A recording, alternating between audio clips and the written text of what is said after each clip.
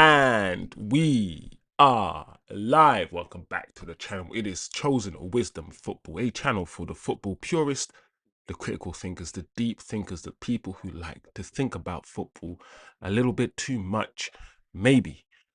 This is the final day of the season, and of course, guys, we are here for the Brighton versus Manchester United game. I hope everyone is having a beautiful, blessed day. The sun is out, it is shining, it is hot as hell. Literally, I feel like I'm next to the devil right now in the deepest pit because the heat is heating. But it is beautiful, guys, because in this country we do not see many days like this. Big up everybody, big up the community, big up the fan base, big up the channel, big up all the football lovers in the world that is here gathered for the final day of the season. I hope it's going to be a fun day. I hope the match is going to be a good match. The team news is out. The team is out. We have, as I expected, Mason Mount playing in the midfield instead of Casemiro. We knew that Casemiro was not going to play today. In Michael Carrick's pre-match press conference, he alluded or he confirmed the fact that Casemiro had already played his last game. So naturally, I thought, he doesn't fancy Ugarte. He could play Ugarte, give Ugarte a send-off today, but he's obviously opted to play Mason Mount. So it will be Mason Mount and Kobbie Mainoo behind Bruno Fernandez, guys. And of course, it will be Ahmad, Dorgu, and Mbumo. So once again, Mbumo retains his place as a striker. What does it say about Joshua Zirkzee, and what does it mean for Joshua Zirkzee's future? Only time will tell, but it looks like Mbumo. Mbumo is the striker, and Dorgu, we get to see Patrick Dorgu on the left-hand side as a left forward. Personally, I still believe, guys, that Dorgu has a future as a left back. I do believe so, but he's doing a job at left wing, and when he's asked to play forward, he's often delivered. So Dorgu on the left, Ahmad. Once again, Ahmad's another opportunity. There's a lot of conversation about Ahmad right now.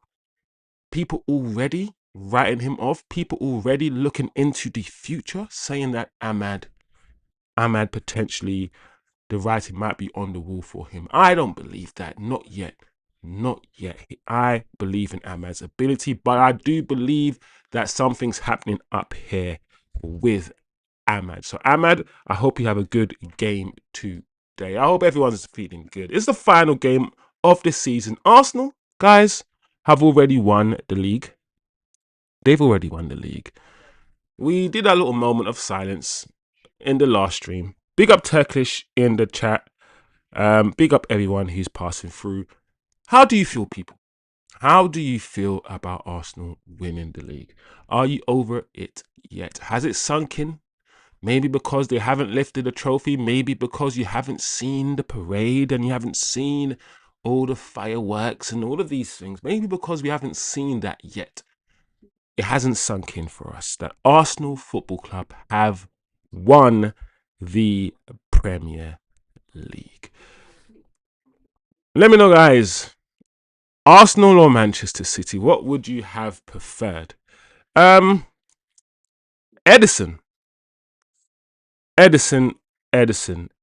people.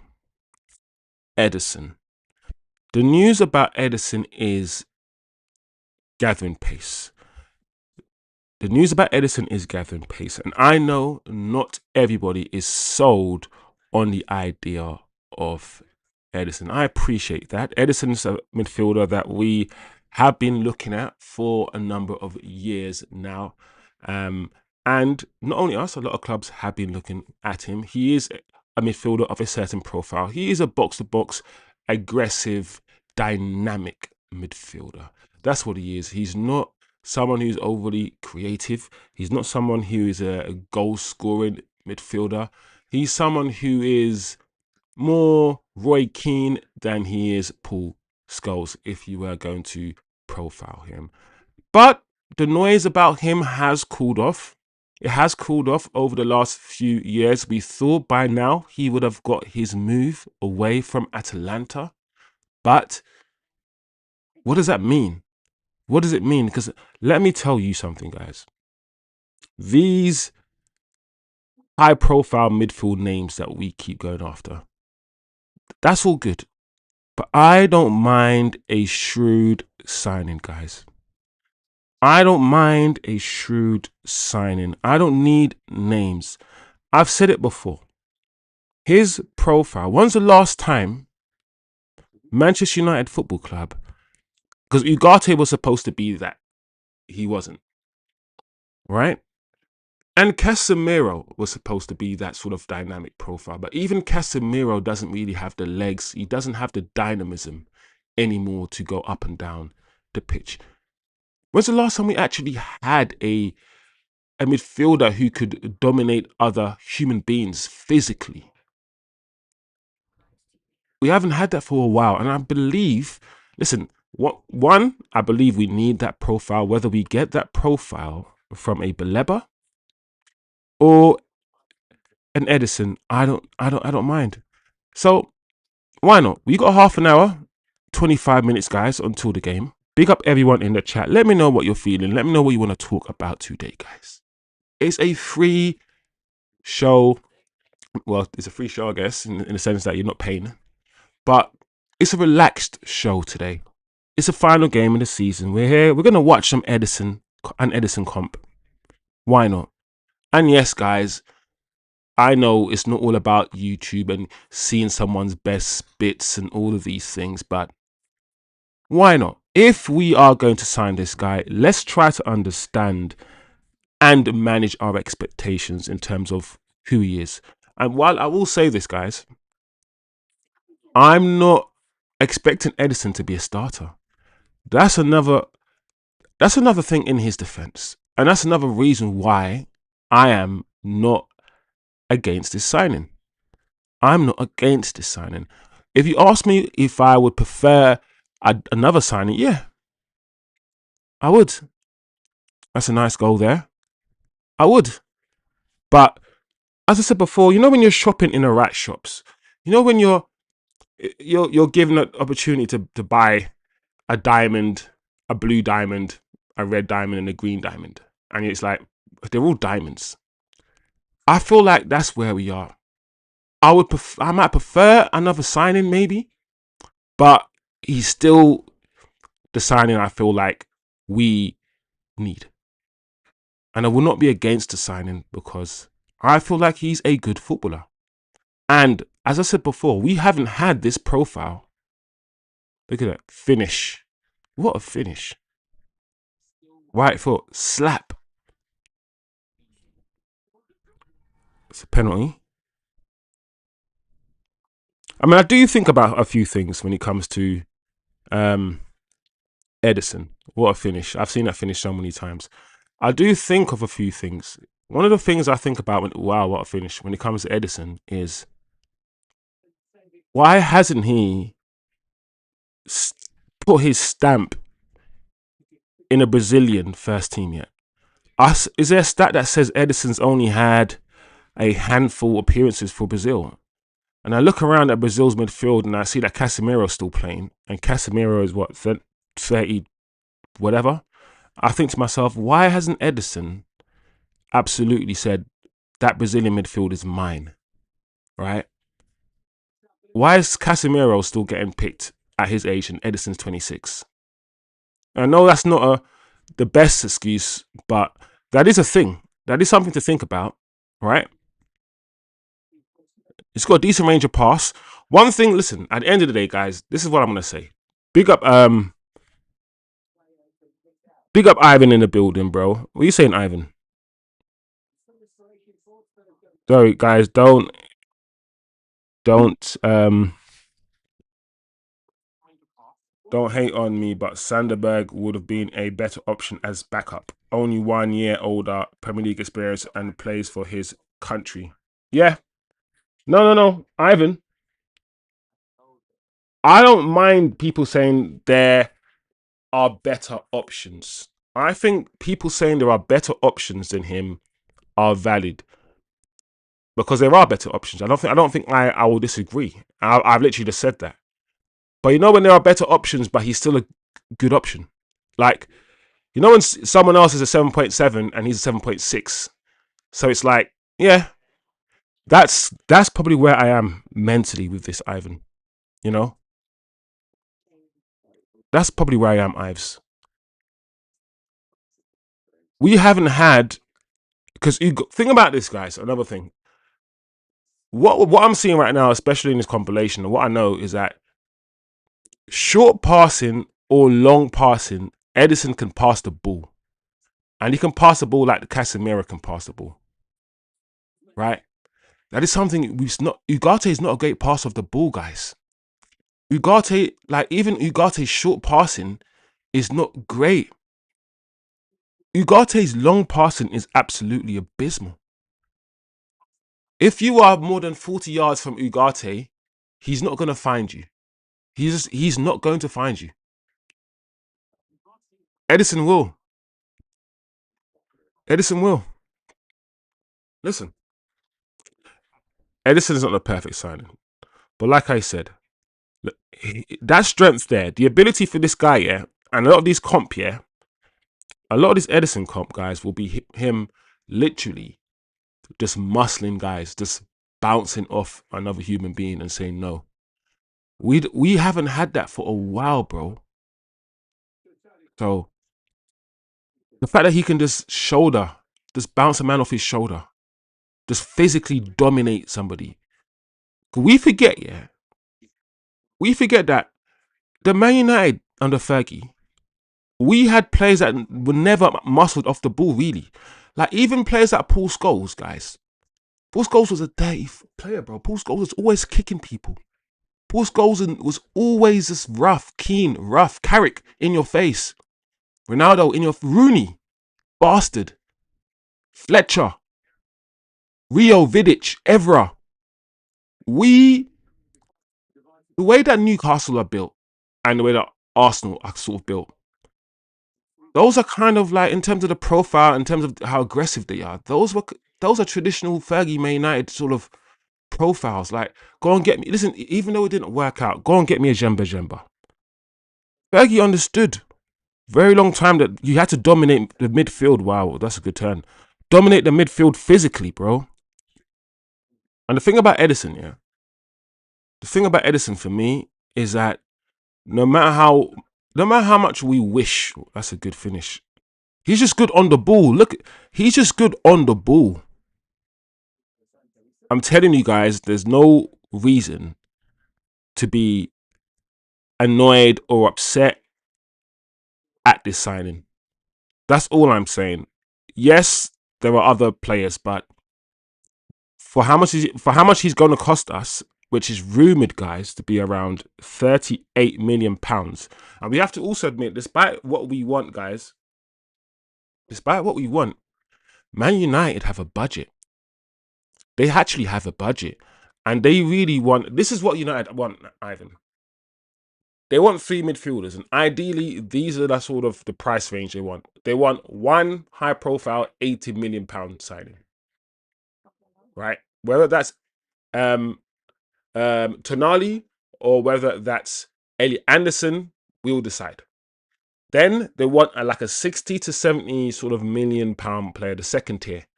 Whether that's a Baleba or whether that's a Matteus Fernandez, whatever, we will decide.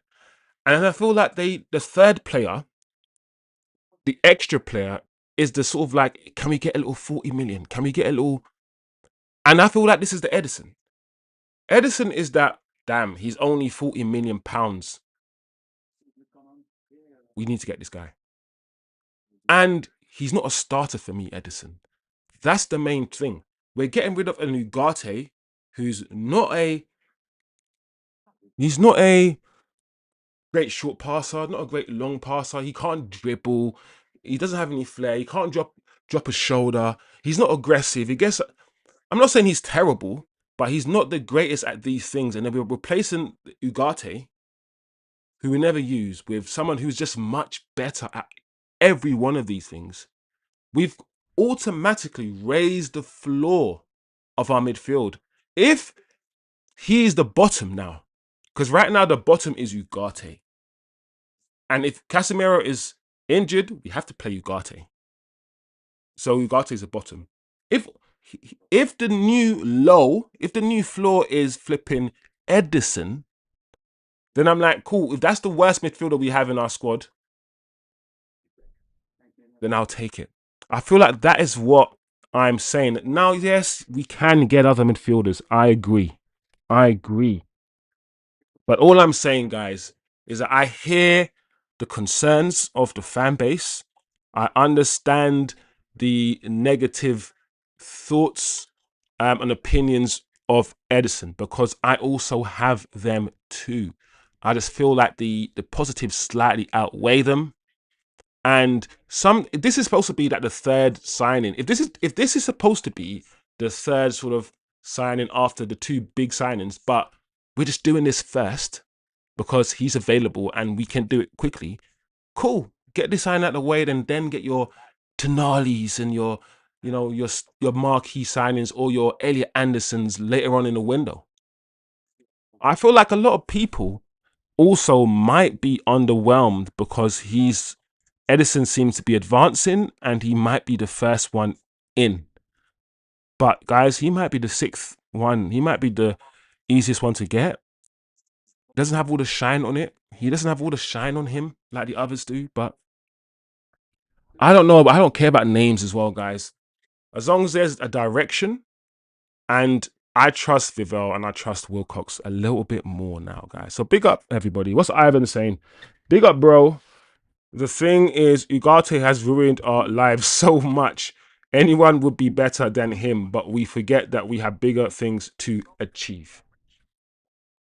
That's also true, Ivan. I agree with that as well. Ivan, I'm not looking over the fact, and I don't think we should look past the fact while I'm watching this guy's comp. So aggressive, man.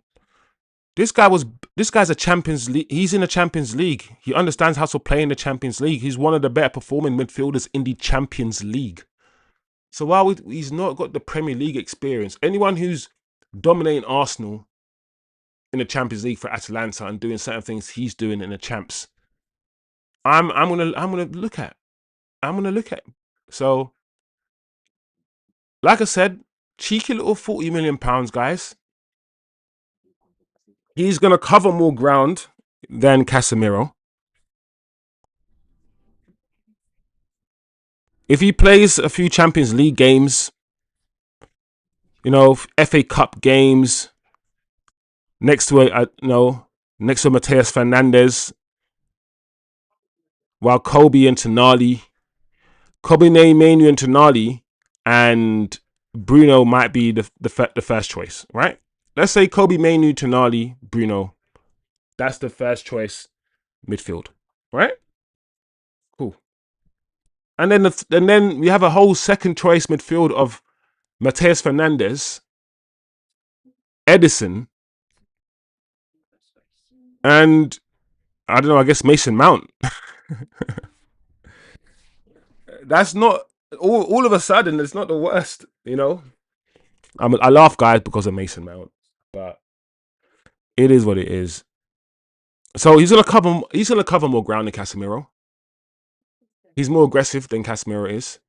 One thing that we can't do, guys. One thing that we can't really do with the likes of Casemiro, as much as I like Cas, we can't really go man for man. You know the way Arsenal, when they defend or when they press, they go man for man.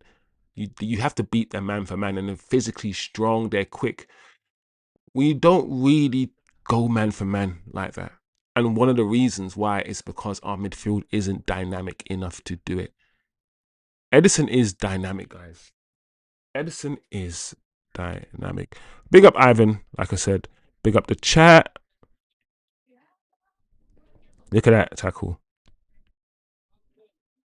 That touch was crazy, though. I ain't gonna lie. That touch was... Oof. See, these little things, this little turn, it's on the ball, man. Like, I never saw Ugarte do any of that.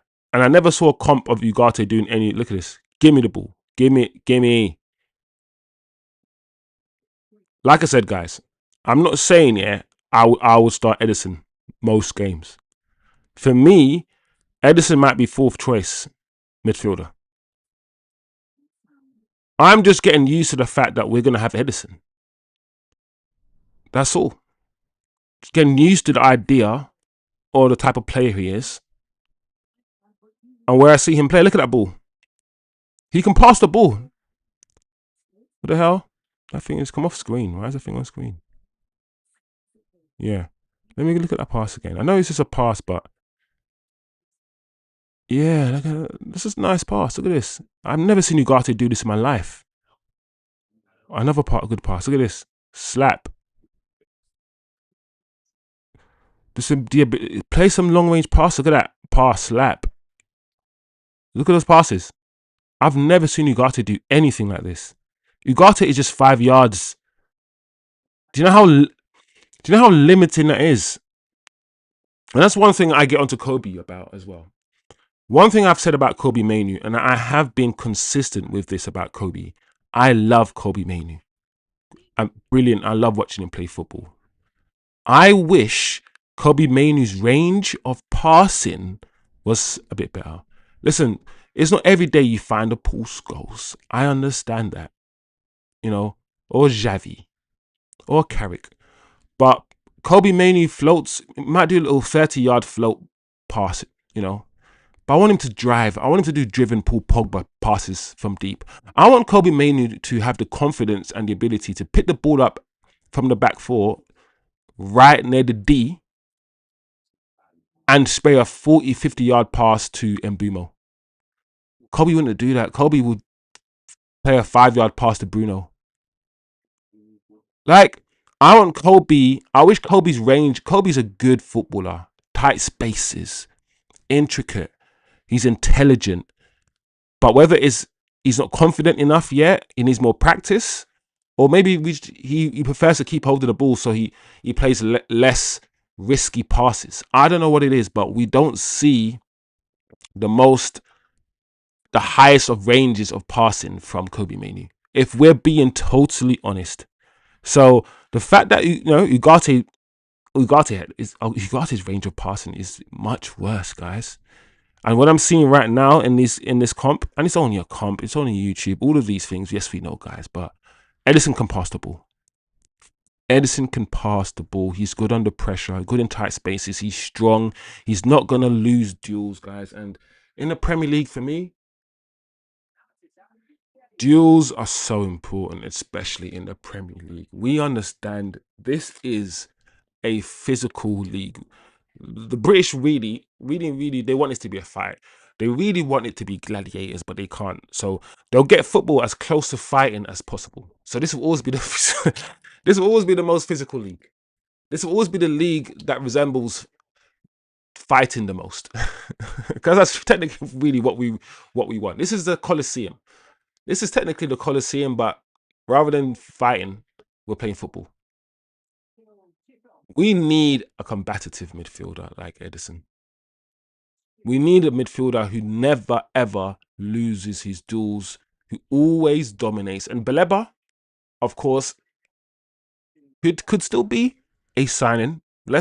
I think this is what's happening for me with Baleba. I think we've gone from 100% getting Baleba to all the way now it's a possibility.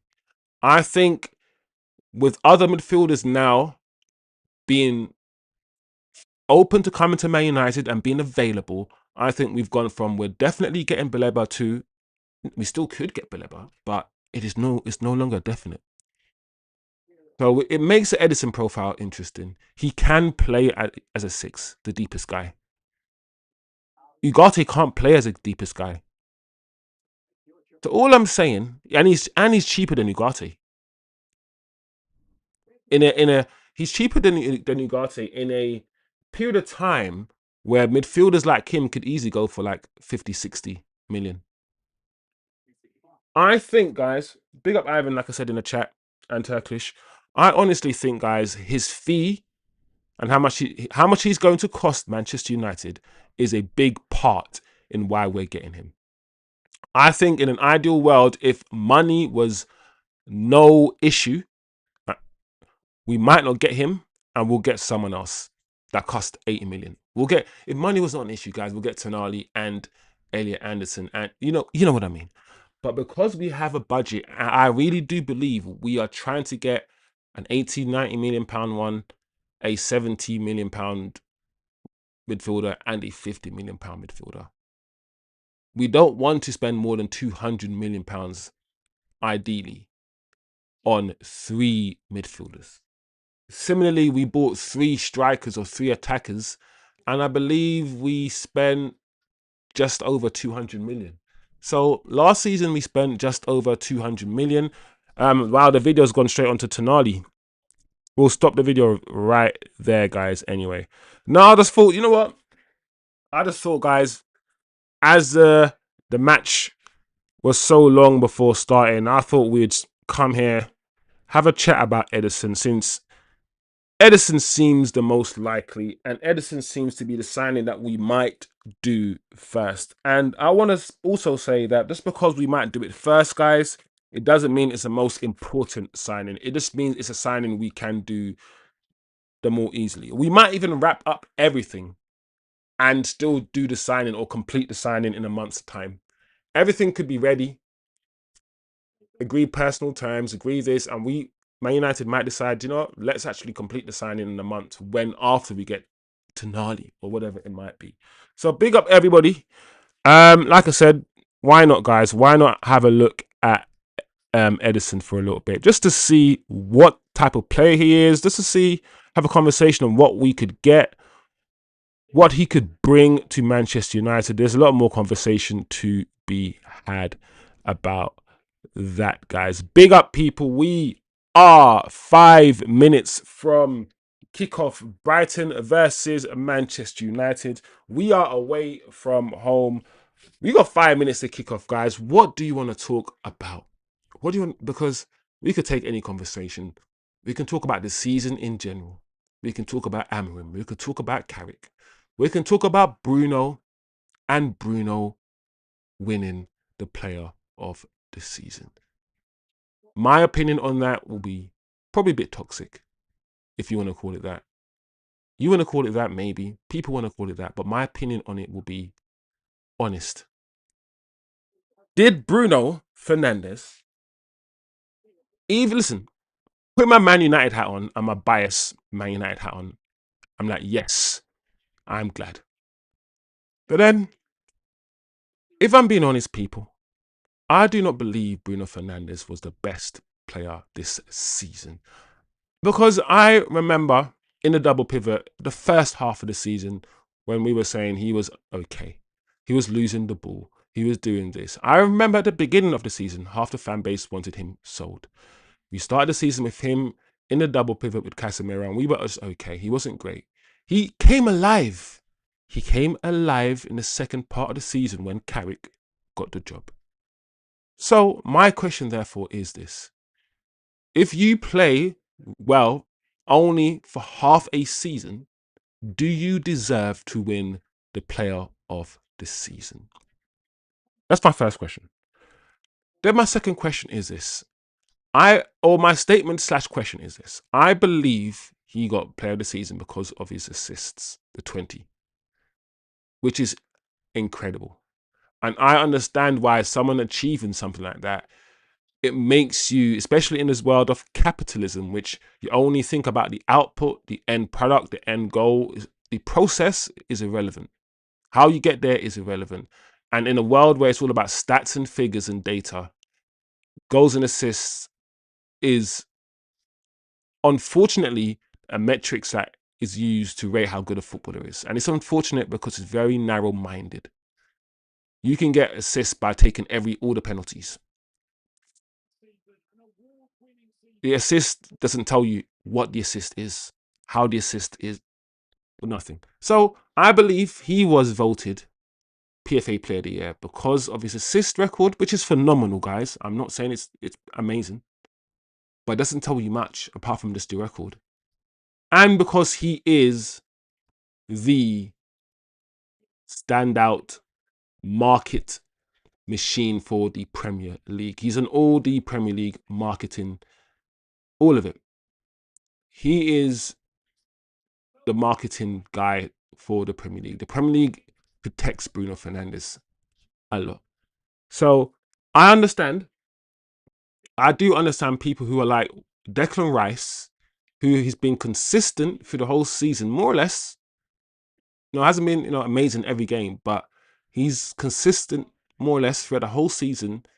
Helped Arsenal win the league, and he hasn't had like he hasn't only just come alive the second half of the season. He's just been consistent for Arsenal all season. So I get if you're an Arsenal fan why you're like, ugh. But Arsenal fans at the same time, I don't think you guys can speak. Because I believe this season was gifted to you. In some ways. I believe the Premier League didn't want Man City to win. The amount of fouls and foul play and decisions that have gone Arsenal's way this season, in my opinion, has been absolutely outrageous. Absolutely outrageous. And I've got the shades on because I'm going to keep the shades on. Do you know why? Because we are in the Champions League next season. We are going to be busy this summer.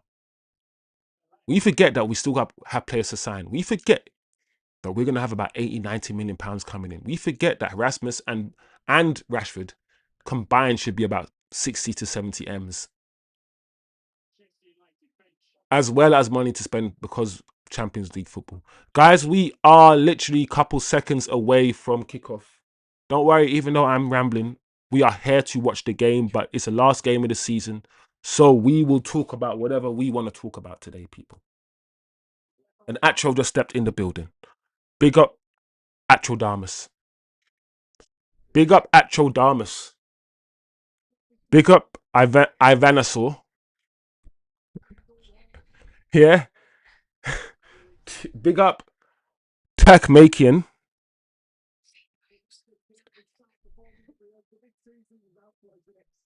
Big up Chelsea's Atro. I said the future is so bright. Yeah. Damn right, Atro. The future of this club is bright. I'm going to gas it up today, guys. I spent good 20 minutes gassing up Edison for Ivan. Ivan is not sure. And I understand. I'm just letting you know, guys, raising the floor.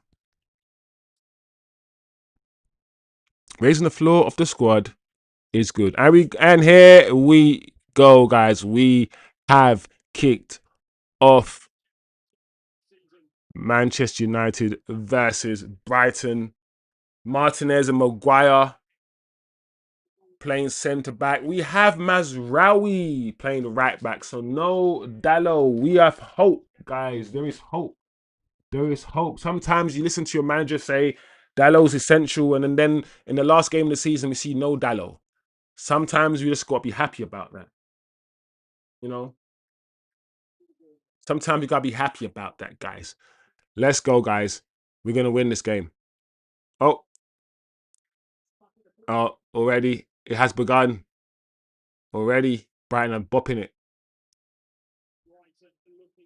Brighton looking bright. Brighton looking bright, Flipping heck. Brighton looking... Oh. There we go. Nice.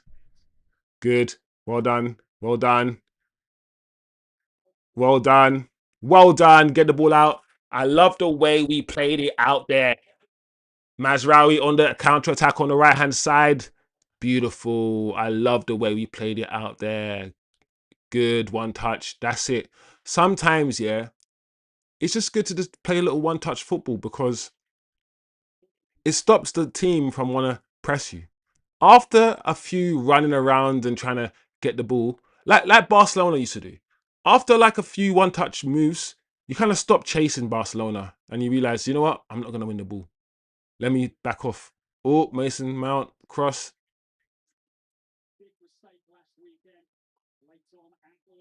All right, easily defended. Easily defended.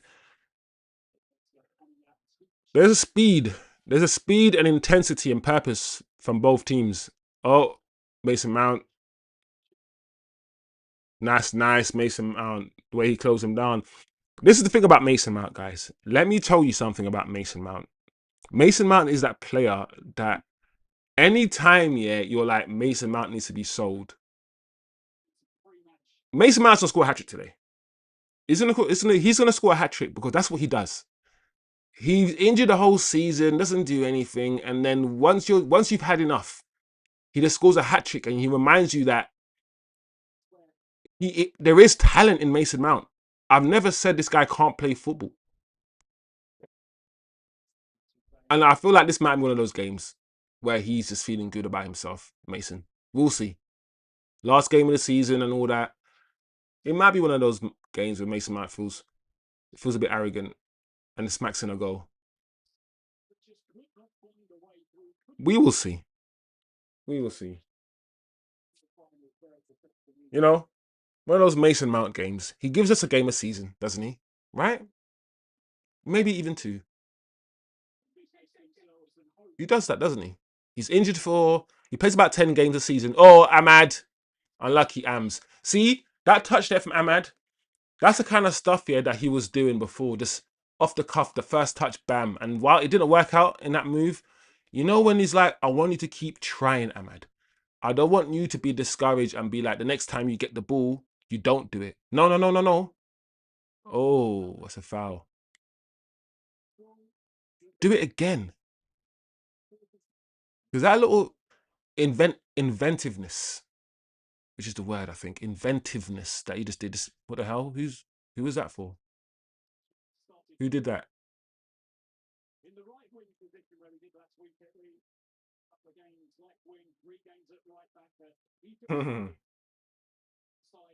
Acho says, love the nicknames. Yeah, man, Acho Damas, bro. Let me check. My phone is cracked.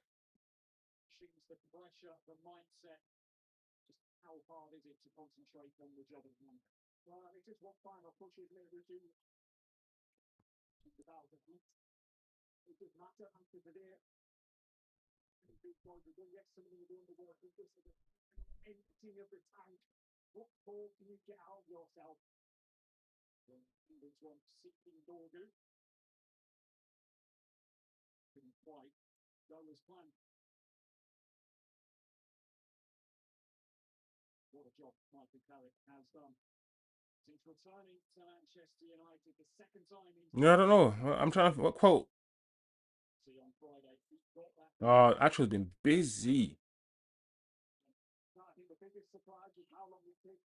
Yep. Yeah, I saw that one.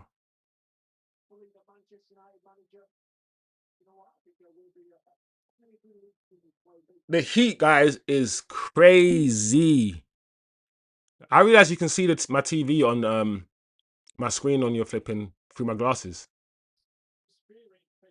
That's nice.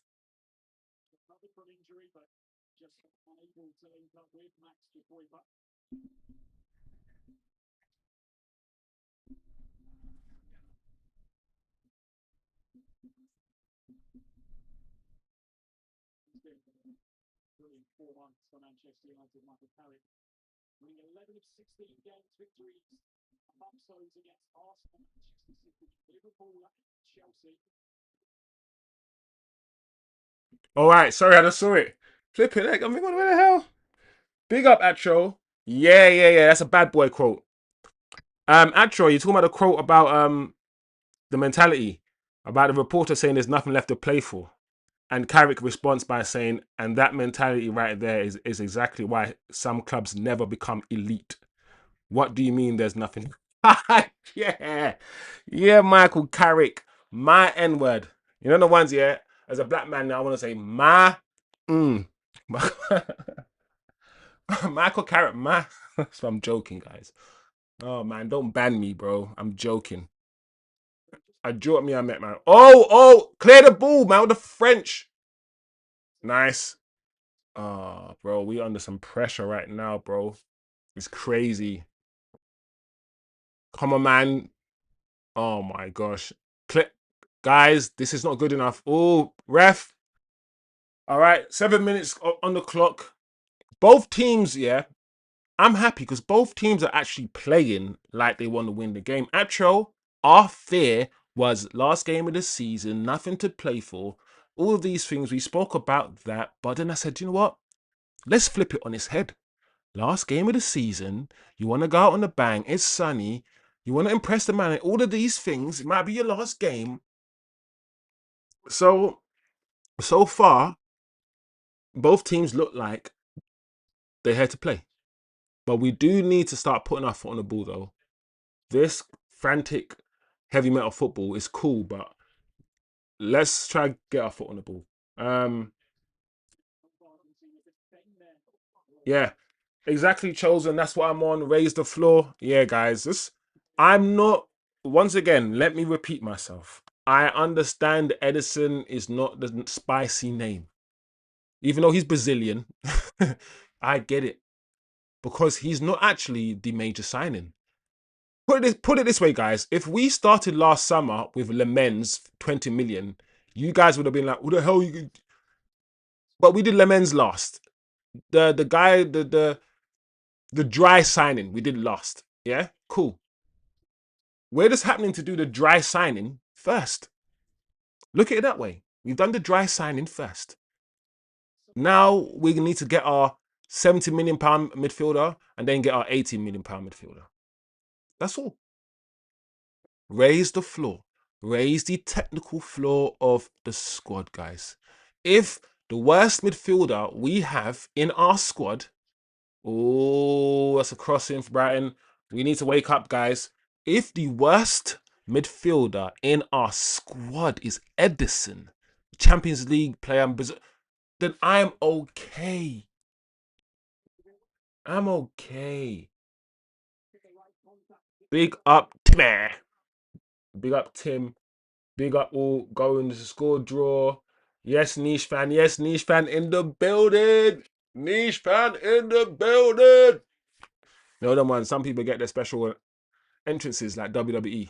In WWE, some people get fireworks and pyro, and some people don't. Hey, Ahmad. And Bumo, go and eat rocks in Bumo. What, Bumo? Guys, I'm gonna say this. I'm never going to enjoy Mbeumo as a striker for Manchester United. I've seen enough of him in that position to know I'm never, the way I like to see football played, I'm never going to enjoy watching him. He might be effective, he's going to score goals, all these things, but I know that aesthetically, in terms of my eyes, I'm never going to like it. But it is all, ref, we'll take that. We'll take that, please.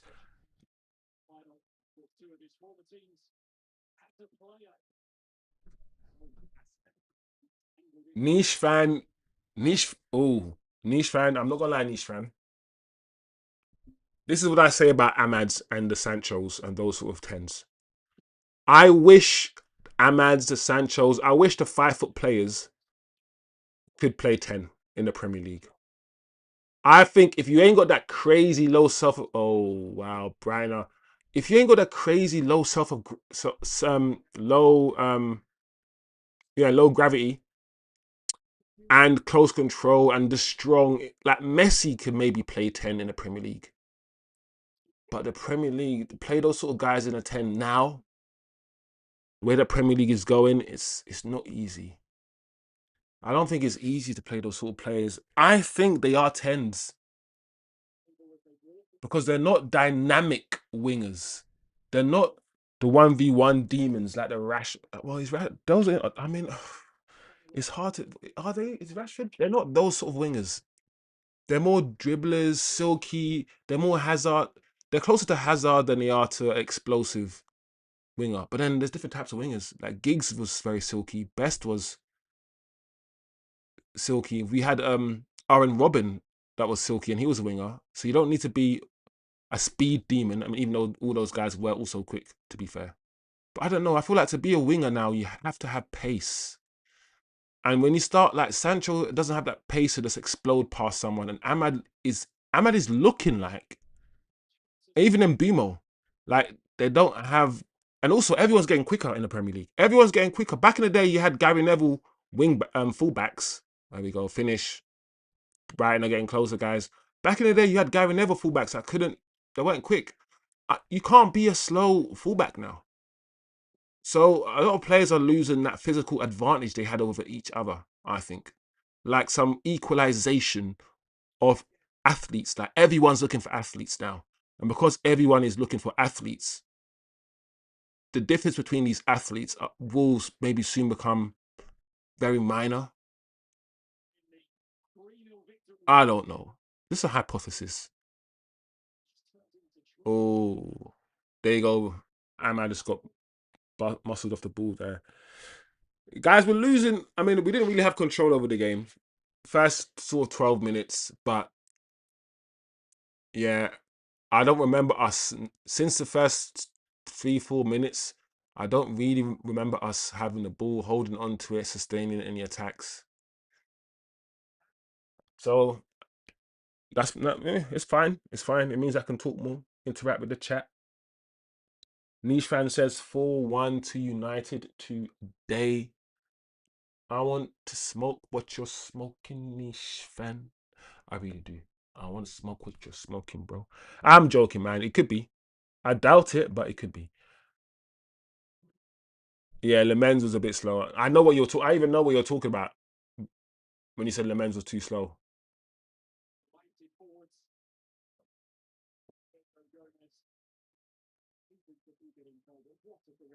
Yeah, that mentality quote was boss.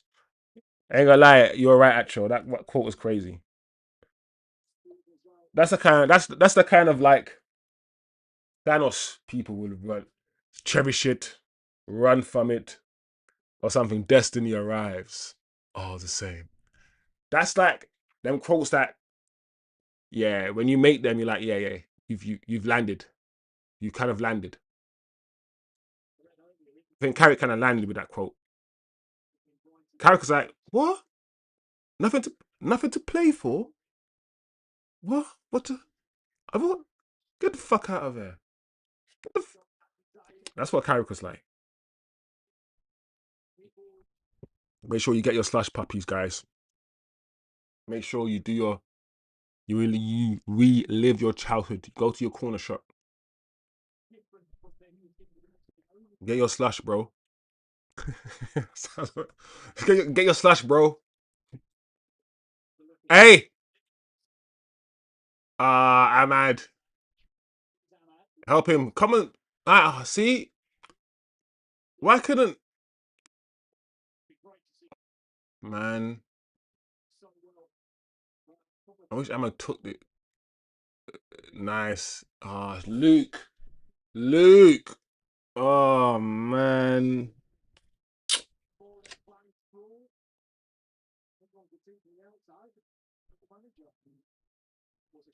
Yeah. Brighton definitely have something to play for.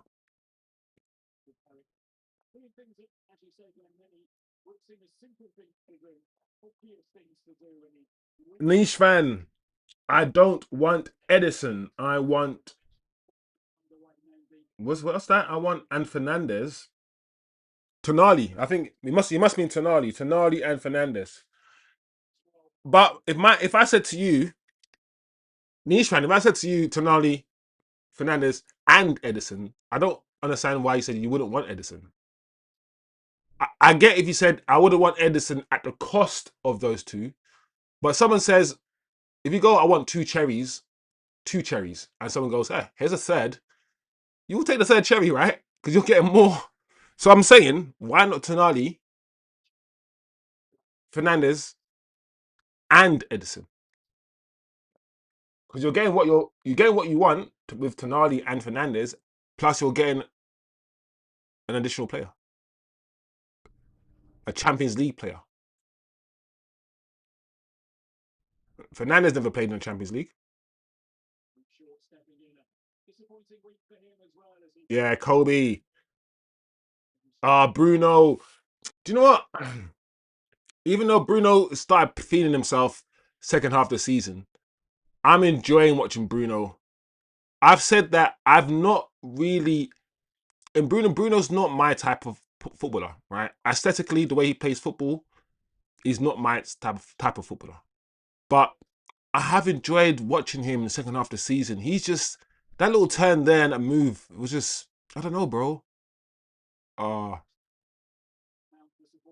unlucky guys, unlucky Ahmad.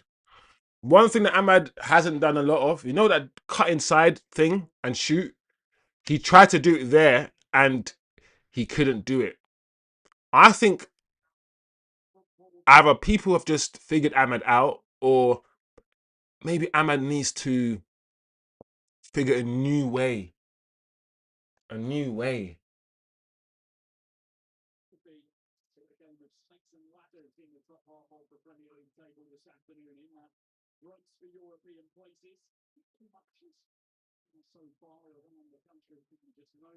Everyone is Usain Bolt now, said Nish fan. Yeah, bro, that's what I'm saying, Nish. I feel like everyone's understood that you need athletes, everyone. So the difference that you had, you know, back in the day, you had a speed demon on the wing against a slow right back. There's no slow right backs. So you can't just run past a player as easily as you did back in the day. These fullbacks are flipping quick. All players are quick. And if you're not quick enough, you're going to get found out you're going to get found out. Look at how we all decided as a fan base to call Maguire the fridge. And we all decided as a fan base to call him the fridge because of his lack of mobility and speed, right? And we all saw it. He's just not quick. And nothing's changed. And I honestly believe if we want to be one of the best teams in the world, we have to get a flipping a defender who's quicker, man, than Maguire. Maguire's 2 penalties he conceded, right, were to do with his lack of mobility, to do with him not getting there quick enough. Yeah, people are crying because Maguire doesn't make the England squad. I'm like, bro, what the hell are we doing here? He's been good for us this year, but he hasn't been great. He hasn't been amazing. He conceded 2 penalties last month, bro. Like, what are we doing? What are we doing, guys? At least we're having a bit of possession, you know. At least we've got the ball for the last a few minutes. Don't just go long. Oh, couldn't we just go short, goalkeeper? Couldn't we just find... Why did the goalkeeper go long there?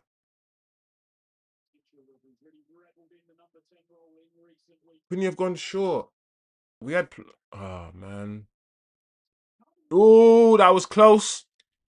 That was a close. That was our goalkeeper was scrambling, guys.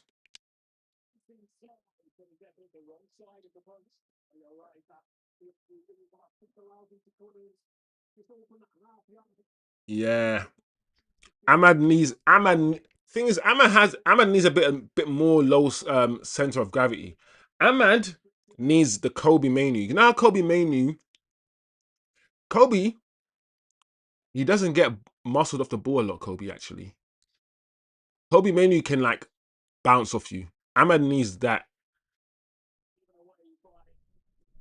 But to be fair, guys, Ahmad's one of those players where if Ahmad bulked up, he would lose even more speed. He will lose even more speed, Ahmad, if he bulked up. He would. So I don't know, guys, about Ahmad bulking up. And I'm adamant, guys, that Ahmad's already lost a bit of speed. I don't feel like he's as quick already.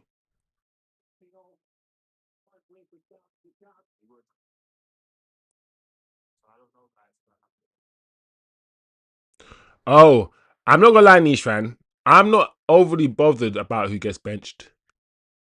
Do you know why? Because a Man United team who plays with a 3-man midfield has to rotate. You're playing Sunday, Wednesday, Saturday, Sunday, Wednesday, Saturday. You have to rotate, bro. You like Edison, let's say, and I don't even believe Kobbie gets benched necessarily. And if Kobbie does get benched, guys, so he will play games. If we play with a 3-man midfield, there we go, Brighton. If we play with a 3-man midfield, guys, What is Mbeumo? Oh my god! Oh, that's a foul, ref. If we play with a three-man midfield, guys, and we're in a Champions League, Carling Cup, FA Cup, Premier League, we need at least 5 or 6 midfielders, and we need to rotate, and everyone will get games. It doesn't matter. When we had Scholes and Carrick, Fletcher got games. Fletcher got games, bro. When we had Nicky Butt, Keane, Scholes, and Ince at one time, everyone got games. When we had 4 strikers, all the 4 strikers got games. Some got more than the others, but everyone got games. I don't mind, yeah, looking at our bench, yeah. Man United winning 3-0 and then bringing on Kobbie Mainoo. And then in the next game, we start Kobbie Mainoo. Ah, unlucky. That is a good problem. I like good problems, guys. I like good problems. Yeah? Let's not be afraid of raising the technical floor of the ceiling and having our... Listen, if Ahmad doesn't start, but we play better for it, then that's all I care about. I believe we will play better with Ahmad, but let's say we don't play better with Ahmad. Then cool, Ahmad's benched. Oh my lord. The idea of raising the floor so some of our starters go to the bench has always been the method, personally, of I think how you should strengthen or rebuild squads.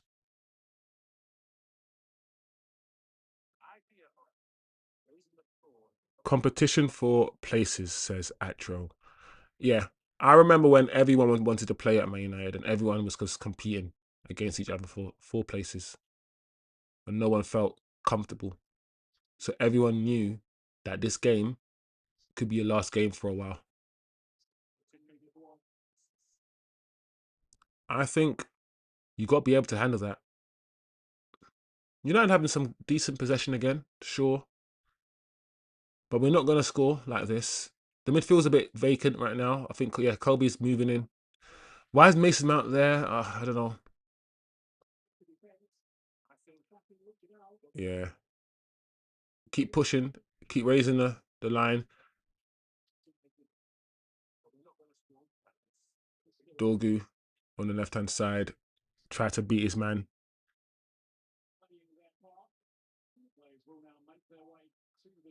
All right, so we're doing drinks now because the heat, right? Cool.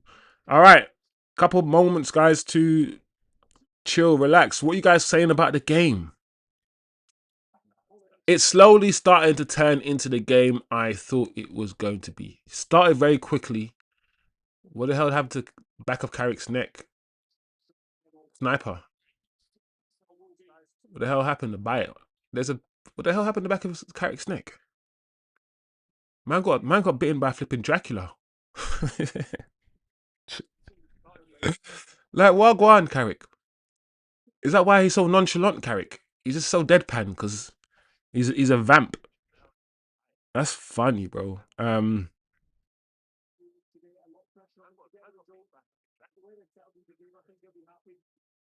Is because he benches mainly. If we get all 3 mainly benched, we've committed to Kobbie now, so we need to build around him.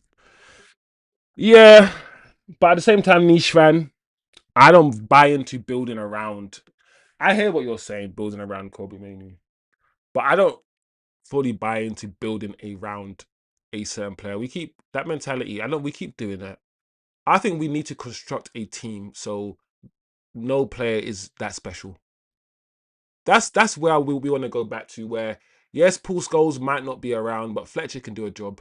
Like I don't want to build a team around somebody unless they are Cristiano Ronaldo, unless they are Neymar, unless they are Messi. I don't want to build a team around somebody unless they are unless they are the greatest footballer.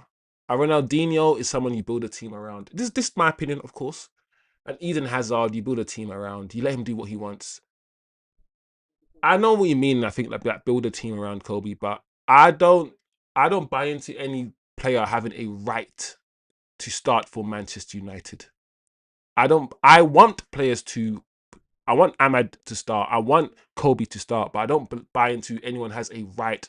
Even this whole builder team around Bruno, I don't like the fact, kind of see that we built a team for Bruno to flourish. Often we have, and the team doesn't always succeed. You know, when Bruno succeeds as an individual and gets the individual stats, but as a team we suffer because he doesn't help the midfield. I can't stand the fact that we have to suffer and Bruno gets all these stats and looks amazing, but he doesn't do his defensive duties and we suffer because of it. I never liked that. I feel like if I'm building a team around you, you have to be undeniable. Otherwise, you slot in like everyone else and you shut the fuck up and you do as I tell you to do. Do you understand what I'm saying, kind of? See, yeah. But at the same time, I understand what you mean.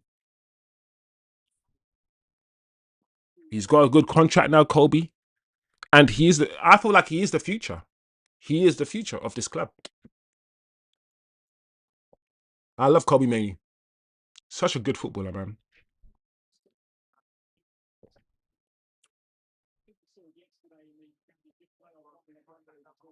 Yeah, Atro. I didn't like Lemens going long. I feel like why we going long, Lemens? Has that moment scarred you, Lemens? Wow, that's good from Brighton. Here we go. Oh, that's not good enough, Brighton. Brighton had a man on. That was good football though. Yeah, Atro. I don't get why Lemens is going long. I think he's going too long, Atro. I think he's going too long, bro.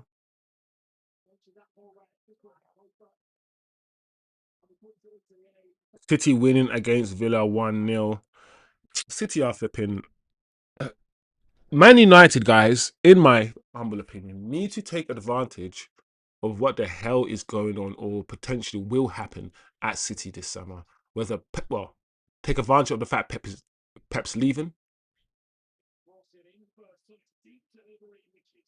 Take advantage of the fines. Take advantage of the turmoil. Just take advantage. Here we go.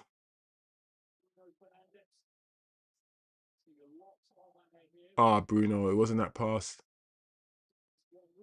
Ah, Bruno. Ahmad wasn't nowhere near. You know when the path wasn't on, because Ahmad was nowhere near the defender. He wasn't even on the edge of the defender. So it had to be almost like to feet.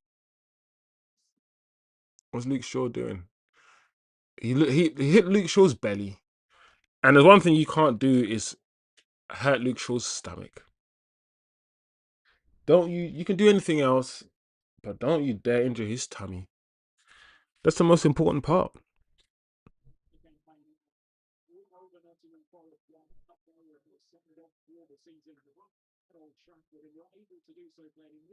Yeah.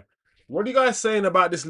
Is this Lewis Hall? Are you guys even confident that Manchester United could get Lewis Hall? Because I keep seeing this Lewis Hall thing, and I'm like,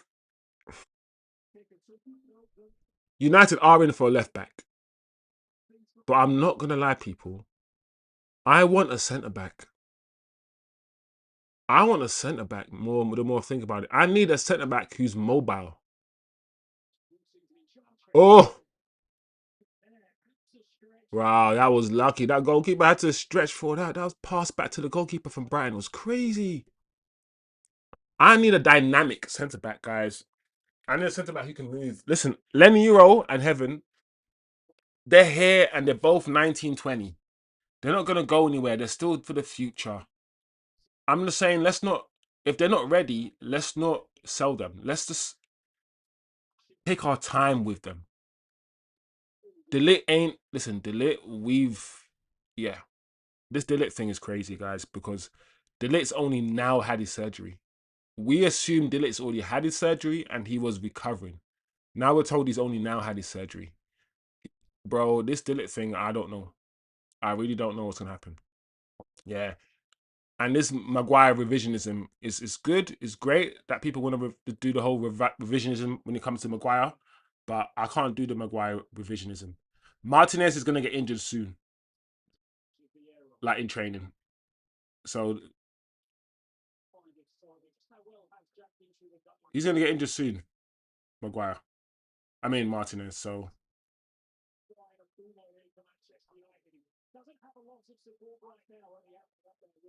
So we need a centre back, guys.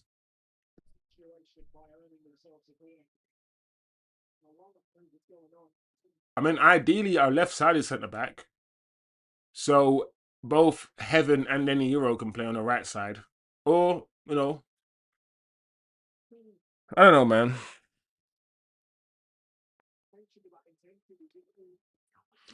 Niche fan. Lewis Hall, yeah.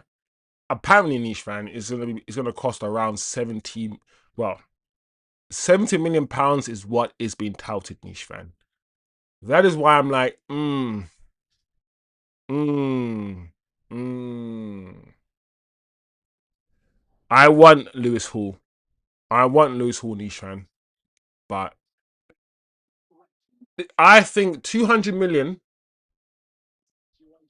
Uh, I wish we didn't have to pocket watch. I wish, as fans, yeah, we didn't have to calculate the pennies, bro, for the football club. Hey!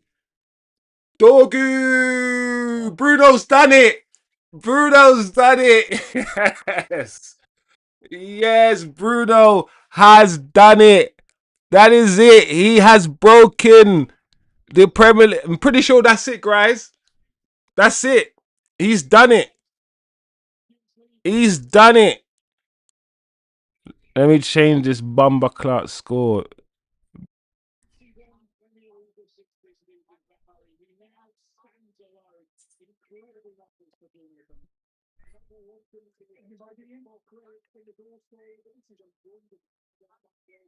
What a yeah, man. That's it's an easy header, but yeah, man. Bruno's done it. That's why I'm like, do you know what? Bruno's only turned up. Bruno's only turned up, yeah. Second half of the season. He's only turned up second half of the season, but what Bruno's done in the second half of the season is crazy. It's crazy. It's almost like, yeah, Bruno's had a point to make. It's almost like Bruno said, don't play me in a double pivot ever again. Don't you fucking play me in a double pivot ever again. You see, don't do it. This is almost a protest of 10 or nothing. And that's why it's as good as this is, it's almost annoying because it's like, if we play Bruno in the 10, we're going to get this assist and goals. But look at Bruno there, bro. Bruno's playing well. Bruno's feeling himself, bro. I already said, yeah, I'm not Bruno's biggest fan. Oof. But Bruno's feeling himself, bro. Bruno is feeling himself. You got to give credit where this credit is due and not hold agendas. And I'll always quantify because I'm anti Bruno. So I have to say this to let you know that I'm giving man his props right now because he deserves them. Oh, unlucky. And I've given you the matrix of why I believe he was, voted the player of the year because of the assist record, not because he played well for every game this season. He's turned up. He's turned up in the second half of the season, and in one half of the season, because you can flip it on his head, right? You can say in one half of a season he's managed to do so much, yeah, that he's eclipsed what Declan Rice has done for the whole season for Arsenal. You can argue that point. Whether I agree or not, it's still an argument to make. It's still an interesting conversation to explore, right? He's done it. That's an achievement, bro. That's an achievement. That is why, if Bruno is now the new standard of midfielder, don't forget the Premier League had David Silvas and Fabregases. So the standard of midfielder has dramatically decreased. And if Bruno's now the new standard of what is an elite or a world class, if you want to call him, or great midfielder, yeah, then we should keep him.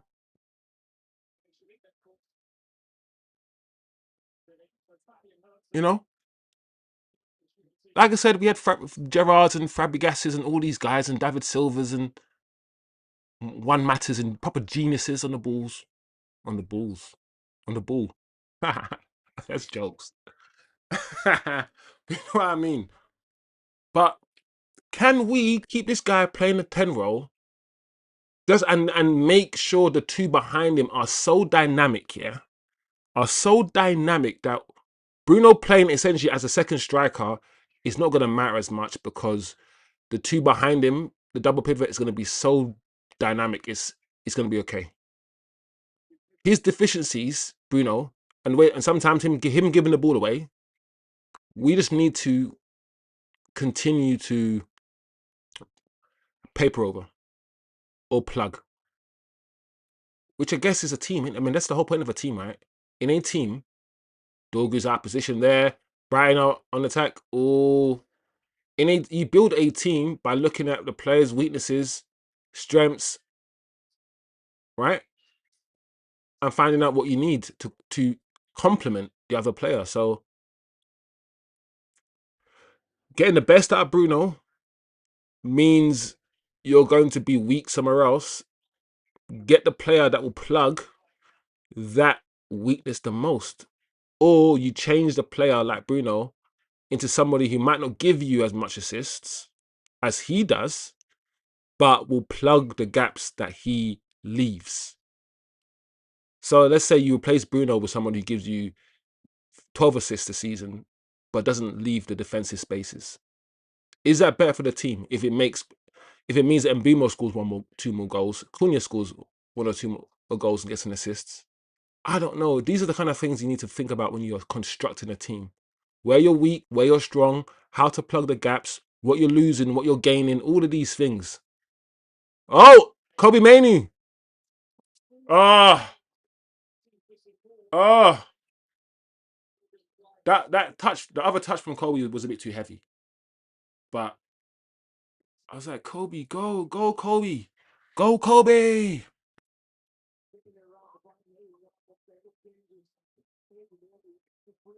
These are the conversations. When Michael Carrick is sitting down with looking at his board and looking at pieces and thinking about strengths and weaknesses and Xerxes and Sesko and all these things. All these little trade-offs. Everything's a trade-off. If I play this player, I'm gonna get this, but I'm gonna lose this. If I oh, that's all it is. Puzzles. Oh my lord, Brighton are looking good. There we go, here we go. Finish. Ooh. Wide. They should have done better there, Brighton. I'm not gonna lie.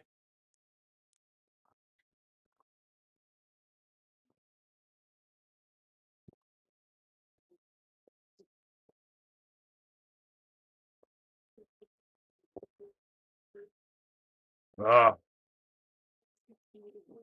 the ad code blow. I can't say bro properly. I said blow. Whoa. The ice cold raw. No, you don't need. You don't even know how much your body needs of water until sometimes you start drinking it and your body. Doggy, bro, the wrong. You know, yeah. When you don't even know how much your body needs of water, my body just soaked that shit up. It was that chosen. You've been starving me, bro. What the hell? It's hot and you ain't drinking no water. Flipping drinking slush puppy with all that flipping sugar. The hell's wrong with you? Nice. Come on, guys. Better. Oh, Brighton are doing well here. Finish now. Brighton have had chances. That Brighton have flown the ball into the box well. When they've had chance, can we? There we go. Ahmad. They've got players back. Can you get another one? Can you get another assist? Oh, Bruno. Slow the game down. Oh, I don't like when Bruno does this. Bro, it winds me up. I don't even know why. But when Bruno stands on the ball and just walks, yeah, and he kicks the ball like that, yeah. The thing is, yeah, what it's supposed to do, it's supposed to wind up the opposition. When you have a man standing around and swinging, is just kicking it nonchalant and just walking, it's supposed to wind you up as the opposition. But when I watch it, I'm like, Bruno, I beg you at least lightly jog. I beg you at least be on your toes. I beg you, because Bruno, yeah, one thing that doesn't I don't like, he's not a great dribbler on the ball and he's a bit flat-footed when he moves. And we got Ahmad. Unlucky Ahmad. That's better, Ahmad. I always say 1v1 when you're close to the penalty box, You are good. And this season, we haven't even seen that much of that, especially last 3 months where you haven't been that great. That's better, bro. Even if the cross is blocked, just have a go. Have a go, man. That's all we want, man. Have a go. I'm glad to see Mazraoui as well, guys. I'm happy to see Mazraoui start a game. You know, we've forgotten about Mazraoui. Oh, it's not good. That's not good. Big up the chat. Let me touch base in the chat, man.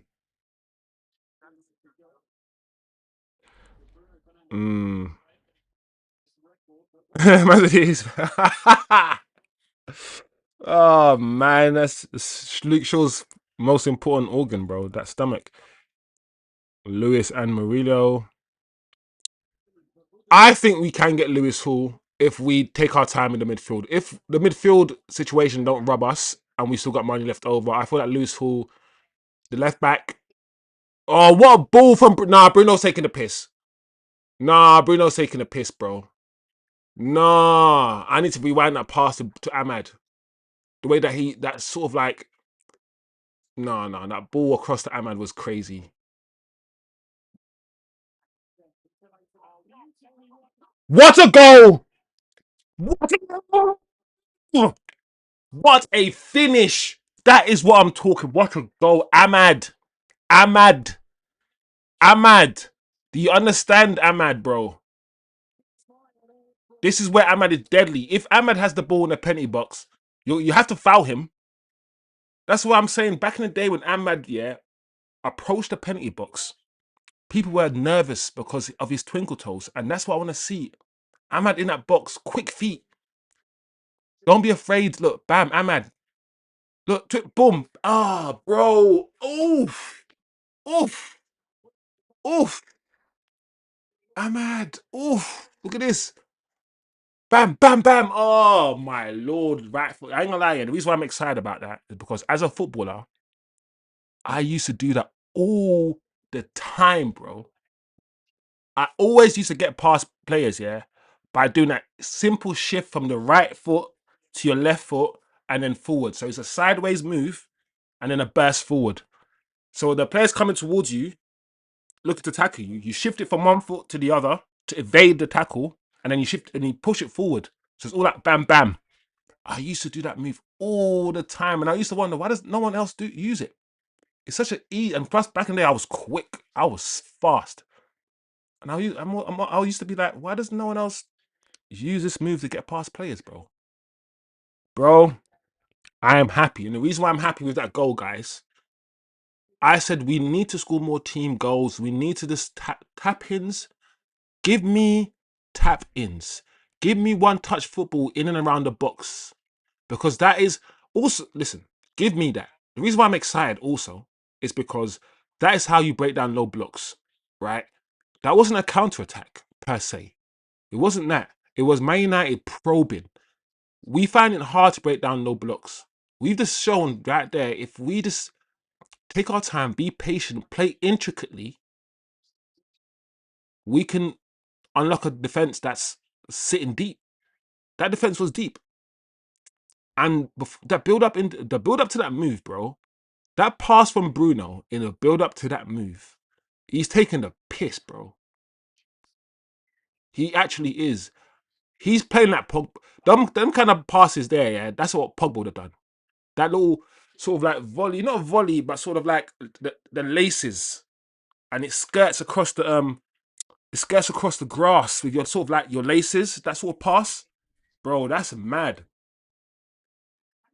I used to play with ballers. I used to pass like that all the time. I was like, bro, I use my side foot or my instep to do that pass. Bruno almost volleyed it on the floor. Kind of crazy, bro. Crazy pass from Bruno. I don't care, bro. Bruno's feeling himself right now. Proper feeling himself right now. 2-0, guys. It feels good. I'm so behind the chat, guys. I'm looking at you guys talking about the Dorgu goal. Niche fan. I love Dorgu.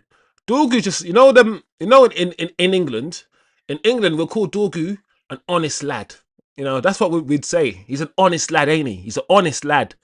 He runs, tries to do the right thing, works his socks off, that sort of coal mine sort of mentality. He's an honest lad. He works 12 hours a day and he kills himself. He's an honest lad. He's an honest lad. But yeah, Dorgu, I like Dorgu. I'm still asking the question though. Left back or left wing, or both, because it matters. Clearly, we're getting Lewis Hall because we look at Dorgu as a left winger. Because if not, then we've got Dorgu and Luke Shaw to play left back, right? Right? If we're looking at Lewis Hall, who I still feel like is a dream, I don't actually feel that we will get Lewis Hall, but if we do, imagine. Imagine. Because Luke Shaw's not going anywhere, and Luke Shaw's what? Oh my lord, what is this? Kobbie, that's a bit sloppy. Kobbie got booked. I like the fact. I like that. 4 months ago, that booking and that foul from Kobbie. About 3 months ago, Amorim would have tried to convince us that Kobbie doesn't have the dynamism or the athleticism to run back and do something like that. I like to see that fact that Kobbie Mainoo got yellow card because he's showing everyone that Amorim was wrong. He still might not have. He still might not be the most dynamic and probably needs a Baleba or someone, a Tonali beside him. Yes, I agree. But he's showing that he can cover the grass, bro. And Kobbie, he look at him. He's not an easy player to bounce off the ball, to barge off the ball. He's strong. He's sturdy. Mason Mount can play Bruno's role. Tim says, yep, Dorgu can be an important player this season. Free kick. Yeah, we'll take that. It's 48 minutes anyway. The second half, yep, that's it. Half time, guys. I should have changed the score again. I didn't change the score. By the way, people, I'm the one controlling everything today. So something will happen. Something will go wrong, as it always does. And I just hope that I'll be able to fix it.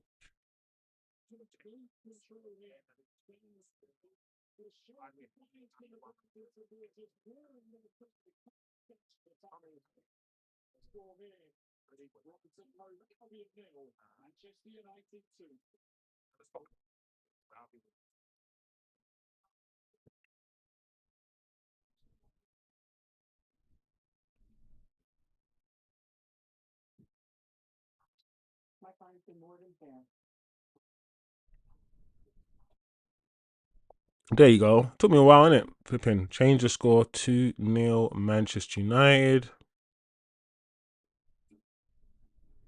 There you go, mate. There you go, mate. 2-0 Man United. We're winning. Is it comfortable? Was I about to lie and say it was comfortable? Is it comfortable though? Is it comfortable though, guys? I don't know. What's the chat saying? Yep. Niche fan. Kind of seeing the building. Kobbie Maradona. Yeah, we had some decent passages of play. Atro, I just desperately want Lewis Hall, and yeah, I want Lewis Hall. All right, so this is what I'm saying. I'm saying I believe we can spend 300 million net. I think we can spend 300 million net, and I reckon we can spend close to 400 million gross. I say gross because I'm expecting about 100 million for Champions League. I therefore think if we can get 3 midfielders, like I said, for around 200 million, 3 midfielders for 200 million, that means we'll have 200 million left to spend. If we can get Lewis Hall for 70, that's 130 left to spend. Then we get a defender, centre back, for about 40, 50, which leaves us about 70 million to spend. And then we spend that 70 on hopefully a left forward or a striker if Xerxes leaves and gives us a bit more money. That is what I see happening. Remember, you had it here. Once again, let me remind you, this is what I see happening in the summer. I think Manchester United want to. This is what they want to do. I'm thinking. This is based on my calculations. We are going to get about £100 million Champions League money for getting in. Maybe less. I don't know. If I'm wrong, guys, let me know if I'm wrong. We usually spend around 200 million net. I think last year we spent around that much. Right. I'm also expecting around 90 million in sales, 70 million in sales, whatever. Rasmus Højlund, Rashford, and Onana. Based on that, I'm thinking 400 million gross, 300 million net. Of that 400 million gross, I'm thinking United Football Club only want to spend around 200 million pounds on the three midfielders. That's why they said 2, maybe 3. And now that they know Edison is only going to cost 40 millions, now they're like, rather than 2, maybe 3, it might actually be 3. Because they never knew they can get a midfielder for 40 million of the quality of Edison. And he's so cool. So I'm saying they've got an 80 million pound midfielder, 80 to 90. It could be Tonali or Elliot Anderson. And then you've got your 70 million pound valued one. It could be Baleba, Matteus, Fernades, whatever. And then your Edison. All 40 to 50 million pounds. Altogether, that's 200 M's, right? Follow me. And then, if you want to get your Lewis Hall from Newcastle as well, let's say 70, 60 M's, 70. Cool. You got 130 left. And then you get hopefully your centre back. I'm seeing there's a centre back that we're after that plays for, I believe, Leipzig. What's his name? Anyway, we'll look at it. And then you get, after your 50 million centre back, you might have about 70 million left for another attacker. That is how I'm seeing the transfer window pan out, guys. I might be wrong. I'm only assuming, making assumptions, but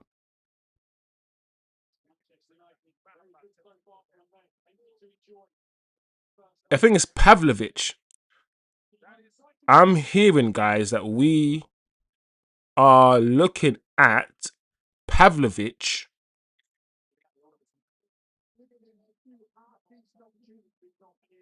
Let me see.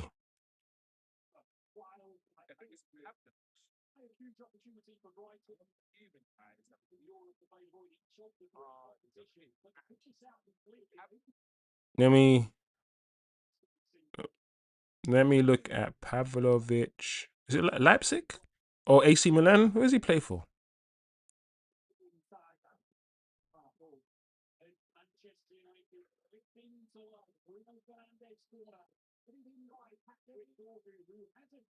Yeah, Strahinja Pavlovic.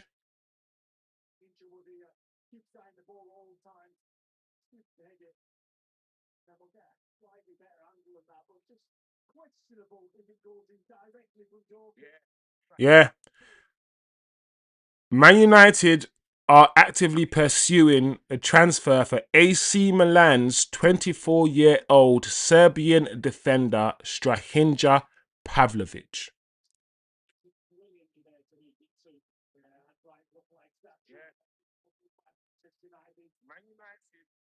I've heard it. I've seen this news, guys, once or twice around the place. I don't know. I'm not going to come on the stream and lie to you and say I verified the source. I've looked into it and it's true. I'm not going to say these things because that's not true. It's not true. But I have seen enough sniffings of a Strahinja Pavlovic from AC Milan, 24-year-old Serbian defender. Let me know about him, guys, if you know anything about him. Yay or nay? I think Nishran says no. Nishran already says no. Absolutely not, Nishran. Fair enough. Fair enough.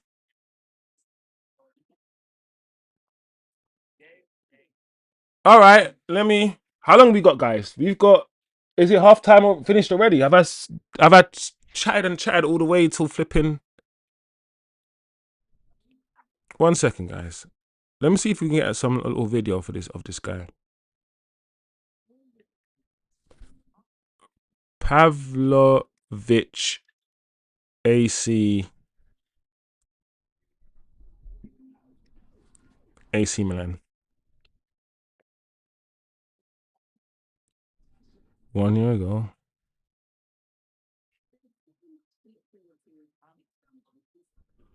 All right.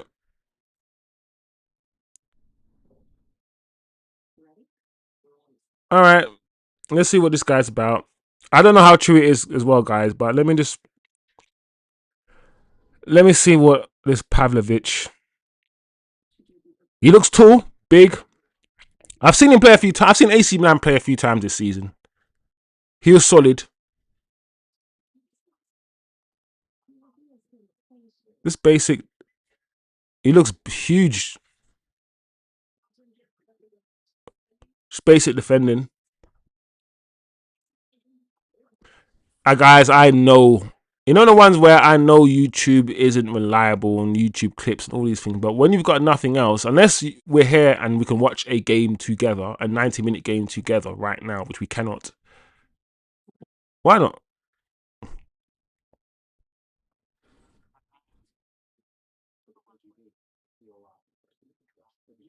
I'm not gonna lie, at this point, yeah, I will sign anyone in our centre. I need a centre back that I can just trust. That's quick, that's mobile, that gives us a 7 out of 10 most games. Do the basics. Don't get outmaneuvered.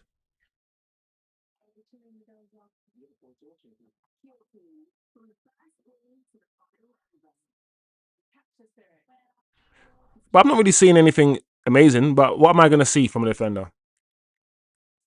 Just blocks, interceptions.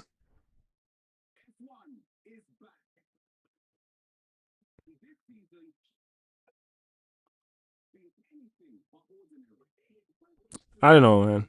I don't know, guys.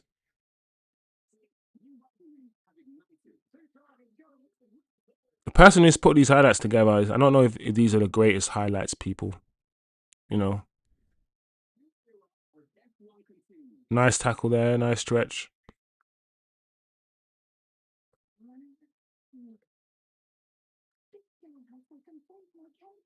He's not afraid to put himself on the line, clearly. And a lot of these, obviously, that I'm seeing are just like him just getting the ball away into Rosie and shit. What's he like on the ball now?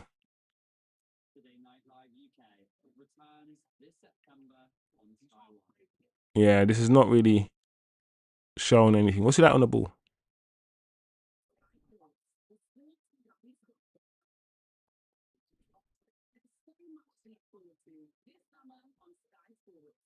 I don't know, guys.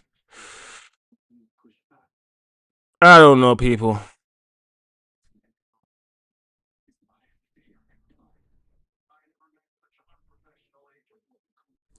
I'm not gonna act like I know much about him, but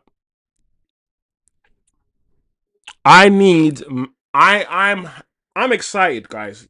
The reason why I'm excited is because for the first time in a long time, Manchester United Football Club are looking at all the players and all the weaknesses in our squad, and they are agreeing with the fan base with regards to where to improve.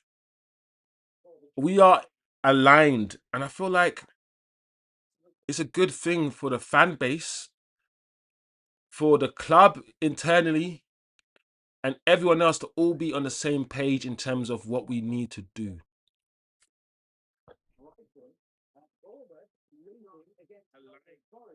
Oh, let me change the time. Why is the time going on? Scripts.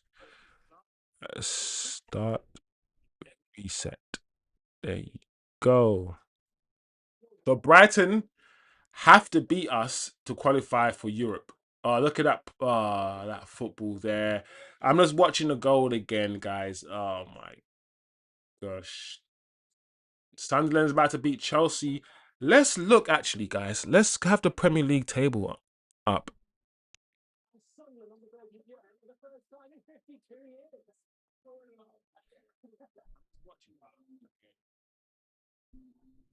What does all this mean?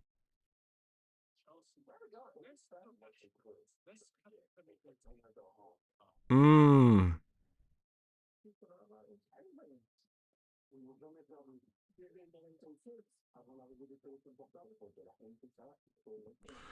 What does all this mean, guys? So we got, at the moment, Chelsea finished 10th. If everything stays like this, Chelsea finish 10th. Chelsea don't even get into Europe to bumper us. Wow, which means their rebuild this season is going to be crazy. Which means Chelsea are going to be there trying to shop around. I've heard Enzo to Man City. That's what I've seen. That's what I've seen, guys. So we're looking at Liverpool finishing 5th. Aston Villa, of course, securing that Champions League positions. Bournemouth, Sunderland get into Europe. Brighton don't. Chelsea don't get into Europe. After all the money Chelsea have been spending, guys, imagine. We got Burnley and Wolves, and at the moment, West Ham. Spurs are winning. Sorry, West Ham. West Ham are going down, but at least it means we have a better chance of securing Fernandez if West Ham go down. The match is about to.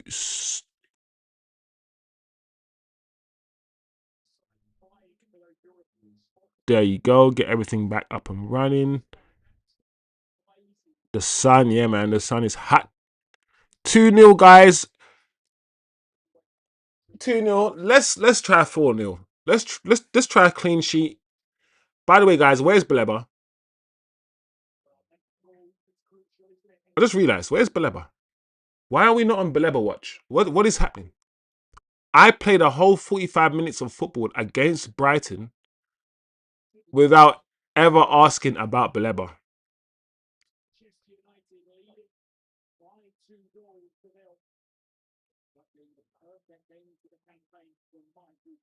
Once again, he's not even on the pitch, Baleba.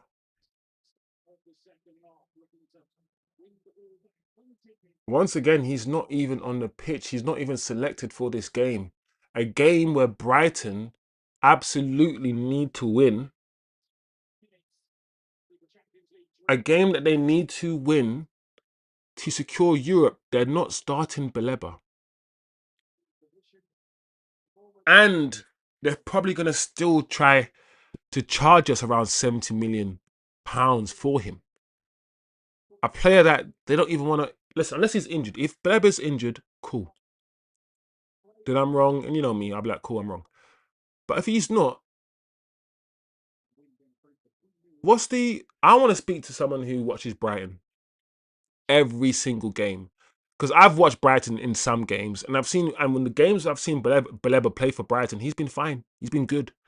So I want to speak to a Brighton fan who's seen every game, followed them every game this season for an honest, absolute honest assessment of Baleba this season.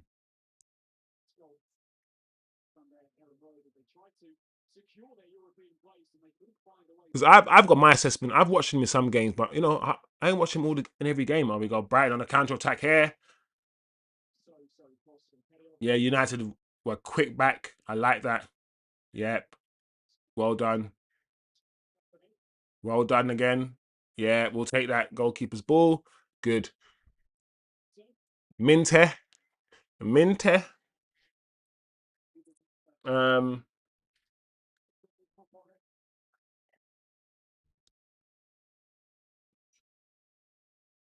Acho says that Pavlovic guy looks more like an interceptor sweeper than a front foot. Yeah, the clips that we saw was just him intercepting the ball, not him like trying to do anything, not starting attacks. I need to see more. Oh, lucky Mbumo. Oh, very lucky there.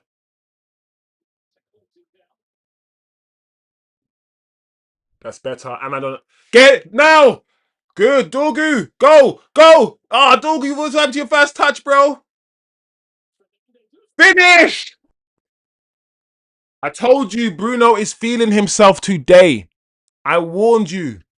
You know when you're watching a player and you're watching a player that you're not even the greatest fan of, but you got to be like, when a player you're watching and you're not the biggest fan of that player and he's making you stop and be like, okay, whoa, whoa. This yeah, he's offside. Ah, is he offside or not? Dorgu's touch there was crazy, but he still made it work. Dorgu's touch there was crazy, but he made it work. I love that awareness from Dorgu. Is he offside though, guys? I love this for Bruno. Bro, Bruno's so far the man of the match, bro. He's feeling himself today. When he's offside. Oh, I knew it. It's gonna be offside. Because Bruno's having fun today, guys.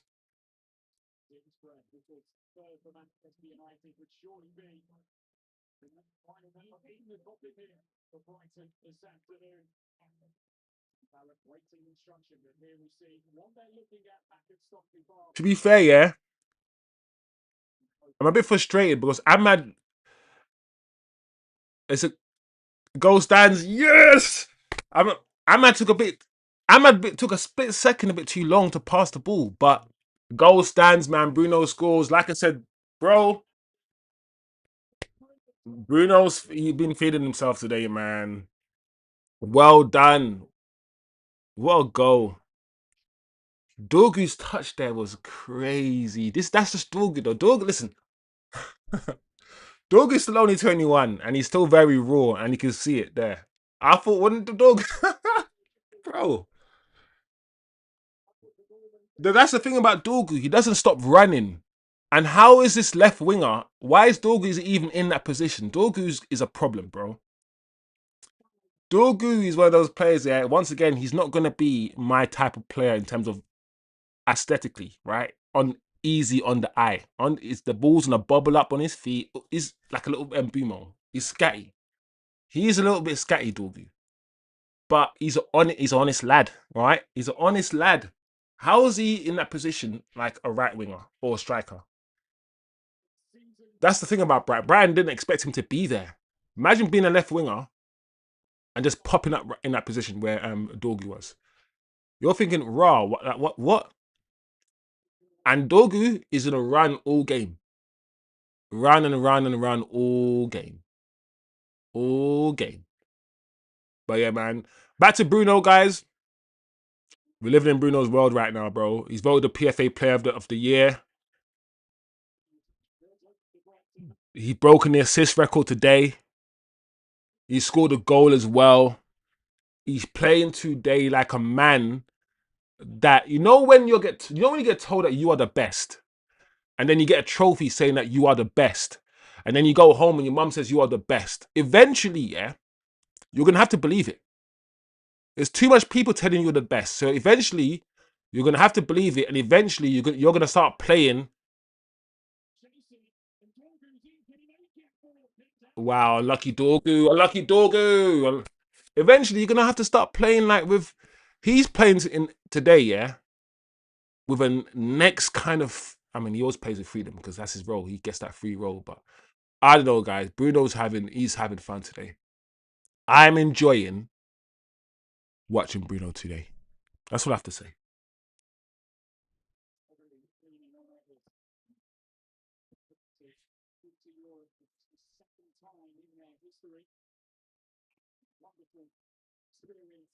We want West Ham to go down so we can take three of their players, at least one anyway. But um, who are the three that you want, niche fan from West Ham? Brandon Bemo. Lucky Brandon Bemo. Don't worry, can we get a fourth? Baleba's benched. Yeah, I want to speak to a Brighton player. I mean, a Brighton fan about Baleba.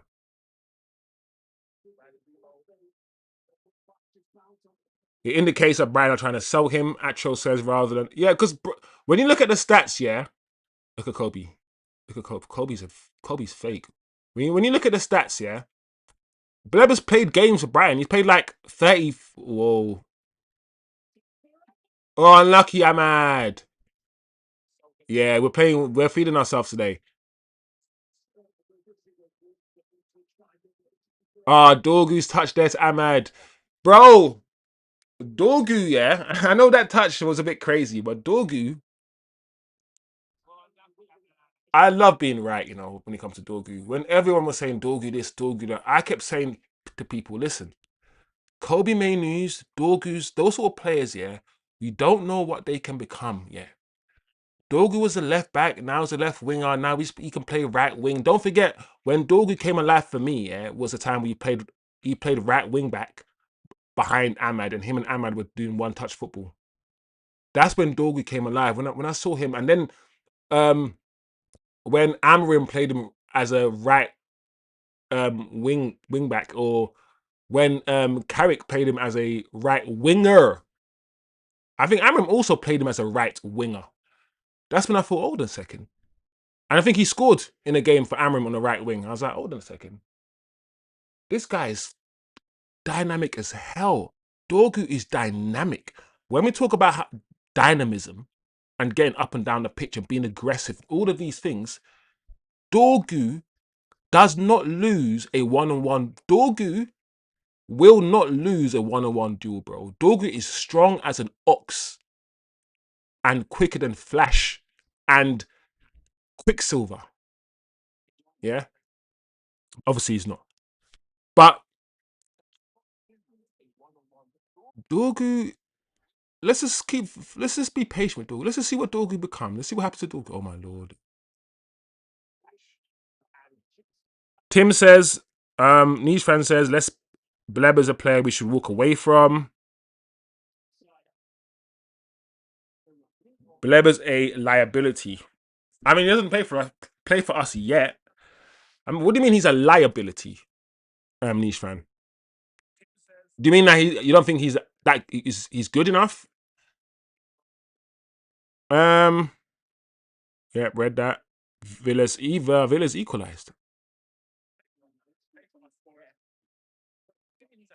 I heard someone who gets good info that we're not as interested in Baleba this summer. Tim, I will agree with that. I've said this before. Baleba is someone that... Oh, lucky Dorgu. Oh, Kobbie! Kobbie! He's having fun. Kobbie's having fun, bro. That's what I'm saying, man. Yeah, when it comes to the whole Baleba thing, he's someone that when he's there on the shelf, we know the price, we know the player. If we want him, we will get him. Same thing that happened almost in the summer, but even more so now. I think we haven't called on him per se. I think we now know there are other players available. I think we now know there's a Tonali available. We now know that Edison, because we now know other players are available. We're like, we've only got this amount of money. Do we get, if we want the Baleba profile? Do we get that Baleba profile with Edison? I.e., rather than spending £75 million on Baleba, should we spend 40 million on Edison and then go and get the Tonalis and Matteus Fernandez's? I don't know. I feel like that's probably what's more happened. Oh wow, Dorgu's having fun out. We're having fun out there, guys. I'm not against Baleba, guys. I wanna be clear that the profile of Baleba is still a profile we do not have in the team, in the squad. And I am a believer that we need more than less. We need more players than less players, especially if we want to be in the Champions League. So I'm not against the Baleba signing at all. That's a counter-attack from Brighton. Pulled back. Oh, Diego pulled it wide. I need to change the score again, don't I, guys? Yeah, 3-0. Minte.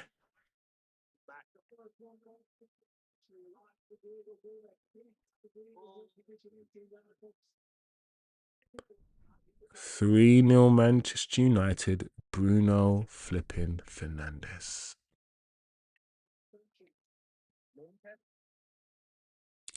Niche fan says, come on, told you 4-1. Dorgu is our most important player. Well, we've managed to do without our most important player for like 3 months and secure top 3 by playing Cunha in his position. And Cunha's been really good. I like Dorgu though.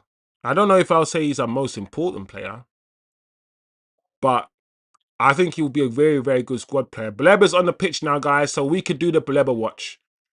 I want to see how physical this guy is because I will still get this player.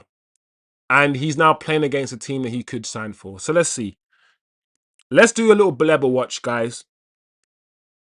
Niche fan says he's genetically perfect for that. I agree, Niche fan. In terms of, well, he's genetically perfect. I guess so.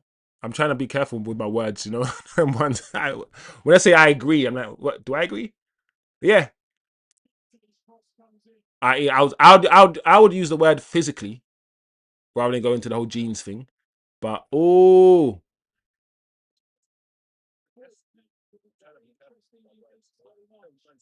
there we go.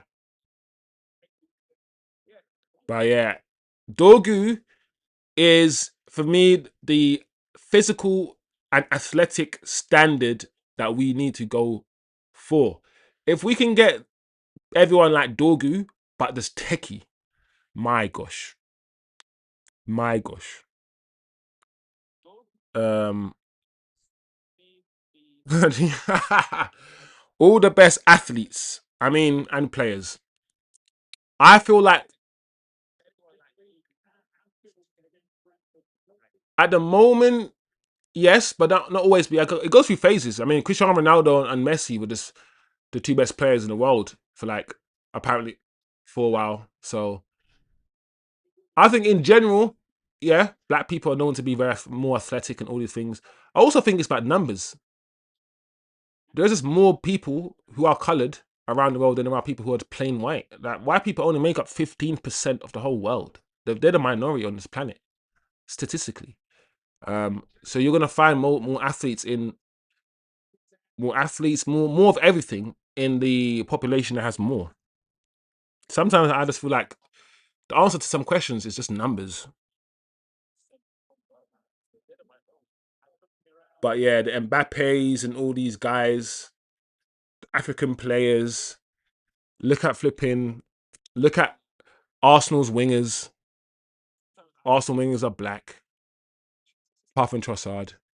Man United wingers, they're black. Man City's wingers, they're black. Liverpool wingers, they're black. Chelsea's wingers, apart from Garnacho, and Garnacho Neto, they're not black. So yeah, those African genes, that strength, that power. Dogu's coming off for Shea Lacey. Yeah, man. Let's see what Shea Lacey can do, guys. Let's enjoy it. Yeah, Dorgu's flick, yeah. Just give Dorgu a run of games. We've enjoyed Cunha, and Cunha's done well.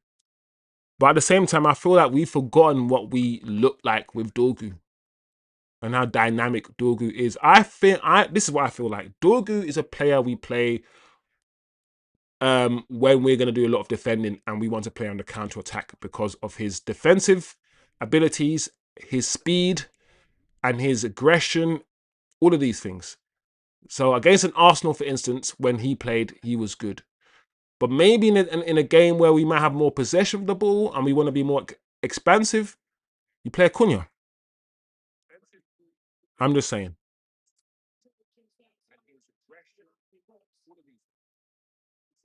Niche fan says Baleba has serious mental issues. It's like all the talent but serious mental health struggles. Baleba said he can only play when happy. I didn't know this, Niche fan. This is new information for me. I don't know about Baleba personally or anything like that. So if you're saying that he's got mental health issues and he's a mood sort of orientated player where he can only play when he's, to be honest, most people can only do most things when they're in a good place anyway, at their best. You're at your best when you're in a good place mentally. But I guess if you're somebody that's seen as you are influenced a bit too much by your environment and you don't have a baseline of quality, of standard, because you're always up and down because your environment isn't consistent and therefore your football isn't consistent, then that is an issue. But I feel like all players are like that to a certain extent. To get the best out of anybody, you need to find the environment for them and they also need to find that mental space for themselves to flourish. Hey, Brighton's free kick here. Yeah. Oh, can we counter attack from here? Oh no, we can't. No, we can't. So Ahmad's gone over to the left, so Shea Lacey goes over to the right.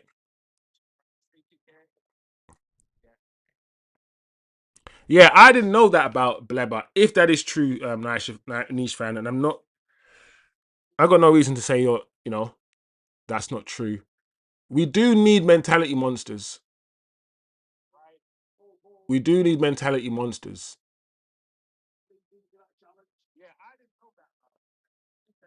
and not players that are too dependent on their emotional state to perform well. If that makes sense. Kind of C says Welbeck was missing today, like he was cup tied. Oh yeah.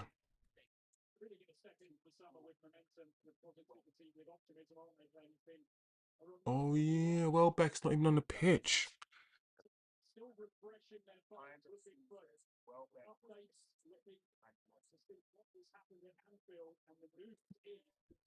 Ballon d'Orgu. Liverpool have conceded two, bro. The last game of the season, it looks like Liverpool are not doing good. Yeah, Brighton can still make it into Europe, maybe.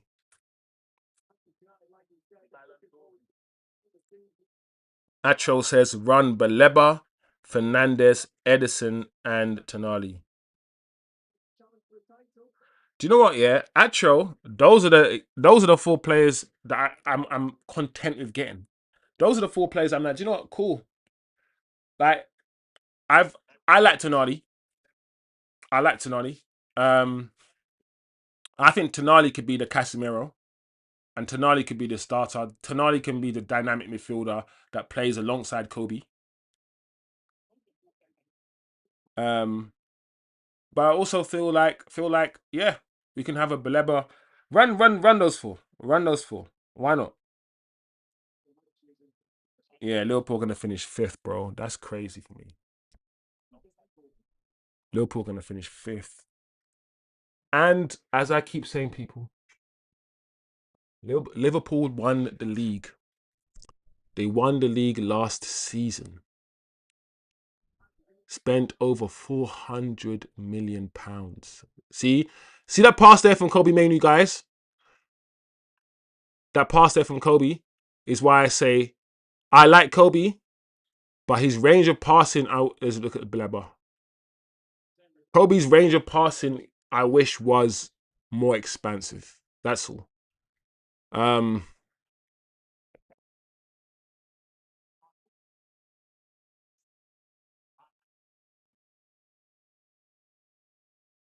I can't even remember what I was saying. Bro, you know what's funny about what kind of C is saying to me? Because I was adamant that Welbeck played as well. That's why I was bare baffled. I was like, hold a second. Welbeck was on the pitch, bro. I might, you know, when it's like, do you know, I must have misseen something. But yeah, you're right. The point you're making, obviously, I'm slow. It took me forever to get there. Ah, Baleba, lucky. See that little drag back there from Baleba? Just, I like Baleba, bro. But that pass in field was dead, though. I thought he was going to shoot. He did want to shoot.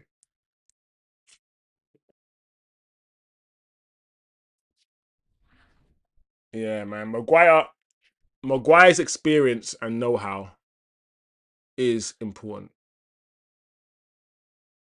I just don't want Maguire to start all the games for us due to his lack of that athleticism. That's all. But he's played centre back. He's played in the big games. Played for England. He knows what he's doing, and I hope he can, you know, teach Eleni Euros and teach the heavens a little bit.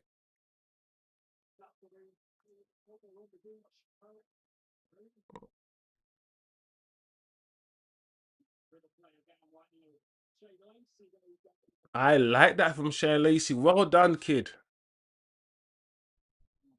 Well done, Shea. I love him. What I liked in the whole move just now, guys, is when Bruno just let him have the ball. Like, Bruno thought Shea Lacey was giving him the ball, and Bruno's like, oh, okay. And Bruno's like, all right, do your thing, kid. Like, there. Is like, Bruno's like, all right, no. Yeah, man. That's confidence there from Shea. Well done. I like the confidence from the kid. Yeah, they're trying to take Maz out, bro. Fully.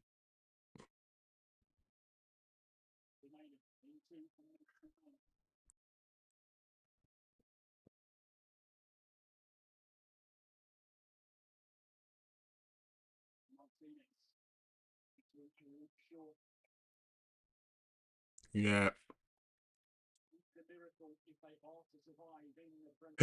West Ham have scored against Leeds, which means Tottenham have to win. Tottenham can't afford now. That ball from Baleba. We're on Baleba watch.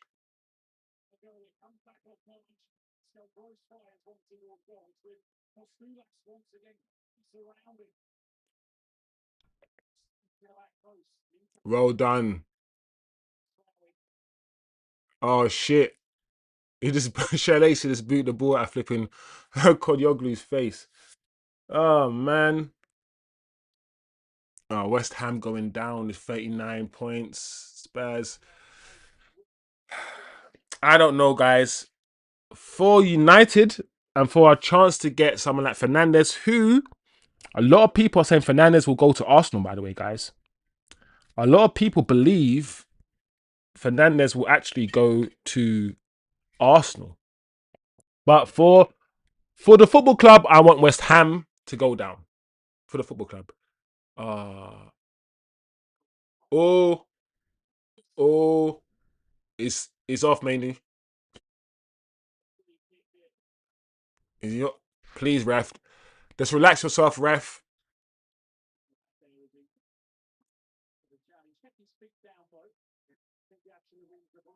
Yeah, okay, good. Because you know them challenges there, referees just get excited and they're, oh, red card now, bro. It's just a foul. That's it.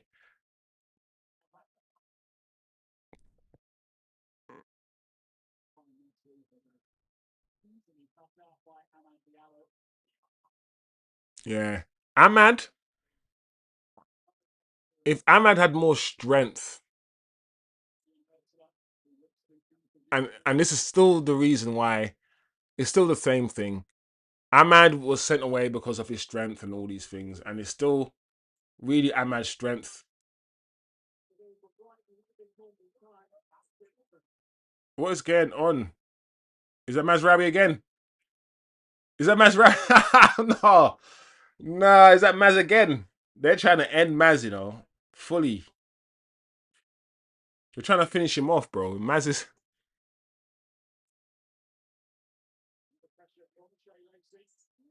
Look at Baleba. 3 players around him.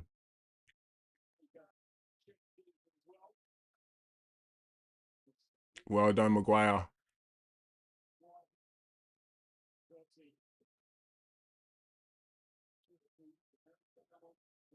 Well, all right, cool. The game is fizzling out. Brighton having a bit of the ball, trying to push the narrative, trying to, of course, score the goal. But it seems like we're doing all right, guys. It seems like we are doing okay. We've got Xerxes about to come on, I assume, for Mbumo. Yep. Number 11, Xerxes. All right, Xerxes. This might be your final game for Manchester United. It could be, Xerxes. Give us a goal, Joshua. This could be your last game for the football club. Give us a goal. And Bumo plays because he's dynamic. I can't. Bumo is a very interesting player.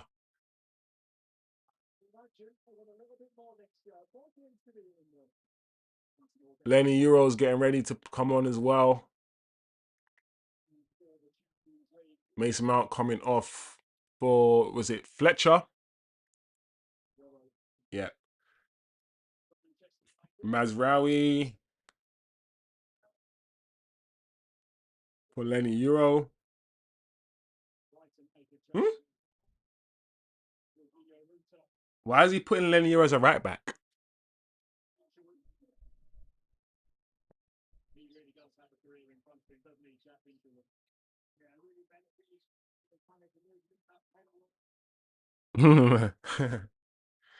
That's funny. Yeah. Joshua Xerxes, Fletcher on. That's why I'm saying Atro. I'm saying Jay-Z, give us something. Give us an assist. Give us a goal. If this is going to be your last game, if they're trying to offload you in the summer, which the news are, listen, in the summer before, I was like, no, no, no. But now you've been here for 3 seasons now and still not playing. You now have to start thinking, is it 3 seasons? It might be. This might be his 3rd season. I think Xerxes now needs to start thinking about playing regularly. We will see. Mount looks like a tomato. Mazraoui had a decent game. Mazraoui had a good game. We're now seeing what we could look like with a footballer, a proper technician at right back. I think Mazraoui is not as dynamic as Dallo. And I actually think Dallo, when it comes to one-on-one duels, I think Dallo's slightly better than Mazraoui. But Mazraoui is a better technical footballer than Dallo. Especially in the final third, I think you're going to get more from Mazraoui in terms of decision making and that sort of thing than Dallo. Like Dallo in the final third, yeah, is absolutely insanely like disappointing. Xerxes, I thought you were gonna pluck that from the sky, bro. You got the ability to do it.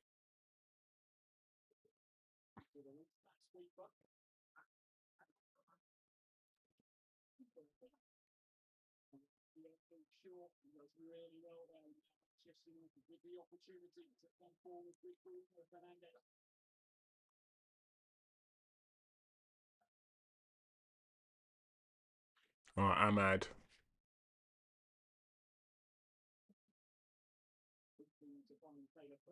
Uh, well done. Well done. Well done. Okay, Mainoo. Share Lacey. To Mainoo again. No? No? Share? All right, you're. Ah. Well done, Harry.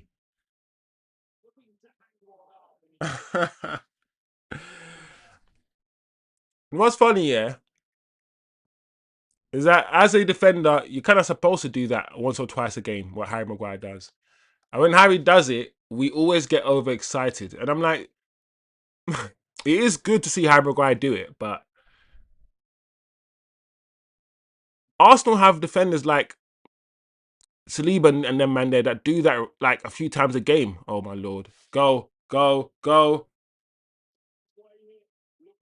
Ah, Bruno. Unlucky.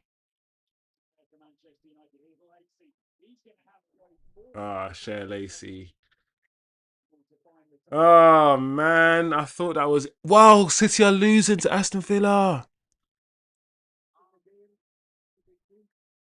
What's happening with Arsenal? I don't even know. Are Arsenal winning their game? Chelsea losing, bro.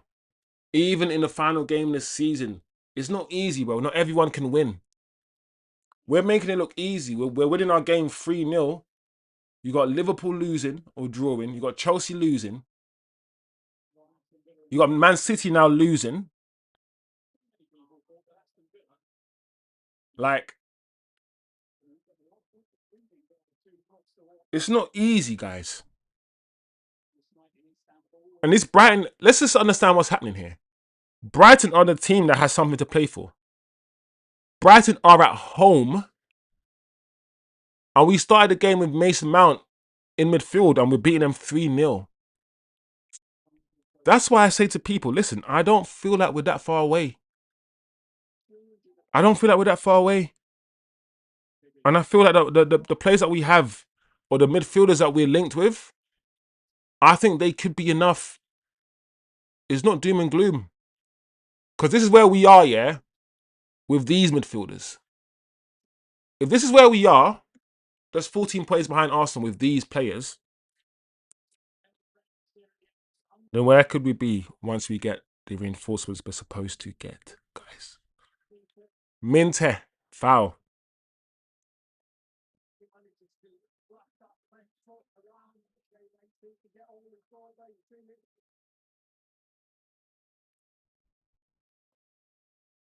Oh, Arsenal, that's easy. Arsenal beating Palace 2-0 away from home.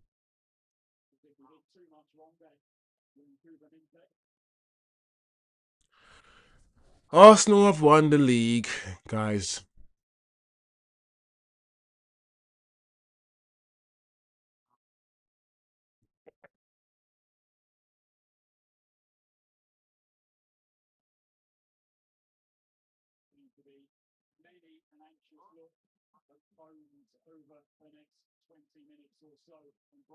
Ten minutes left.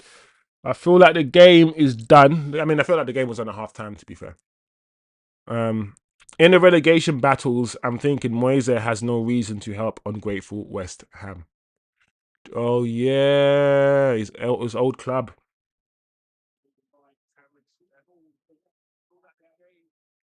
Why spend 70 on Baleba when Maz can do everything he can do in that 6th row?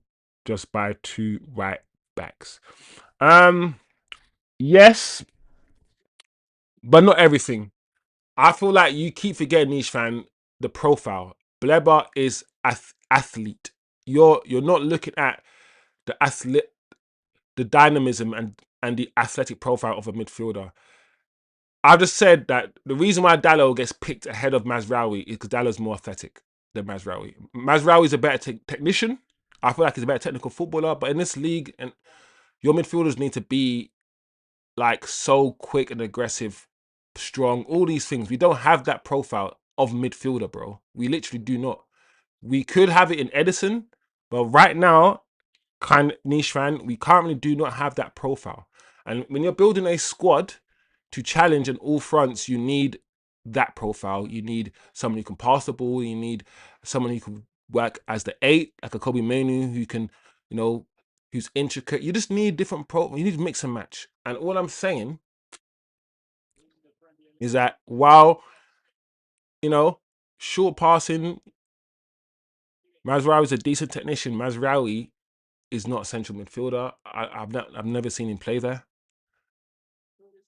While Baleba is, and Baleba will muscle Mazraoui. He will hench him out. He will muscle him off the ball every day of the week if Mazraoui played. Mazraoui is too light, bro.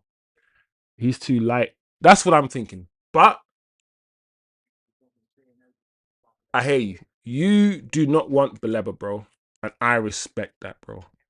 I feel like a lot of people don't want Baleba anymore, and I kind of understand why. But I feel like a lot of people wanted him in the summer, and all it's taken is one season for people to not to want him. And I'm like, and when I ask people why, like what technically has happened, has he lost his ability? they're not able to like pinpoint why they've changed their mind fully. And I've been more consistent. I've been like, I wanted Baleba then. I still want him now, but not at the cost of other midfielders. So it's not like I don't think he's good anymore. My reason for not wanting Baleba as aggressively is because there's other players available. It's not because I think he's crap. Whereas other people thought he was good like 8 months ago and now think he's crap. They've changed their opinion on the actual player. Oh, so it's just interesting. Once again, I feel like we're forgetting what we mean by having the legs, the dynamism and the athleticism to play in central midfield in the Premier League, to go up and down that pitch. We need to understand the profile that we need. Mazraoui cannot do what Tonali does. He just can't. City will crumble without Pep, says a Niche fan. I agree with that one, Niche. That's one I will agree with. I don't know crumble, but I know what you mean, bro. I know what you mean. I feel like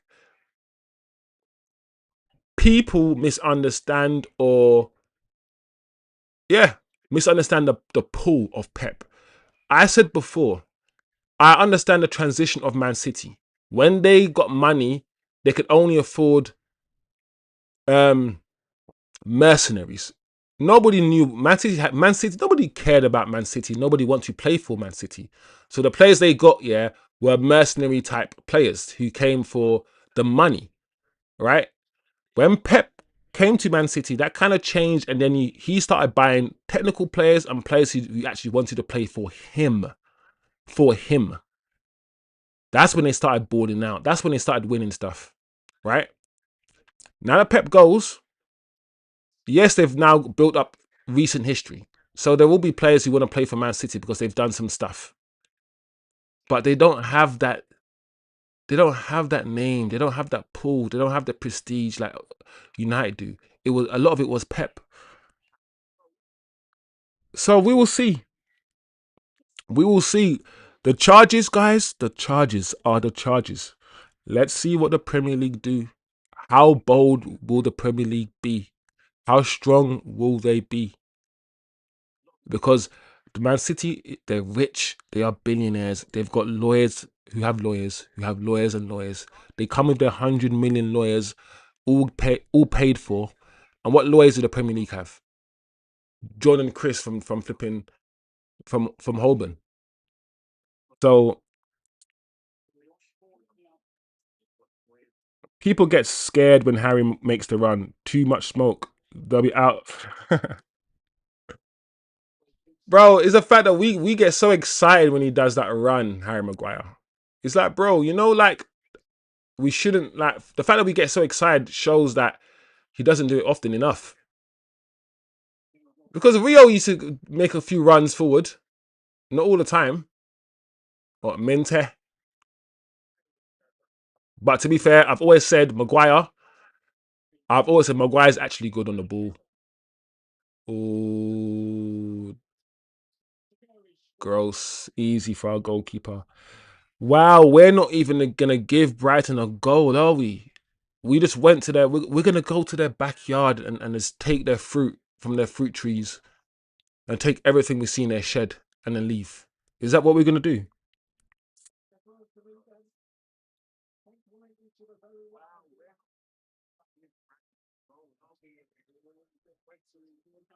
Oi! He slapped that. Guys, is there a conversation to be had? The fact that Ugarte doesn't get a send-off. He could have easily brought on Ugarte for 1 minute. Even 1 minute. He's even bringing on Malacia. Even Malacia, someone who's part of the bomb squad. I hate the whole bomb squad thing. It was such a... anytime people do the us versus them and segregate human beings and be like, they're there, and we're over here. And anytime people are eager to... Listen, they're just players that we want to get rid of. Don't call them anything special. Anyway, it's interesting that is it a conversation to be had? Is there a conversation to be had that Ugarte Doesn't even get a send-off. Doesn't even see the football pitch on the last game of the season. Didn't see the football pitch in the previous game. While the likes of Malacia are. Like, I was told, I've read rumors circulating that Ugarte is very segregated, i.e., he doesn't get involved in some things. He's the last one to train in, but first one to leave. I wonder if Carrick and Ugarte have fallen out. Oh, unlucky, Lenny Euro. I like Jay-Z's strength. I like Joshua Zirkzee's strength right there. Yeah, Tim says, I don't think Maz has the legs to play in the 6. I agree. I love Maz, but he's also injury prone. He would, yeah, niche fan has a crazy take, bro. When I saw Mazarawi, he's been on the floor like 5 times this game, he gets hurt a lot, injury prone, play in the most, like what Bruno does. Yeah, I got to remind you guys. Yeah, and what you guys need to understand is Bruno is an anomaly. The fact that Bruno can play 90 minutes every game, he can probably play 90 minutes on a Sunday and then 90 minutes on a Wednesday. He probably could. Every game this season in that midfield position, yeah. No one in the history of football does that. Gerrard needs a rest. Lampard, Scholes needs. Bruno doesn't, bro. So what I'm trying to, Bruno's speaking. How can I just literally be saying this and Bruno's now signaled to come off? You can't make this up. Bruno, I'm literally in the middle of a monologue about how you don't do this. You're fit every game of the season. You play 90 minutes all the time. What is that stuff on the back of Carrot? That vampire got him good, bro. I don't know if it was Brad Pitt or if it was Tom Cruise. It's one of those, bro. They got him in the night because that's crazy to me. But yeah, bro. The condition of your muscles, the condition that you need to play centre midfield is different, bro. That's what I'm saying. Brighton fans leaving. Baleba's body of work so far in his career speaks for itself. He has mad potential. I would not be mad if we get him, but if there's a cheaper, more fit, that's where I'm kind of see. I'm not gonna be mad if we get Baleba, but at the same time, there are options now. There are more options than there were last summer. So that is why you have to reevaluate and reassess. Just if you wanted cherries and you went to the shop and there was only apples, you might be like, cool, I'll get some apples because I still like apples. But if you go into the shop and there's cherries, apples, oranges, mangoes, oh shit. I never knew they had mangoes from Jamaica here. I came looking for cherries because I thought that's the best thing I could get. Now you're telling me they've imported mango from St. Elizabeth in Jamaica, my proper Jamaican mangoes? Fuck the cherries. I now want the mangoes. Sometimes that can happen, guys. Sometimes that can happen. That's all I'm saying. It doesn't mean the cherries were bad, or it doesn't mean the cherries have changed. Cherries are still cherries. But man, I now want that mango. Here we go. What can we do here?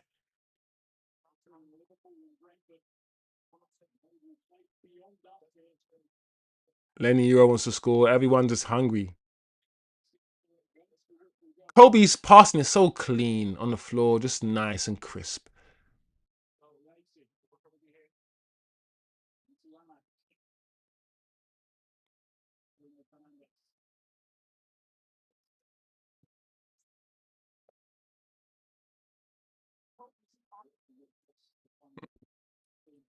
Oh, he's used all the subs. Yeah, but he didn't have to use all the subs. That's what I'm saying. He had choices to make, and one choice he made was to not play Ugarte. He could have played him. Oh, unlucky Kobbie. Yeah, he could have played him, and he decided he didn't want to play him. That's a choice he made. It's almost as if that game where he played Ugarte against Leeds when Kobbie Mainoo was injured and we lost, bro. Since then, we haven't seen Ugarte. Maybe that game probably scarred Michael Carrick forever. Yeah, man. I kind of see. Man want him black. Man want him black river mango. And that man want, man. I want my black river mango. What do you call them? Them Judy? Judy mango, them? That's, that's something about call them. Judy mango. Yeah. The game's done, guys.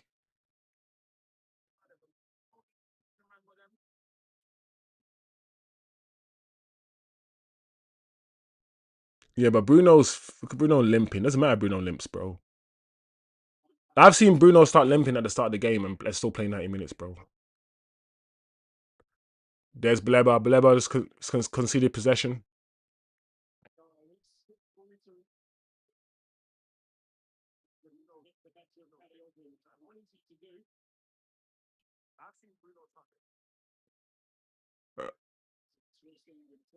Shea.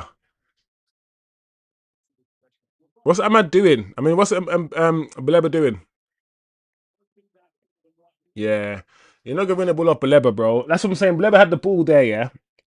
Baleba had the ball there, and I'm thinking, where's he going, Baleba? What's he doing? But Shea Lacey is trying to win the ball. Now, bro, you're not gonna win the ball off Baleba, bro. That's not you're not understanding the profile of that guy. He's strong.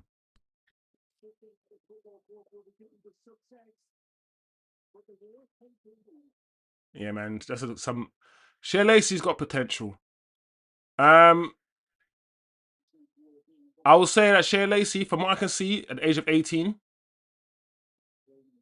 he because of his height and his stature and all these things, I don't know. I don't know about him. I need to see how strong he is on the ball, how easily you get. I mean, he's time. He's 18. You can get stronger. Let's not forget the reason why I give people time, yeah, and space a little bit is because I remember a CR7 when he first came. He was he had that quick feet, very quick feet, but he was easily just pushed off the ball. What CR7 did to his body, yeah, in 5 years is insane, bro. He worked on his core.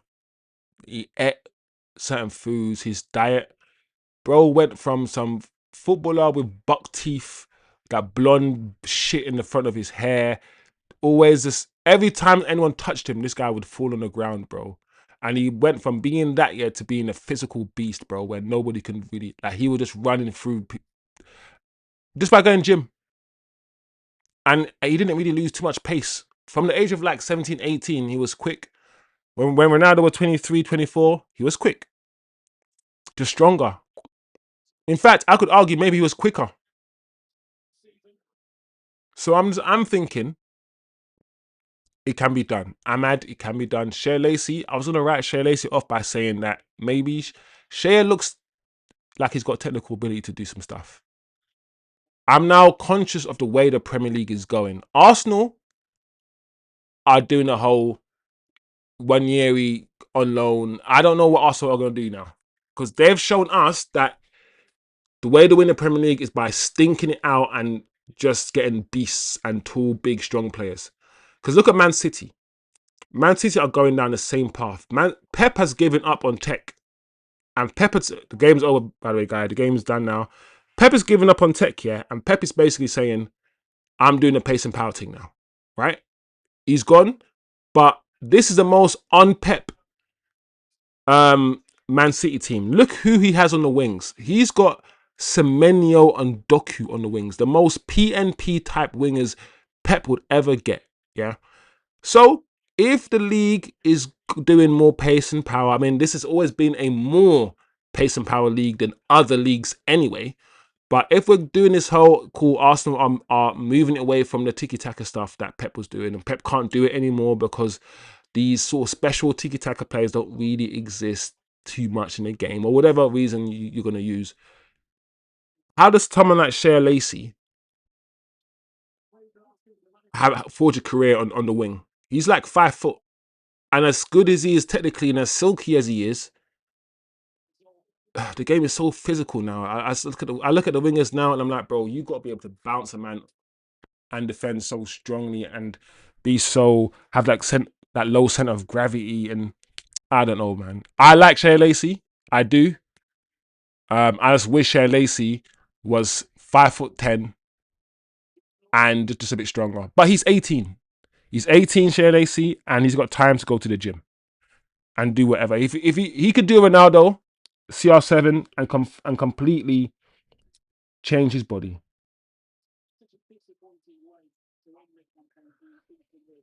Oh, guys.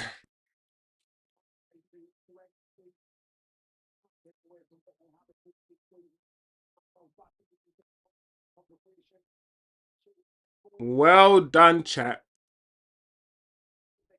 Shades can come off now. Fuck this shit. Oh, man.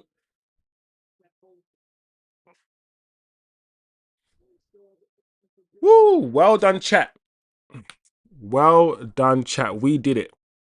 We did it. A whole season of watch-alongs.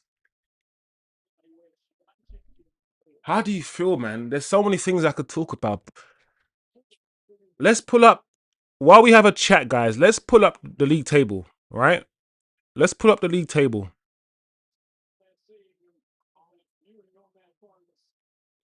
Let's put up the league table, guys. Because they're still playing at Anfield. So,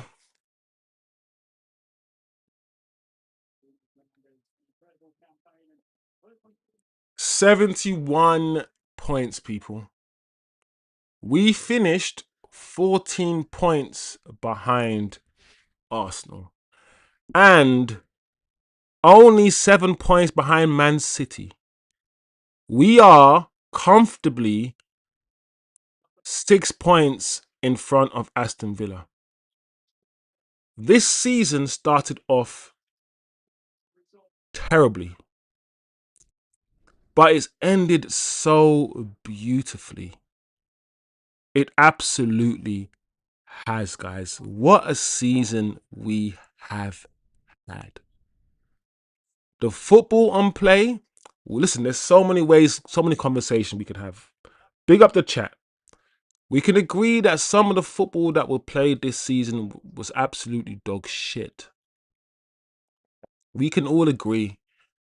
The days at Man City and the Agueros and David Silvers, and we used to see great football from the Liverpool teams with the Manes and Salahs and all these things. And even Arsenal tried to play good football. This season, Brighton looks like they've done it. It looks like Brighton have qualified for Europe. But this season, we haven't seen the best football in the Premier League. But then, have we seen the best football just in general? You can argue in Spain, we haven't seen great football. Not from Madrid and the usual suspects. So maybe it's just football in general, guys. Either way, like I said, the football hasn't been great this season. But it doesn't matter. We have finished third. We have finished third, guys. And do you know what? Last season, we were about 40 points away from the top team. Let me see if I can get up once again the Premier League table. Was it Premier League table, guys? Premier League table 2024.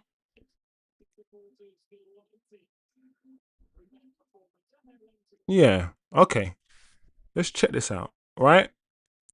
So, last season, we had 42 points, all right? As you can see, 42 points right here.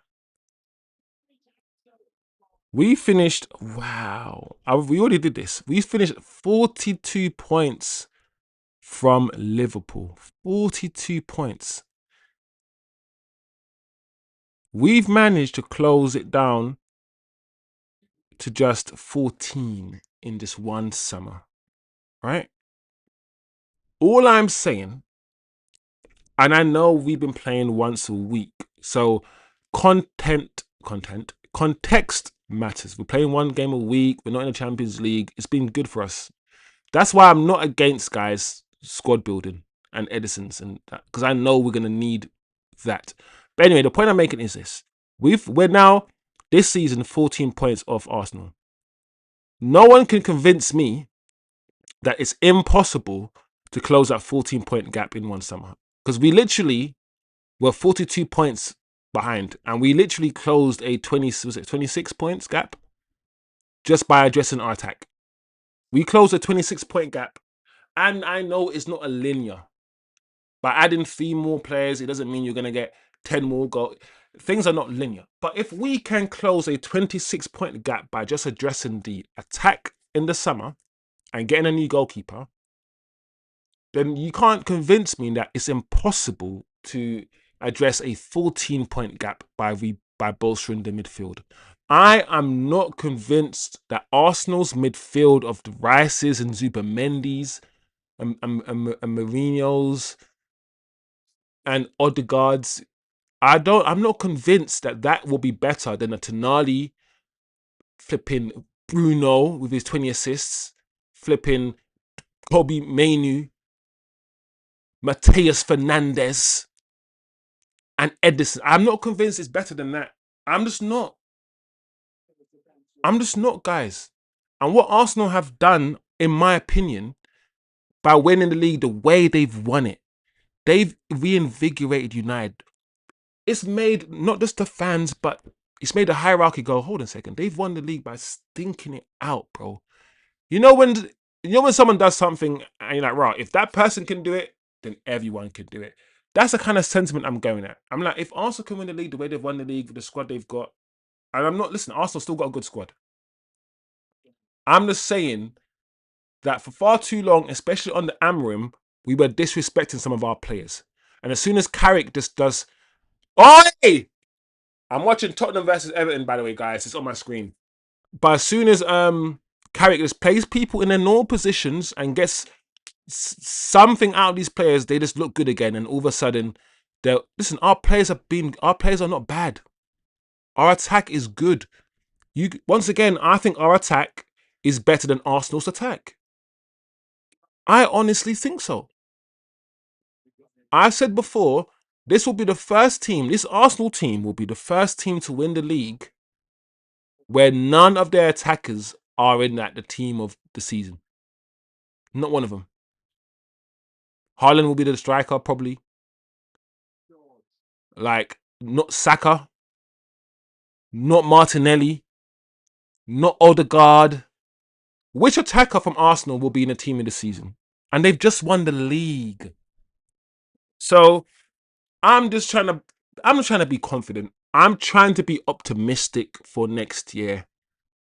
I'm seeing the trajectory that we've had under Michael Carrick, and I'm just hoping that we will continue. Let me touch base with the best chat on YouTube. Yeah. The best chat on YouTube. Near 90 for Spurs. Thanks for the watch-alongs this season. Tim, big up yourself. Tim, thanks for the conversations. Thanks for the community that you, Tim, are helping to build here as well. Because at the end of the day, guys, everyone in the chat, the way you guys speak, you guys set the tone for anyone else who comes into the chat. So every newbie that comes in the chat can see the level of conversations that we have in the chat. T Kizzles is somebody who sets the tone, for instance. Big up the chat, man, all day, every day. If I don't get monetized, of course I want to get monetized, because listen, I have a 9 to 5. I'm not a YouTuber. You know, that's not my job. I actually have a job. So this is not easy. It is mentally and physically exhausting. So being monetized will do me a lot of good. Even if I get a stream, bro, I would absolutely love that.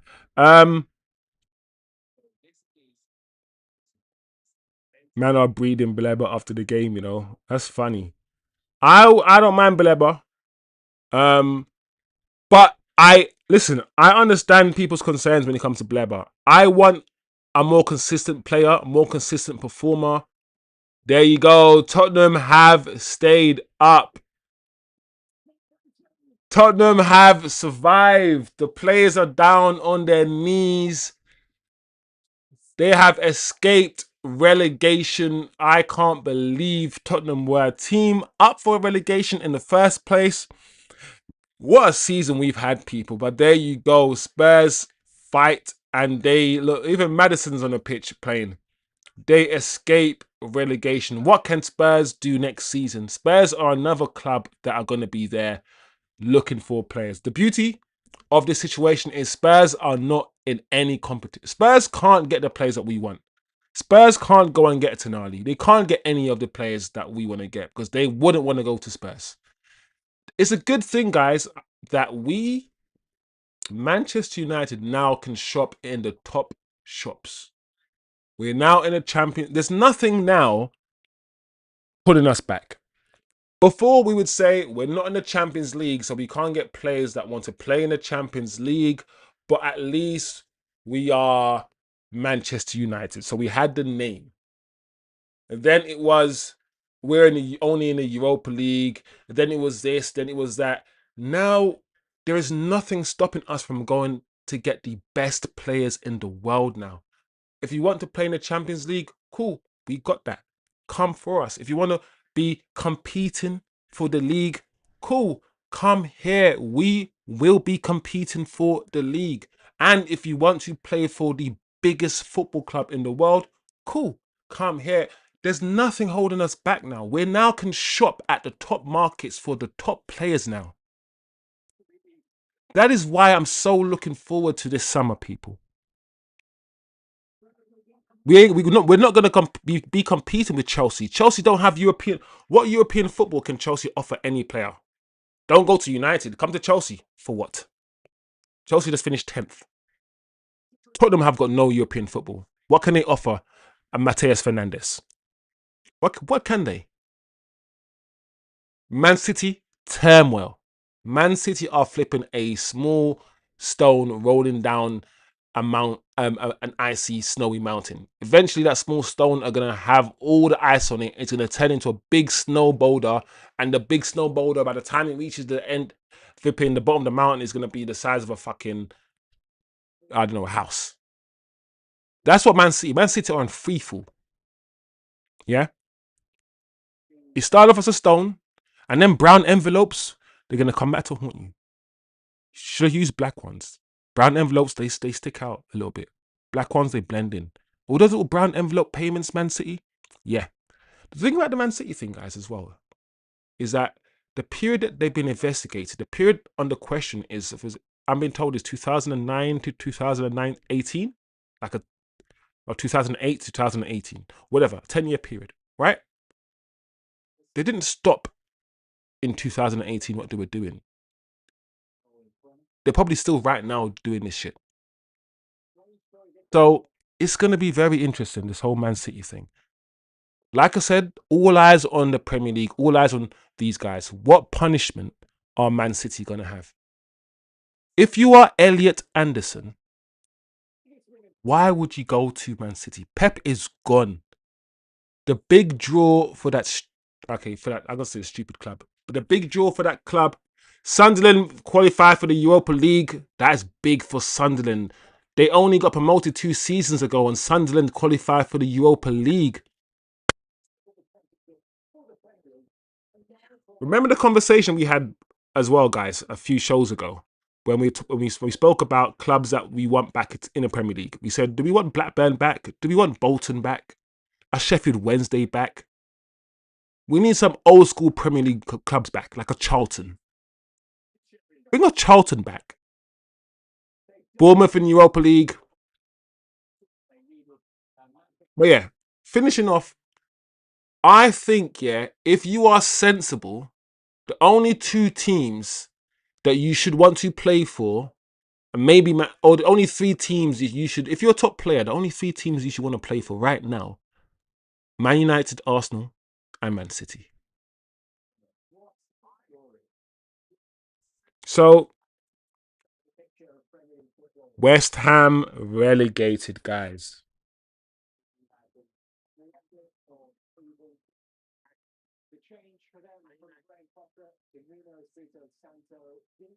Pep was just bored tinkering, plus a stock of top level technicians not available. I agree. I think where Pep could get the David Silva, Pep could get the whole like half the Spanish national team, right? And all these things because he loves that kind of football. That level of technician is not available. And if it is available, they're more spread across the teams. So he can't congregate them in one team. And football is changing and it's a lot more athletic now. So Pep's not able to get the best players in the world to play that his specific brand of football anymore. I think it's changed. I think he realizes that.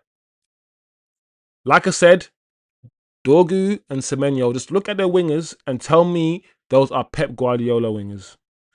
Arsenal played the same football last season and still lost. They won by default this time. I agree with Kind FC 100%. Tim says 7 points from City in the end. Exactly. Only 7 points from City in the end. 14 points from Arsenal. Last season, it was 42 points from Arsenal. We have closed a 28-point gap.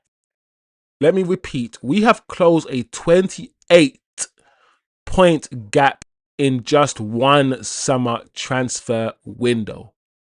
28 points more we got this season because of our window.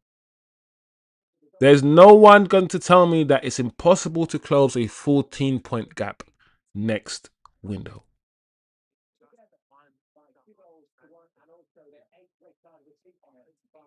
West Ham going down. Does this mean, chat, we are closer, more prone? Is it going to be easier to get Matteus Fernandez? Should we be nervous about talks of Matteus Fernandez going to Arsenal?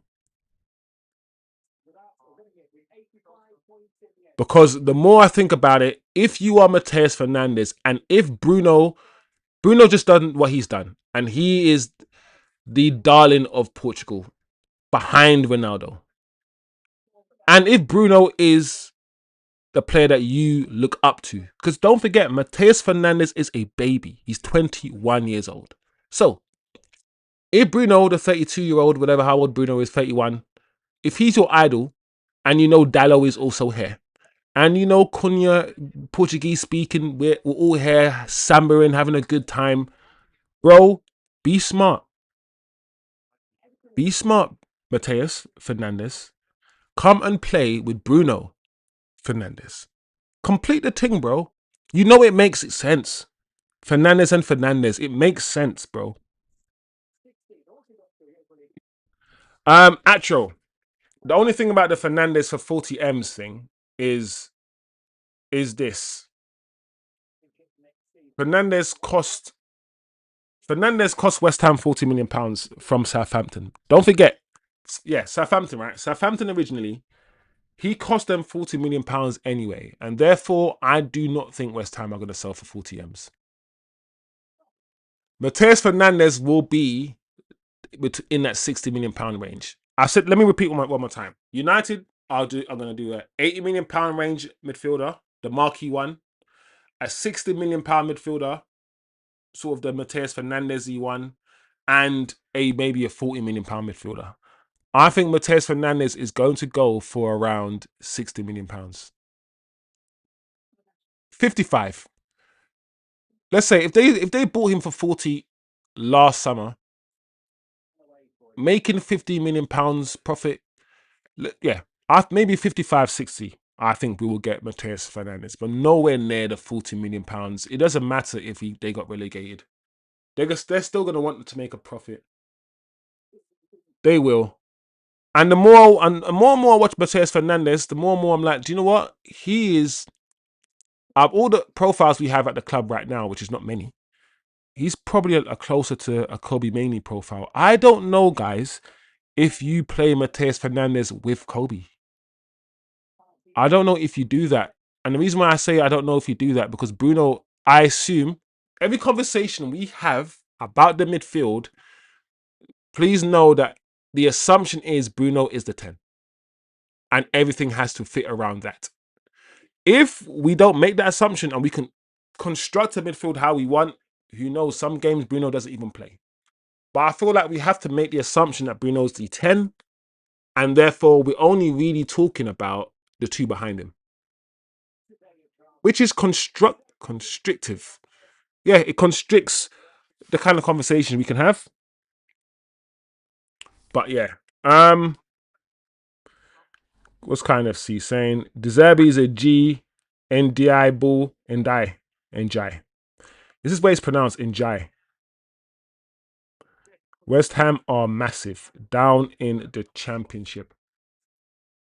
Oh, guys, when's the last time West Ham got relegated? Let's Google that right now. Let's Google West Ham. When's the last time? The last time? When did? Oh, maybe The Last of Us. Fucking hell. Who watches that? I used to watch that. West Ham relegation history. West Ham relegation history.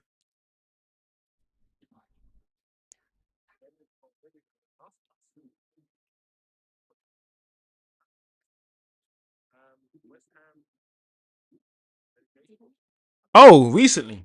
We're acting like they haven't been relegated recently, guys. They're relegated in 2003 and in 2011, according to. Listen, my memory is bad. So,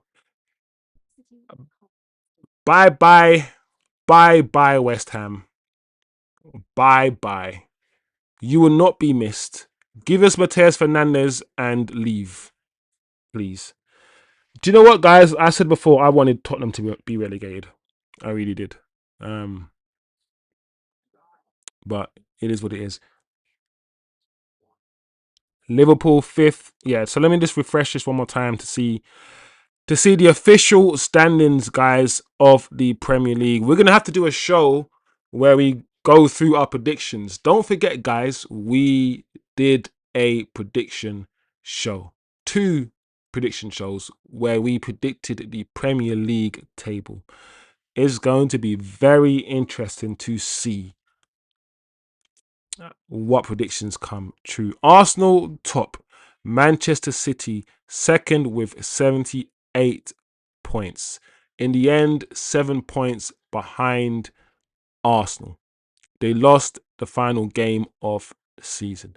Manchester United with 71 points, 7 points behind Man City and 14 points behind Arsenal. Villa 4th, Liverpool 5th. Let's see, Liverpool are 60 points. Liverpool started the season well, guys.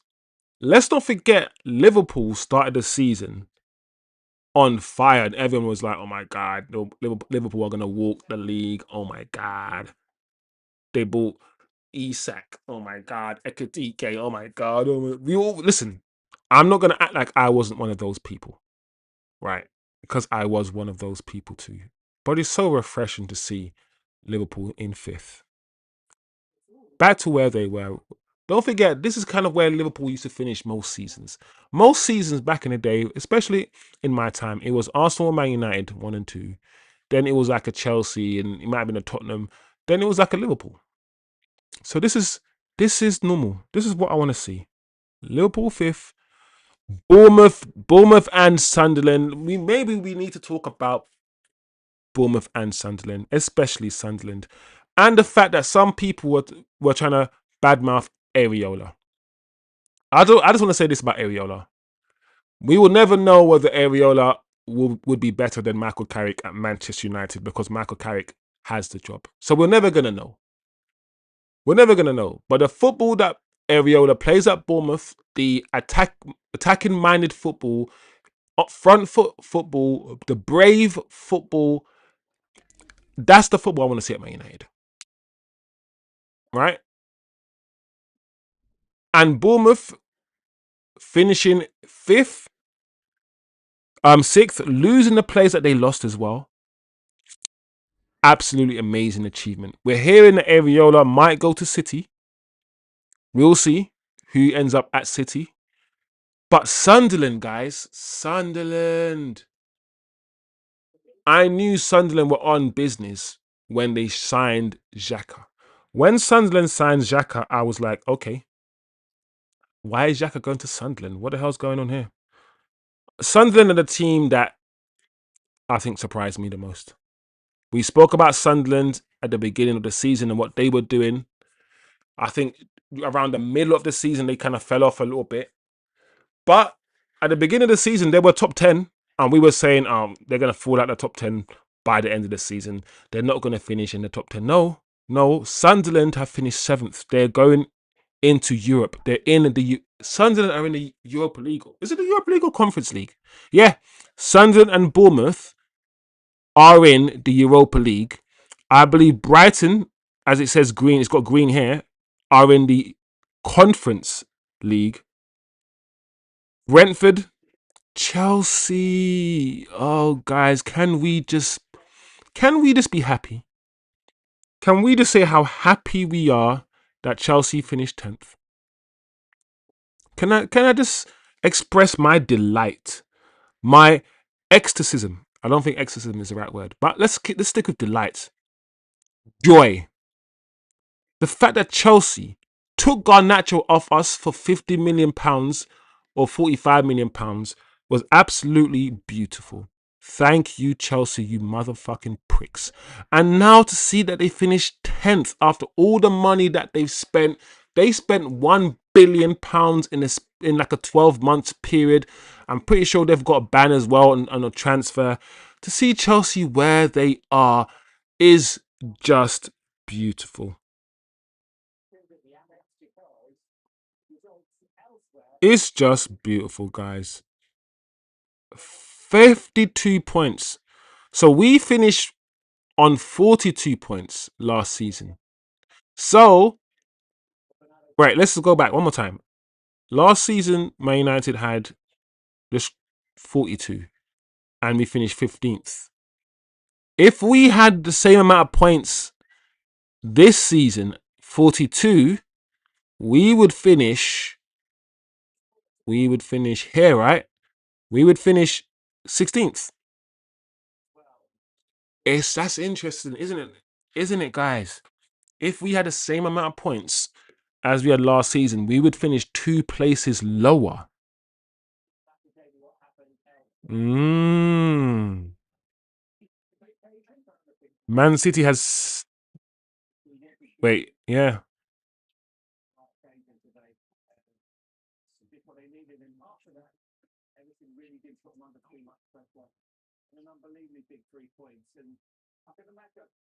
I can't believe we finished 11 points with Wolves last season.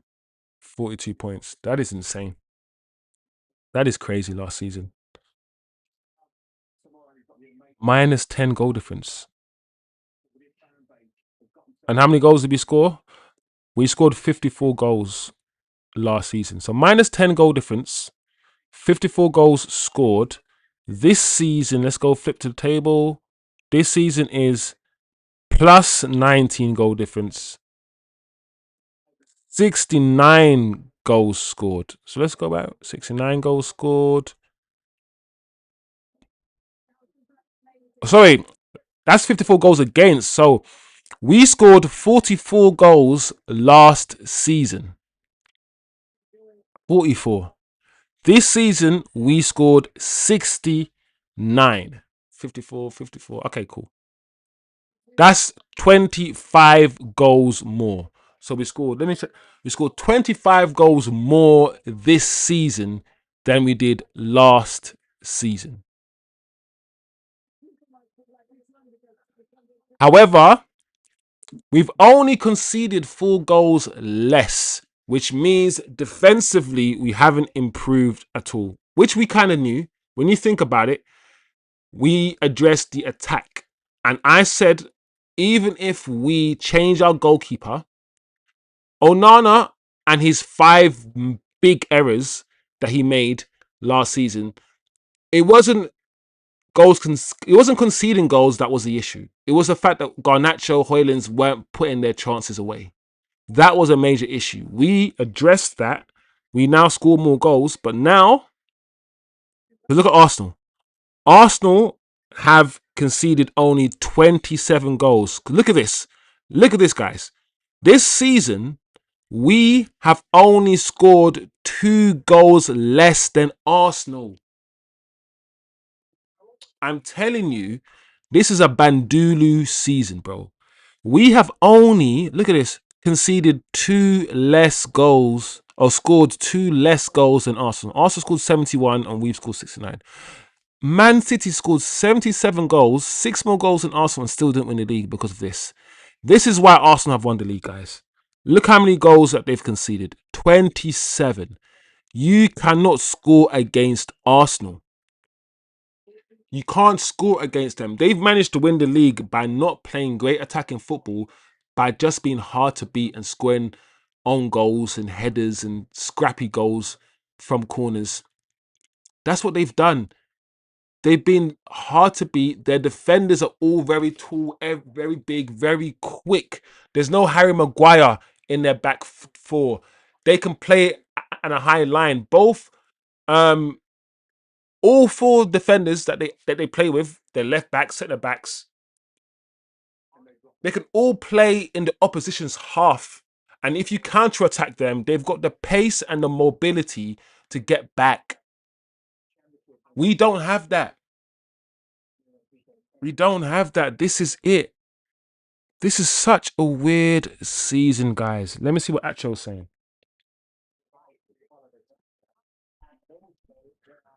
Down 28 more points.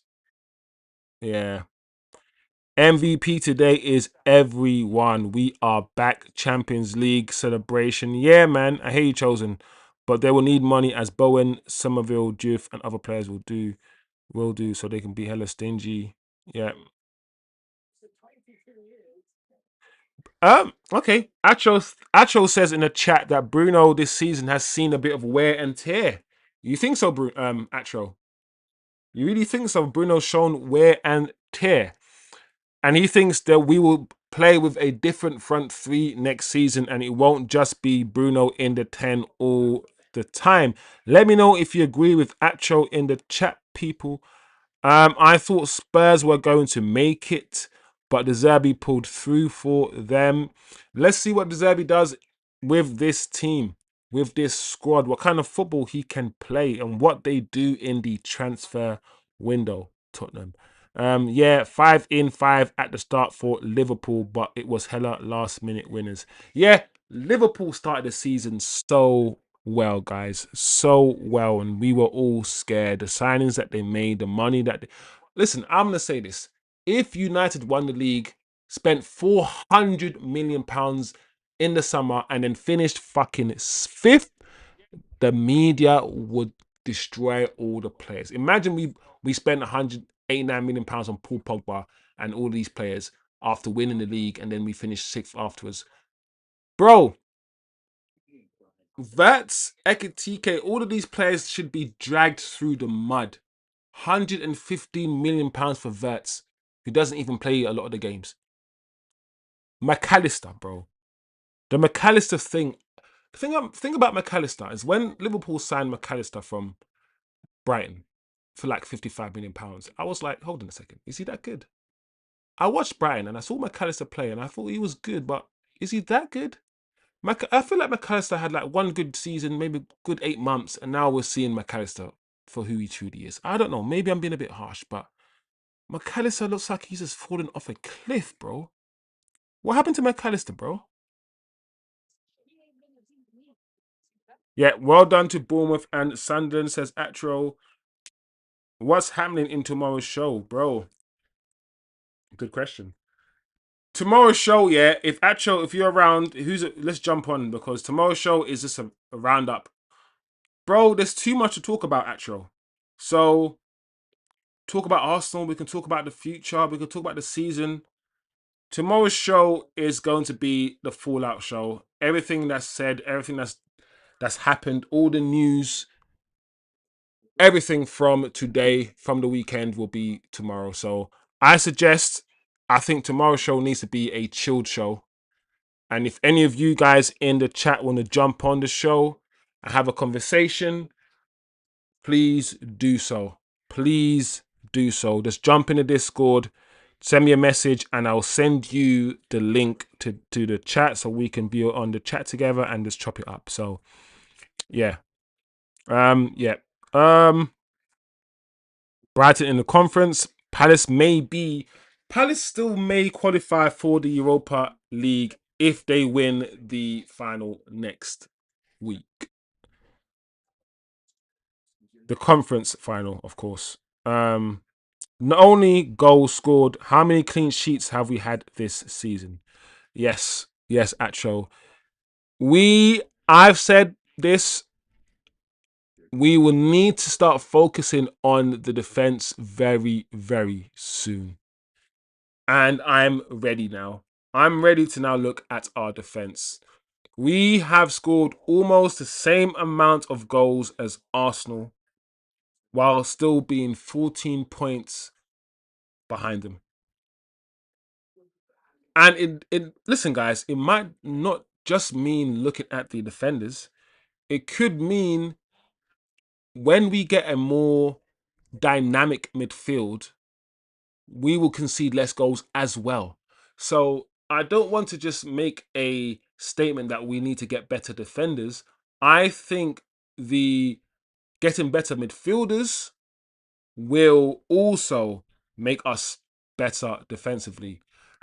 And I also want to make a point that we only concede, even though we changed the goalkeeper and our goalkeeper is much better, we only conceded for less goals.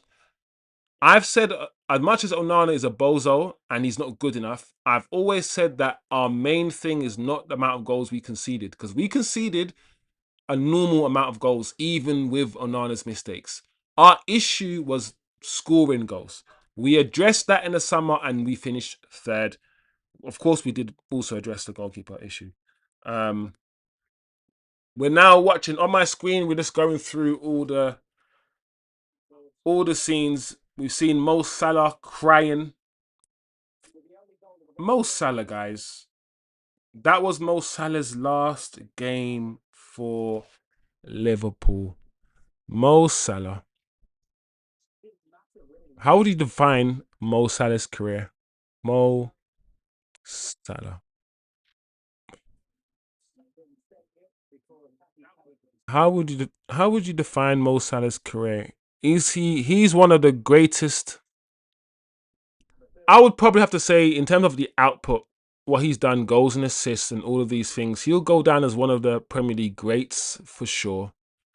One of Premier League greats, 100% one of Liverpool's greatest players. Surely, what a legacy. What a legacy at Liverpool. It hasn't panned out well in his last season. Well documented rift with the manager, with Slot. It is clear that they have fallen out, especially when you read some of the things he's recently quoted as saying. So, bitter ending. However, I will say this though, guys. Even though he's slower, he's off the pace, and we've been waiting for Mo Salah's decline for so long. I feel like every season we say Mo Salah's not going to do the 50 GA or the 40, whatever he does, the crazy stuff. And every season he loses pace, he loses more pace, but he still manages to be as effective as he was. This season, less so. He's not as quick. He's lost his pace. He's not as dynamic as he was. He can still find the net. He still can find a half a yard to shift the ball out of his feet, slap it with his left foot. But he's not the same player. And Liverpool need to decide, well, clearly they have decided. Do we want to continue playing through Mo Salah? Is he good enough? Same question I say about other players. When you play through a player, that player has to be good enough for you to play through them. When you build a team around a player, as some guys said in the chat, That player has to be good enough for you to build a team around. Mo Salah can't be the Mbappe anymore of the team. He needs to be just one of the rest. And you kind of need to build a team around someone like Mo Salah now. That is the issue that Liverpool are having. How does he work with Ekatike? How does he work with the Dutch one? What's his name? You know who I'm talking about. But yeah, there's so much to be said about Mo Salah, guys. It's finally happened. The decline that we've been waiting for has happened. He's no longer the same player. I remember the Mo Salah that was a speedy winger where he terrified us. We still played well against him. The Ashley Youngs of this world and the Luke Shaws of this world still managed to keep him in their pockets. But every now and again, his speed was so terrifying. He's not quick anymore, guys. Anyway, Mo Sizzle. Let's see what the chat is saying.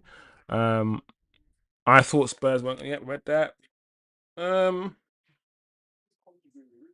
only goes kind FC. I like Areola, but from a United perspective, next to winning games with Carrick achieved, we needed stability and someone to harmonise the dressing room.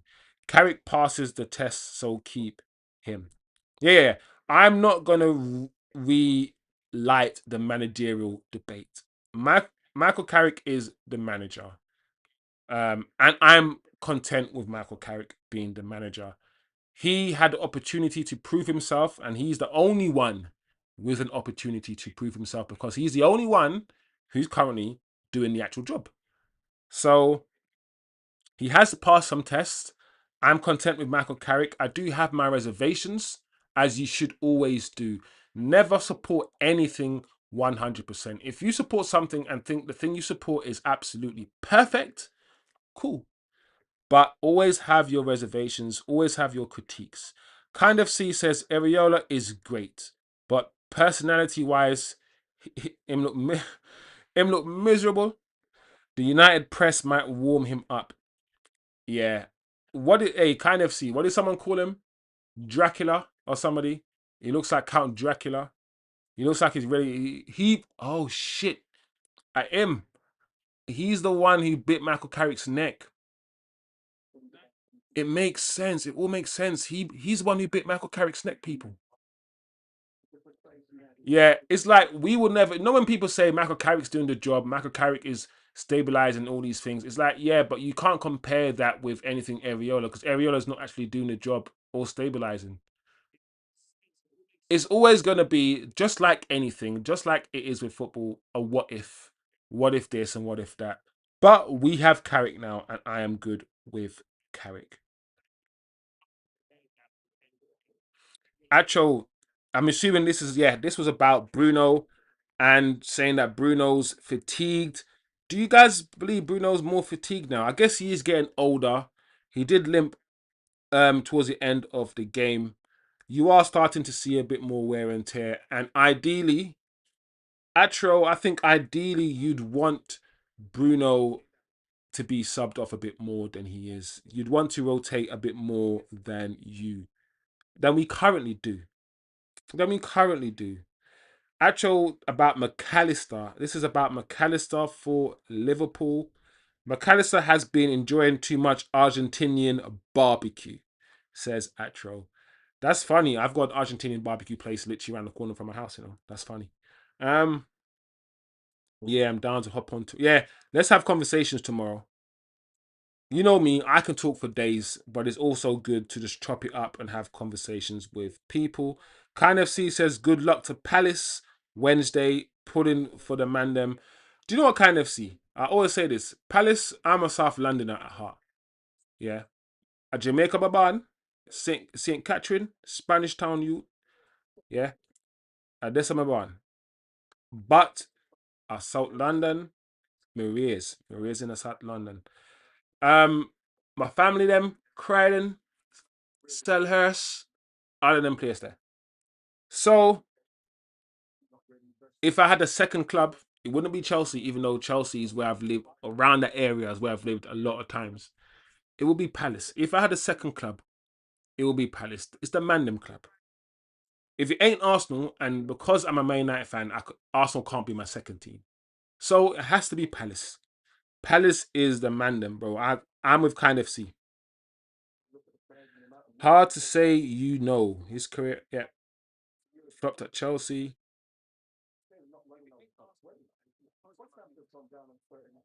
Oh, Acho, in relation to Mo Salah, being he's definitely a Liverpool great. He's won the league what 2 or 3 times now with Liverpool. And he's been one of their standout performers for the last 6 seasons. He's given them everything, and I think he's a Premier League great. Despite the fact that he didn't work out at Chelsea, I don't think that matters too much. He will be a Premier League great just based on his stats. What is Mo Salah's stats? Mo Salah, Premier League, stats.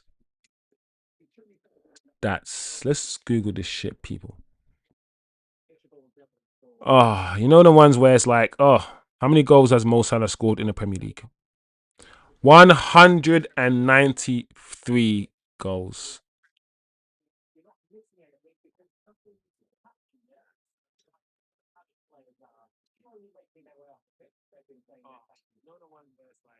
In the Premier League. Not for Liverpool, that's just the Premier League.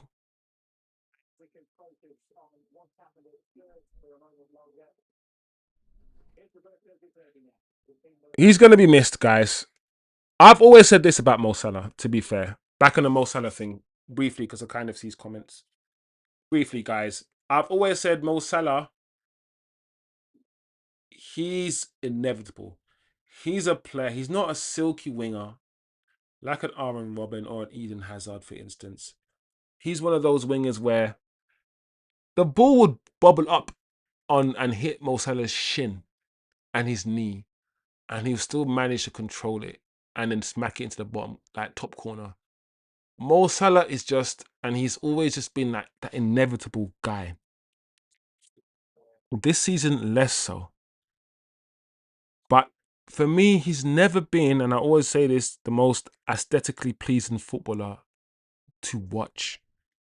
He's not. He's a bit Brian Mbumo-ish, or should I say Brian Mbumo is a bit Mo Salah-ish. I've always compared those two. Gakpo, that's it.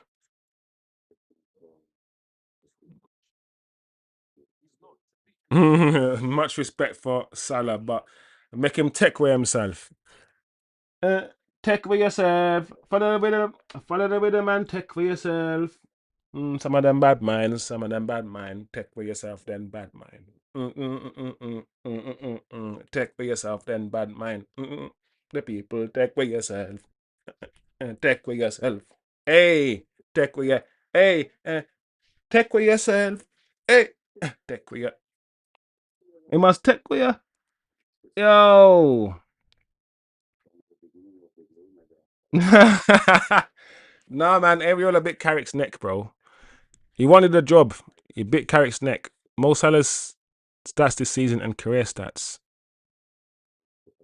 It's gonna be behind some sort of 14 GA this year.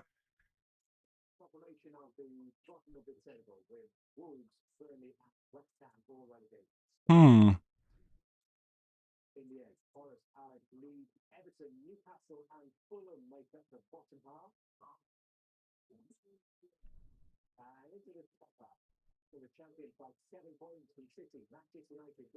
Hmm.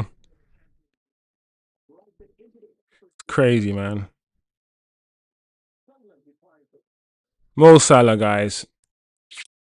Who are we losing? So we're losing Mo Salah. We're losing Mo Salah. We're losing Casemiro. Are there any other players, guys, that we know, like big players that we know we are losing? Do you know what else I want to talk about, guys, in another show? Have a conversation or bring up a list, yeah, of one season wonders or guys that had a good 6-month patch or whatever it might have been, and we could have bought, but have fallen off the face of the earth. Like, for instance, a Tyler Diblin. I was sold on Tyler Diblin. I was. He had a good 6 months for Southampton. Yeah. And it's like, after that, he just, like, what happened to Tyler? Where is Tyler? Where is Tyler Diblin? Tyler Diblin, if you're alive, blink twice. No, again, that doesn't make no sense. But where is Tyler Diblin, guys? But this is in the Premier League. 193 goals, Mo Salah. 94 assists in 328 appearances. Not bad. Not bad, eh? Not bad at all, Mo Salah.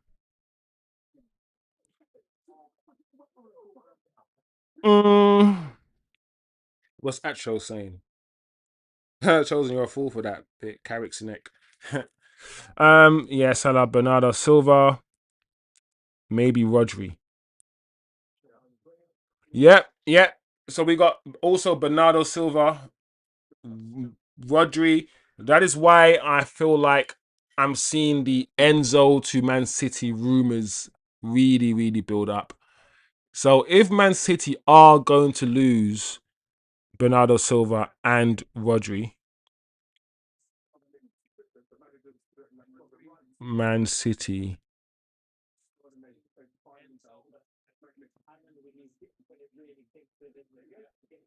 If Man City are going to lose those two midfielders, I see why they're going for Enzo and Anderson.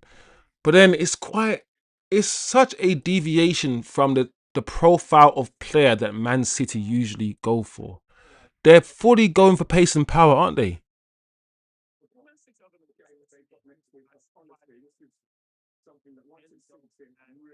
What's AI saying? I'm not gonna lie, Atro. When I watch Rodri play now, he plays football, Rodri.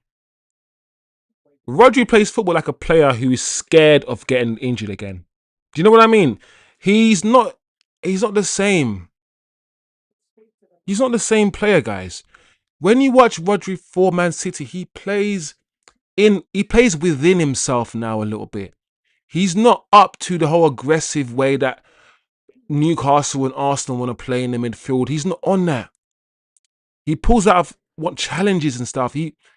He's not on the smoke. I think right now Rodri needs to go to like a Madrid, or maybe not. Just go to a club where he just gets to play tiki taka and no one gets to touch him or foul him. Like, that injury that Rodri had has definitely affected the way that he plays football. Exactly the same way that when Luke Shaw broke his leg, and I always say the same thing. When Luke Shaw broke his leg, yeah, and his leg did that in the Europa League. Was it for Louis when he was playing for Louis van Gaal? When Luke Shaw broke his leg that time, he has never played football the same way. When Luke Shaw was 18, 19 and was bumming up and down a wing, I said Luke Shaw could easily be the next Gareth Bale. He has the tech. It's all about this. After breaking his leg, no. He couldn't do it. You can see he played within himself. Even now, Luke Shaw could burst forward. He doesn't burst forward enough. From that point on, he's always played very conservatively, very reserved. These things affect the psyche of footballers. Injuries, they do, and they change the way footballers see things, and will change the way you play. It does. It does. I'm always like, when it comes to the Premier League trophy, by the way, guys, is being brought out to Arsenal right now. So I'm still just like you guys, bitter, frustrated, annoyed that Arsenal won the league, and the fact that they won the league the way that they won the league. But at the same time, we had a choice, and it was Arsenal or Man City, and the choice is a shit choice. And if you're going to choose a team that cheats, literally cheats, Man City, over a team like Arsenal, then I don't know. It is what it is.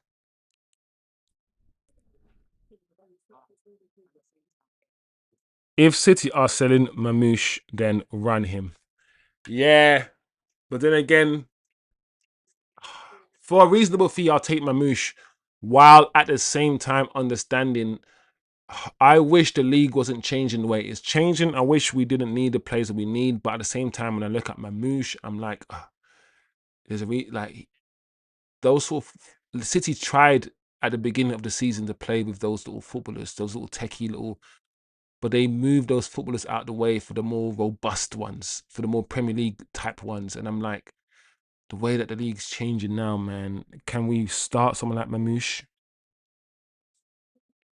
Atro says that he's not watching the trophy lift. Maybe I should change the channel as well, Atro. Maybe I should change the channel as well. But Arsenal are about to lift the trophy. Arsenal fans around the world, well done, man. Well done, Arsenal fans. Well done. That's all I can say, man. I hate you lot. I hate you lot with all my heart. You know when you hate something with all your heart, bro? I can't. But well done, Arsenal. The way you've won it is the way you've won it. It is what it is. I can't believe in my lifetime I'm watching Arsenal lift.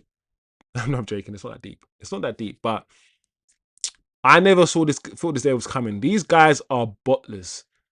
These guys finished second for like 3 years in a row, bottling it, bottling it, and bottling it. And now they've done it. Let's not forget, yeah, that these guys bottled it. Let's not forget that these guys were 10 points ahead. In about 2 seasons, they were 10 points ahead and they still bottled it. And let's not forget that the only reason why these guys have won the league is by default. They have scored the same amount of goals as we almost. There's 2 more goals than we've scored. And they've won the league. They've won the league, yeah, and they've not conceded one single penalty. And now you can look at that as a positive thing and brag about it. But you know one of those stats where you can look at it in a different way.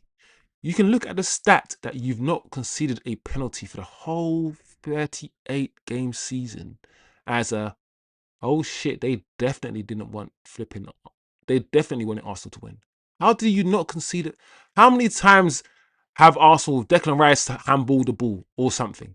Like, and not only that, guys, they have not received a red card all season. So how do you go through a Premier League season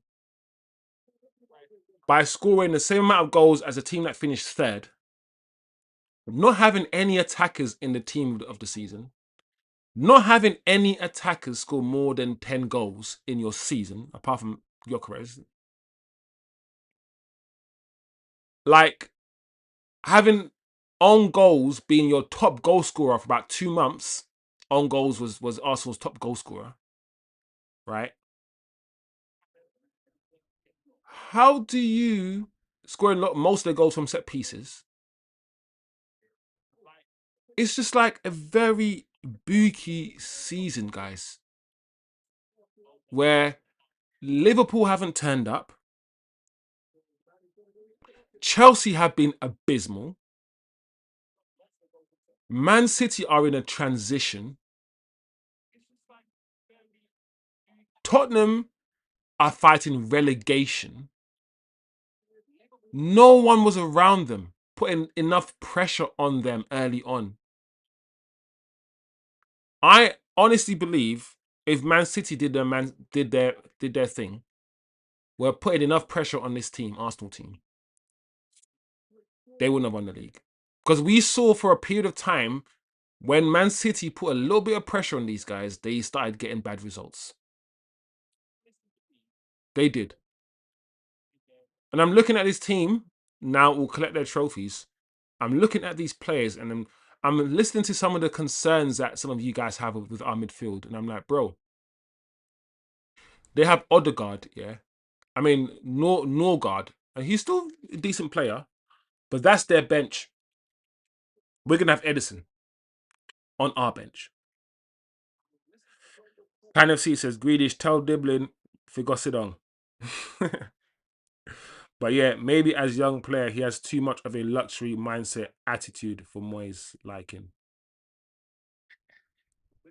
Yeah, kind of see. Regarding kind of see comment in the chat about Diblin, we can have a conversation about all of these little players that were supposed to be the shit. If we had bought them after their 1 year period, they would have flopped. There's been loads of players here who we have bought after World Cups. Arsenal, other teams have bought after having good tournaments, after having good years, and then regretted it because, it was a one-off or they weren't consistent enough. Where is Tyler Diblin? Acho says, yeah, you can defo start Mamouche. He has been a starter. It is just Haaland is City's main striker. Yeah, I've seen City start Mamouche as sort of a false nine type striker, which is interesting because it's showing us that the tens of this world are now seen as false nine strikers now. You can't even play a natural 10 in their position because that player is a liability now. We now need 10s to be Brunos, the guys who play in midfield. We can't get like proper 10s now. Because if we do have a proper 10, they will more likely be played as some sort of like Dembele. Where Dembele plays. Like Cunha, we can't really play Cunha behind a striker, says some people. Some people will say Cunha can't play behind a striker. We have to kind of play Cunha as the striker. So I feel like our tens, like natural tens, not the Bruno tens that are actually eights, the sort of natural tens, there's no room for them and a striker now. Is that what I'm saying? There's no room for natural tens to play with strikers. Maybe. It's a conversation. Ivan says, is next season the season we finally finish above City? Ivan, once again, I think there's no reason for us to think that we cannot. City will sign players for their midfield. If the Enzo rumors are to be true, they're gonna get Enzo. They're gonna maybe lose Rodri, maybe lose Bernardo Silva, and get Anderson and get Enzo. Their midfield will look different. They are definitely changing their strategy and going for less sort of like peppy, Spanishy, small, techie players, and they're going for more pace and power. That is what Arsenal are pushing the league to be. That is what the person at the top dictates where the league is going. Man City were at the top for 4 years playing their special, nice football. Arsenal have shown us that you can win the league playing this dirty, doggy, ugly football. That's where the league is now going. That's where the Premier League will now go, and that is where Man City are now pivoting to. There's no reason, as I said, after closing a 28-point gap this summer, there's no reason why we can't close Man City's 7-point gap. And yes, it's not linear. I know it's not linear like that. I think so, Ivan. I think so. Why not, Ivan? Why not? Why can't we finish ahead of City? Why can't we? Look at our wingers now. Doku and Semenyo are City's wingers. With the Brazilian as well, Mamouche could probably play there, I guess. Cherky, maybe you can maybe play Cherky out there. But we've got decent wingers. And by the end of the summer, there we go. Arsenal are lifting the trophy, guys. There you go. Arsenal are champions, are Premier League champions. I never thought the day would come, guys, that I'm sitting here and Arsenal are Premier League champions. I thought Arsenal as a club was done. It took Arteta 6 years but they've done it at last. 20. How long was the wait for the Premier League title? 20 years or something. 20 odd years. I thought I would be angrier. I thought I'd be more upset. But it's all right, guys. It's the fan base that I can't stand. So there you go, guys. Arsenal lifting the trophy, Premier League champions. How long was the wait, guys? How long was the wait? How long was the wait? When's the last time Arsenal won the Premier League? If an Arsenal fan was in this chat, he will tell me straight away. Wasn't it 2000 and Arsenal Premier League titles? 2003. 2003 was the last time Arsenal won the Premier League. One thing that is also clear, guys, is that rest assured there is no precedent for Arsenal retaining the Premier League. There is no precedent for that. Like, they've never done it. As far as, unless I'm mistaken, guys, has there ever been a time that Arsenal have won the Premier League and then won it again the following year? Because we've done that shit. We have done that shit. But I don't know, guys. I don't know, guys. So, 22 years.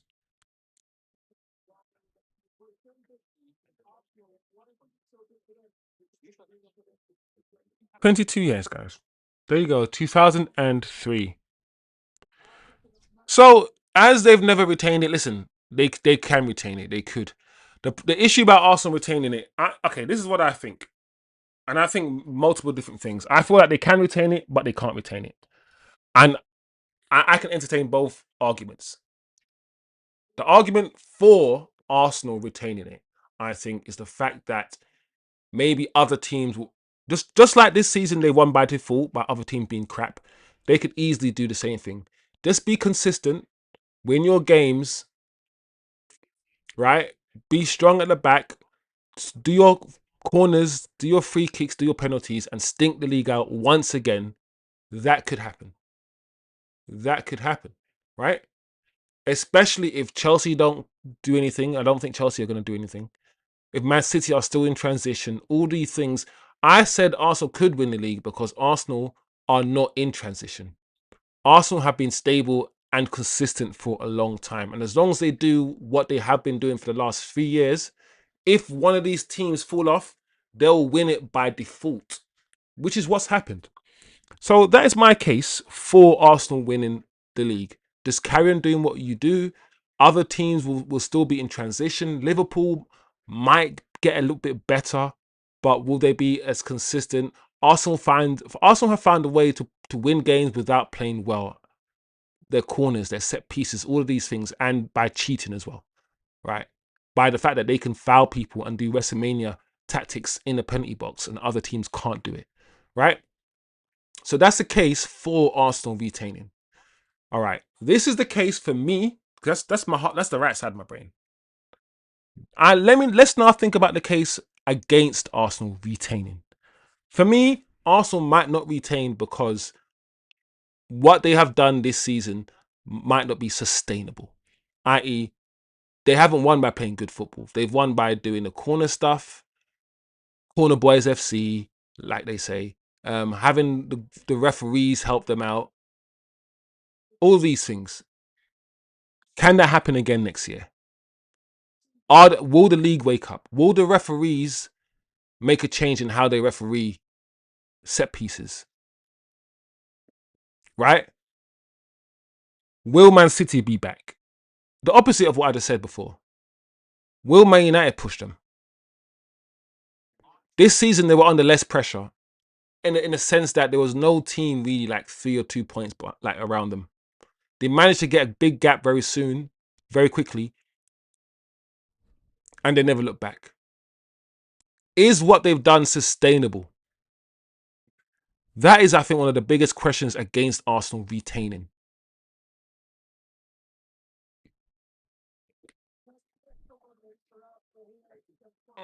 Anyway, big up everybody. Big up the chat. Let me touch base with the chat. Actually, so that is why I am not gassing up this Prem win chosen. Arsenal have not really performed as proper champions consistently for me. This stinks of football. This stink it out football is not the one for me, says Ivan in the Atro in the chat. Ivan says, I saw somewhere that the FA is ordered to have a new league winner every 6 years. A lot has gone Arsenal's way, but it is what it is. Ivan, I don't know about that per se, but I wouldn't put it past the FA to not officially on a piece of paper, but I wouldn't put it past the FA if they want there to be a different winner. Because what you need to understand is that the Premier League needs to be marketed. It's a money thing. It's all about money. They choose who the poster boy is. The Premier League have decided that Bruno Fernandez is the poster boy, for instance. So they have to protect him. So not only does Bruno get protection from United fans, he gets protected from the Premier League, for instance. The Premier League, yeah, they want there to be different winners. They want the Premier League to be the most competitive, to be the most watched, all of these things. So it's in their best interest for there to be different winners of the Premier League. I agree. I wouldn't say it's no. Who knows? Ivan actually might be right. I'm not here to spread conspiracy theories, but kind of C says, I disagree in the sense that Arteta went to this style because he couldn't beat City, Liverpool at their own game. So he developed an antidote. Someone will now try to counterattack Arsenal. Yes, kind of C. I understand that point of view. That is a argument for why Arsenal might not retain.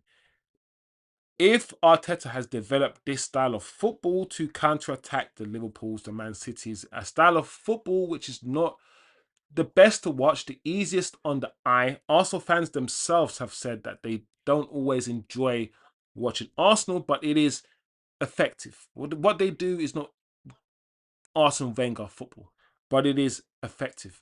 So the question is, and Ivan has, sorry, should I say, kind of see has spoken of this or spoken about this. We are gonna clock on. We're gonna clock on to what they're doing. We're gonna try and replicate what they're doing. This advantage that Arsenal have will no longer be an advantage.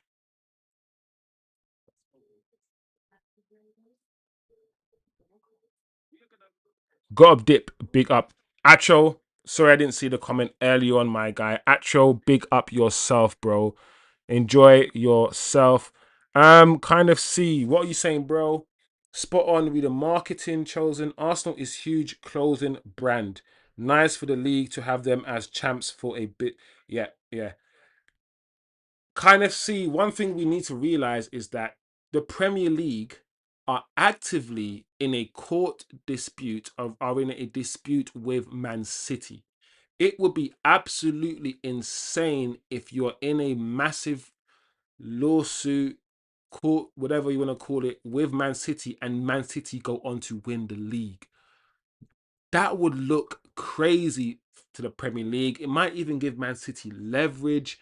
Imagine if they win the Premier League while still cheating as well. The Premier League did not want Man City to win it. Absolutely not. One thing I agree, I might not agree on anything officially being written down to force the Premier League to try to make sure that there is a different winner. But I do think that there has been a deliberate attempt by the Premier League to ensure that Man City do not win it. And that might not include doing anything to Man City. It might simply include allowing Declan Rice to handball the ball and not give a penalty. Allowing the foul on the goalkeeper to be considered a foul, but when Arsenal do the same thing, it's not a foul. Like any one of these things. So I agree. Arsenal winning the league, showing that the league is competitive, showing that anyone can win the league is a good thing, because up until now, guys, let's be honest, I believe out of the last 6 Premier Leagues, Man City have won most of them. Let's look at Man City. Man City Premier League titles. All right, so that's Man City's Premier League titles. So from the last, last one, 2023, 24, 22, 23, 21, 20. Yeah. So out of the last 6, 7 years, Man City have won the Premier League 5 out of them. 5 times out of them. It's in the best. You can't say it's the best league in the world and have one team dominate it for 7 years.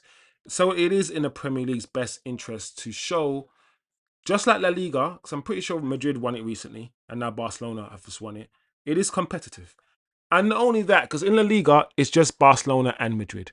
At least in the last 3 years, in the last 3 seasons, it's been Man City, Liverpool, and now Arsenal. And if we can do what we need to do, who knows, guys? It could be a Manchester United next season. Big up, man like Gideon stepped in the building. Alfred Gideon, big up Wizard. Tiki Taka and Man United in the same sentence. And Arsenal winning the Premier League. I don't know what to say this. West Ham asking for 80 million for Matteus. Big up, brothers. Yo, Alf. Yeah, I mean, Man United have never really played tiki taka.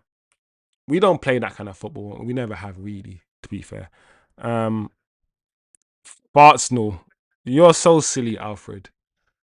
How do you feel, Alfred? I'm not gonna lie, Alfred. Can I be honest? I thought I was going to be a lot angrier and more bitter that Arsenal have won. I'm already over it, Alfred.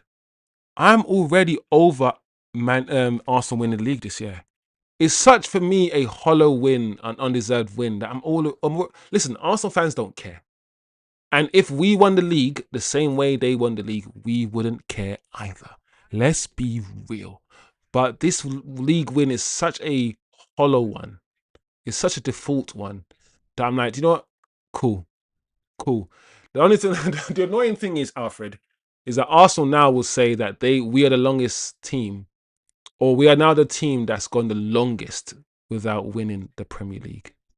They can now say that because they've just recently won it. We last won it in 2013, right? Man United Premier League titles. 2010. That's the 2010. What the hell? Listen, guys, I was so confused because I know when the last time we won it. 2012, 2013 season. Also, guys, look at this. This is how you retain. Flipping heck, guys. 2006. Okay, cool. Retain. I said this is the best season. This 2008, 2009 season. Oh, gosh, guys. One of my favorite seasons here. One of my favorite seasons. This 2008, 2009 season. What happened here? Was it Arsenal? Was it Arsenal who won the league? Or was it Chelsea? Before we claimed it again. Because we sold Tevez after this season, right? To Man City. Or was it a Man City win here? I don't know.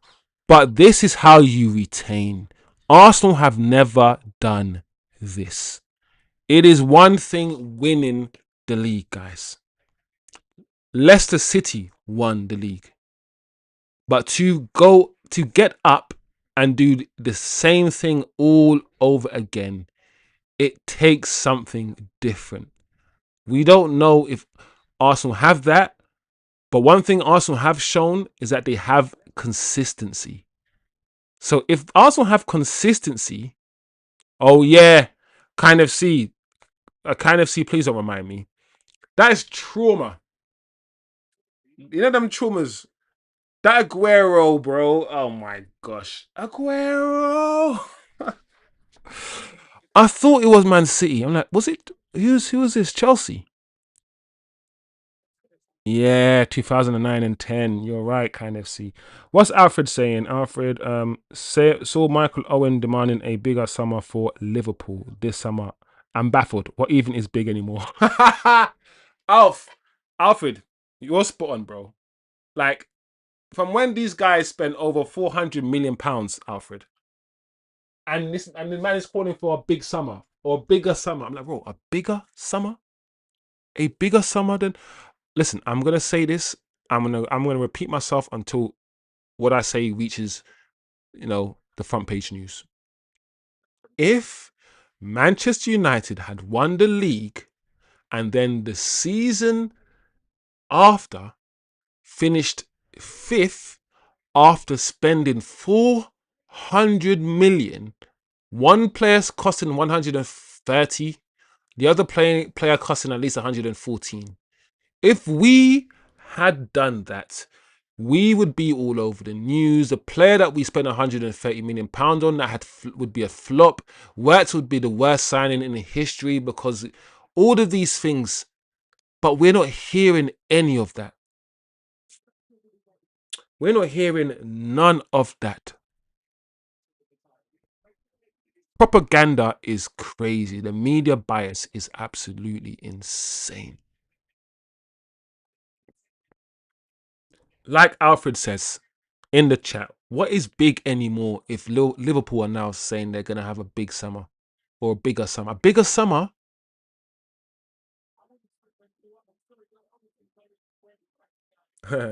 Alfred says Edison from Atlanta is the Fred of the Freds.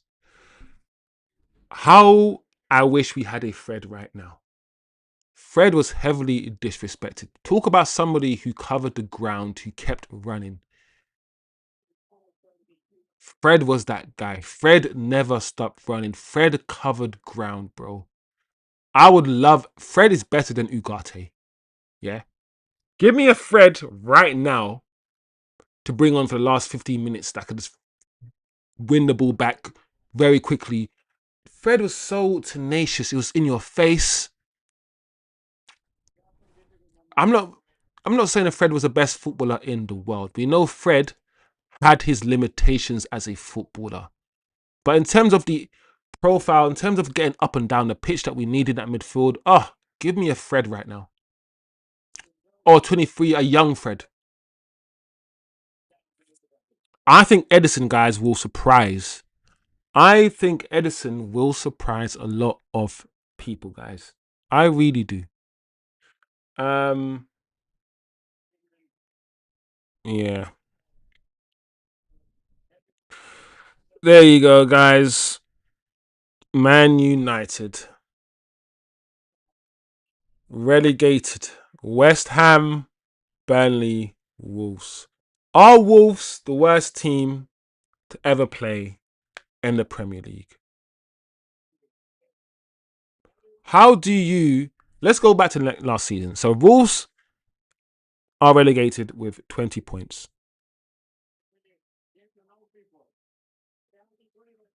Last season, what happened last season? Last season, Southampton. What? Wait, that's not true.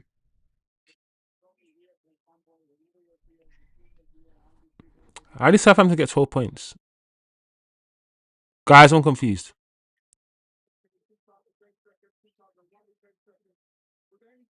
I'm confused. Is this true? The way that people are talking about Wolves this year, I'm surprised that Southampton finished on 12 points last season. Like, what the hell?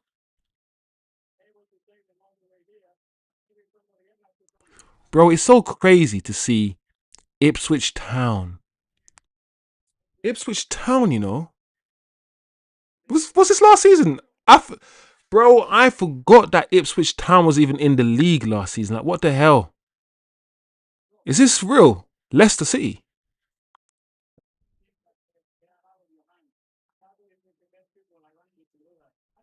Like,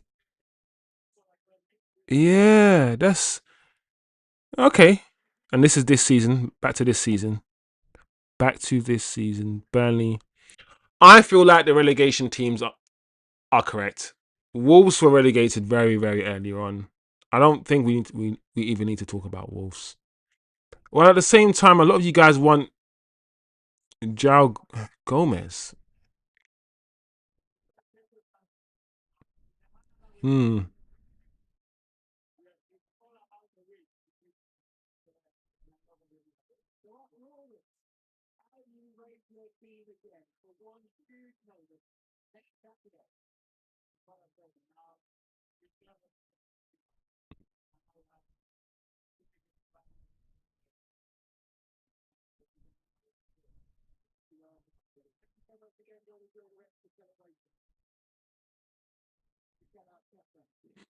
Who would you take from Wolves, guys? Who would you take from Wolves? There's something about finishing with 20 points, yeah, and being relegated that makes me feel like I know West Ham got relegated, but West Ham didn't finish on 20 points, and Matteus Fernandez is Matteus Fernandez.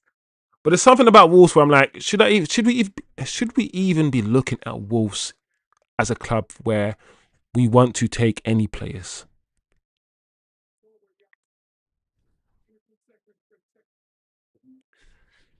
Liverpool won the league and had a good core. Though Slot won, he was still new. I think they brought in too much too fast, says Kind of C with regards to Liverpool.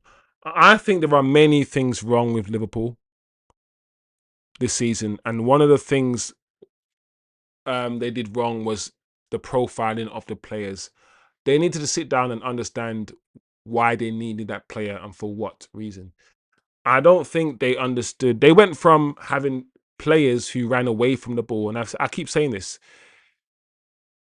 Liverpool Slot wants to change or move Liverpool from that heavy metal counter-attacking Liverpool to more possession-based, keep the ball Liverpool. That's what he wants.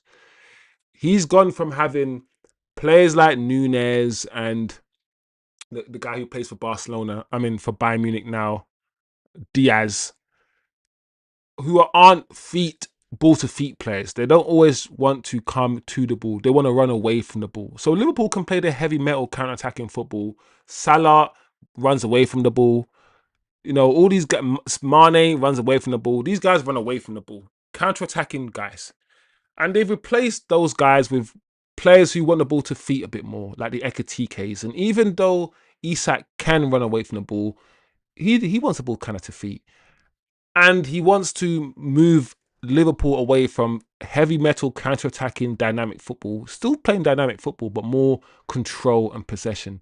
And he's in the middle of that right now. And I don't know if he's recruited well for it. Or if he's not recruited well for it, I don't know if that is the right way to go about playing football in the Premier League at this moment of time. So I feel like Liverpool and Slot have issues in terms of the identity of this Liverpool team. He needs to figure out what type of football he wants to play, and hopefully the Liverpool hierarchy get him the players for that style rather than a mixed match.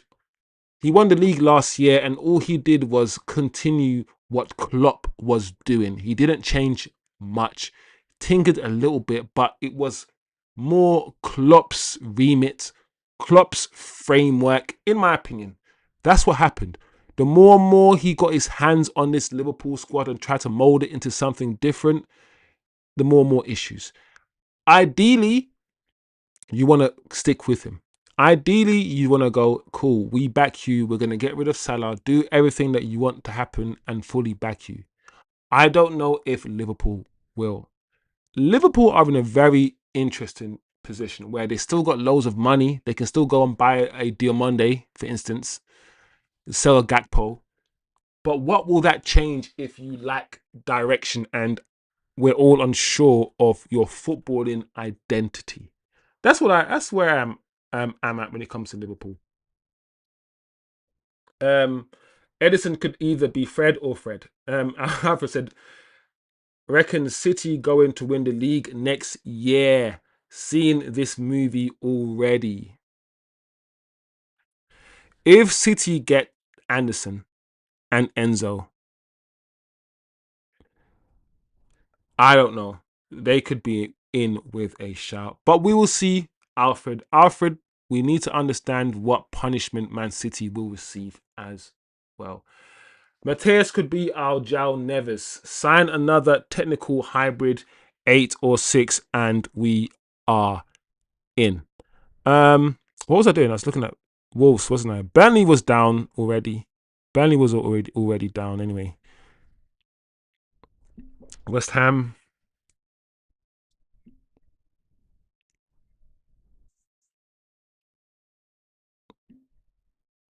Oh, it's so interesting. West Ham won today. There you go. Matteus Fernandez. West Ham actually won today, and they still go down. Matteus Fernandez. Edison.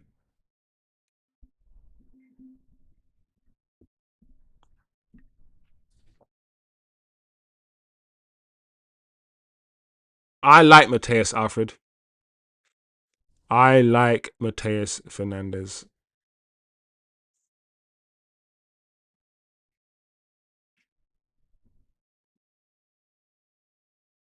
Anyway, guys, it's been a good stream. The last watch along for the season is almost done. Alfred says, why is Angelo still out gone down? Yeah. Do you know what, Alfred? I believe the way that the Premier League has panned out this season and the way that we interpret the midfield to be, and direction we interpret midfielders to be going in, I feel like the physical profile just has to be perfect. It has to be so right. I feel like we're looking at the physical profile even more so. I don't know. Do you think Stiller has the physical profile to dominate midfields? I honestly believe we are looking at that even more now.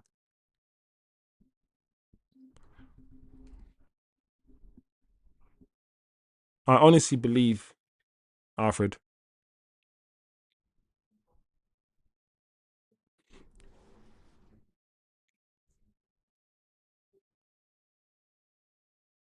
25, left-footed. And how much do you think it will cost, Stiller? You know?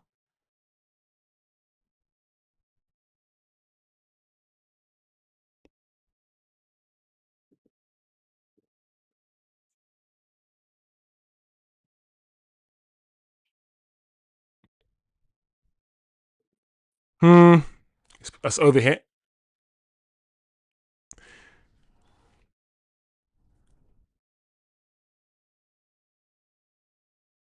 He's good, Stiller. I wouldn't pay more than £40 million for him. But he looks nice. I've always said I liked him. I liked him.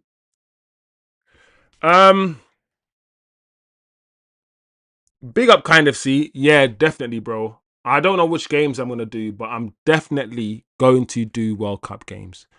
I'm gonna hopefully cover most of the England games.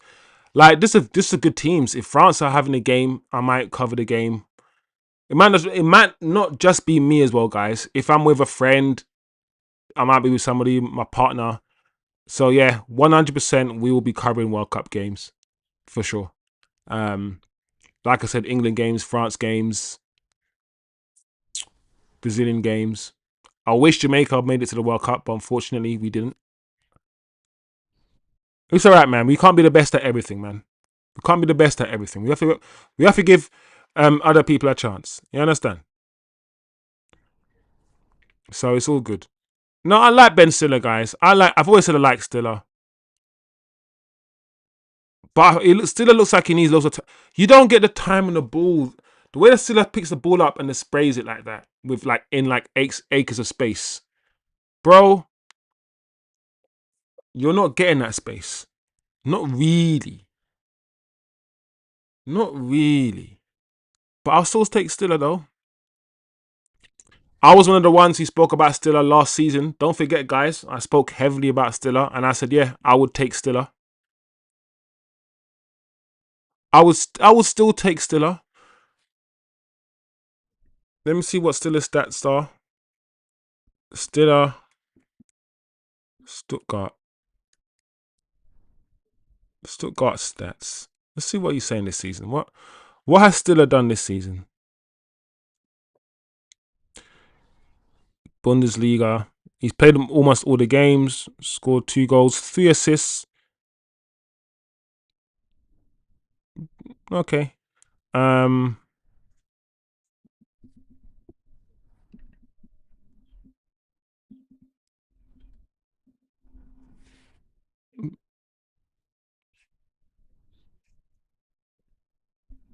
Fair enough.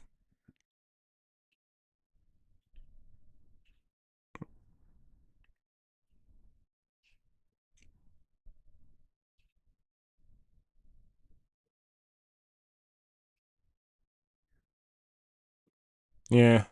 He plays on the left side of the double pivot. There's Stiller right there. Left side double pivot. I thought so. Yeah.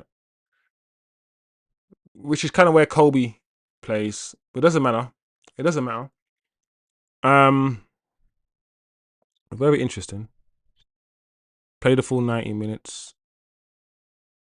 Let me do. Pick a random match. You know the ones. Just pick a random match.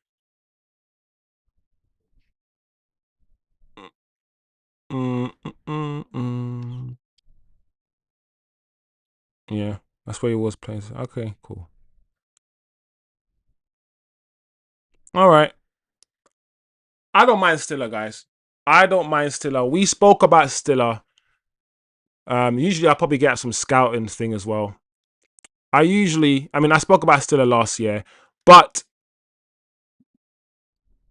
has the movement, is he right for the Premier League?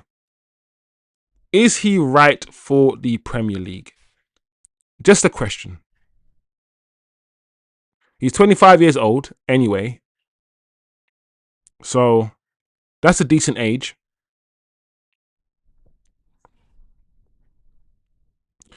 But when it comes to spraying the ball around from the quarterback position, from deep, he can do that. He can find a man.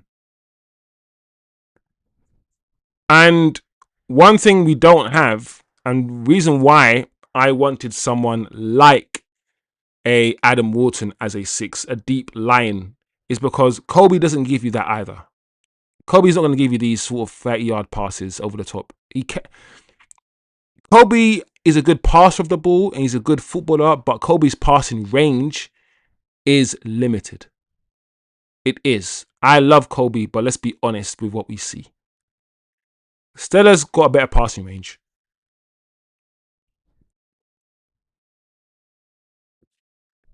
By the way, guys, smash the like, subscribe if you are new, all these beautiful things. It's the end of the season. It's 7:30. I know the game finished, long time ago, but we're just having a bit of fun. Talking United, talking football. At the moment, Alfred mentioned Stiller. So I'm just having a look at Stiller right now, looking at some of his moments in 2026. And kind of reigniting my ideas about Stiller. Because as Alfred in the chat just said, I've totally forgotten about Stiller. Alfred just reminded me, hold on a second. Yeah, Stiller was a player that we were looking at. In that list that we're talking about, can we add Stiller to... Maybe, guys, we should do a midfield tier list as a channel. Because since I've forgotten about Stiller, and I'm like, the more I'm watching this guy, I'm like, do you know what? I can have my reservations, and you must have reservations. No player is perfect. Always have your reservations for every player, whether their name is Messi or Ronaldo. But this guy's a good passer of the ball, Stiller. He's a good passer of the ball, and we need a ball playing midfielder. Kobbie can play in the tight spaces and drop a shoulder, and he's very good at keeping the ball and all these things. But I need someone, to pick the ball up. I said this before, from the D, from the goalkeeper in the D, the way the Paul Pogba would, and to spray a 35, 40, maybe 50-yard pass to a Rashford or to Mbappe, pinpoint ball to their feet. Even Bruno can't do that. Bruno can't do that. Pogba's one of the few players. PLO could do it. I want a midfielder like a Tony Kroos, who Stiller, to be fair, Stiller is compared to a Tony Kroos. That's who people, I'm not saying he's as good, but that's who people compare Stiller to. So maybe, if we can't get Adam Wharton, I don't know, guys. I'm not against Stiller. I'm not against Stiller.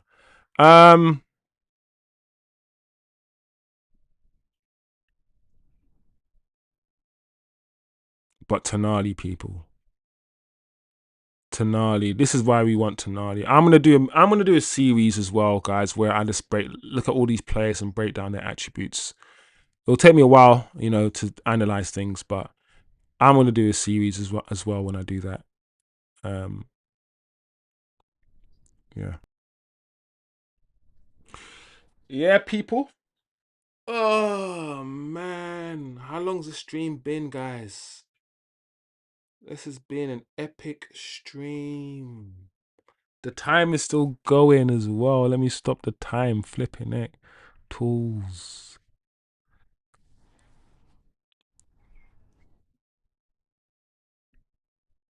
What an end to the season. Guys, the stream's going to end soon. Shay's back on. We've qualified for the Champions League. We are a team that finishes third. We are going to have the summer of summers, guys. Big up yourself. The stream was amazing. We had a lot of people in and out the stream. One of the most watched streams. Over 18 likes. I know it's only 18 likes, but this is a small channel, so everything matters, guys. Continue to help the channel grow. The quicker we get monetized, the more I can do, the more shows we can have, the more time I can spend. If I'm getting paid, even if it's a couple pounds, a couple pennies, it means I can dedicate more time to this. I have a 9 to 5 already, but I love doing this. The community that we have built and we are building will eventually rival any other community. We're all the same. We're all football fans at the end of the day. There's no us versus them. I want to quickly clarify that. But the community that we're going to build is, I know, it's already sick. It's already amazing. So let's continue, guys. It's the first year for a lot of you guys. It's the first year that I have started doing shows like this. Long may it continue. It's all authentic as well. No paid bots, no paid this. You won't see me on any other show. It will just be this show. And like I said, we are doing it from the grassroots here. We've got 600 subscribers and we just need to get 400 more. We just need to get 400 more. So guys, all the regulars, all the top G's in the channel that know that this channel is good, that know it's a vibe, keep promoting it. Show your friend this channel. Show another Man United fan this channel. Another Man United fan who wants to have conversations. Show them this channel. Promote it. Push it. Because at the end of the day, the bigger this channel gets, the more I could make some of you guys mods, and you guys will start getting paid. If I do a show with Acho and Eddie, for instance, and the show does numbers, then everyone can eat. So big up the community. The shades are on because Man United are back. Even though Arsenal have won the league, Man United are back, because we're now going to be taken seriously. Big up everybody. We will be back tomorrow at 7:15 for our weekend fallout, weekend wrap up show, and Man United news. Big up the community. We will be back, and I will see you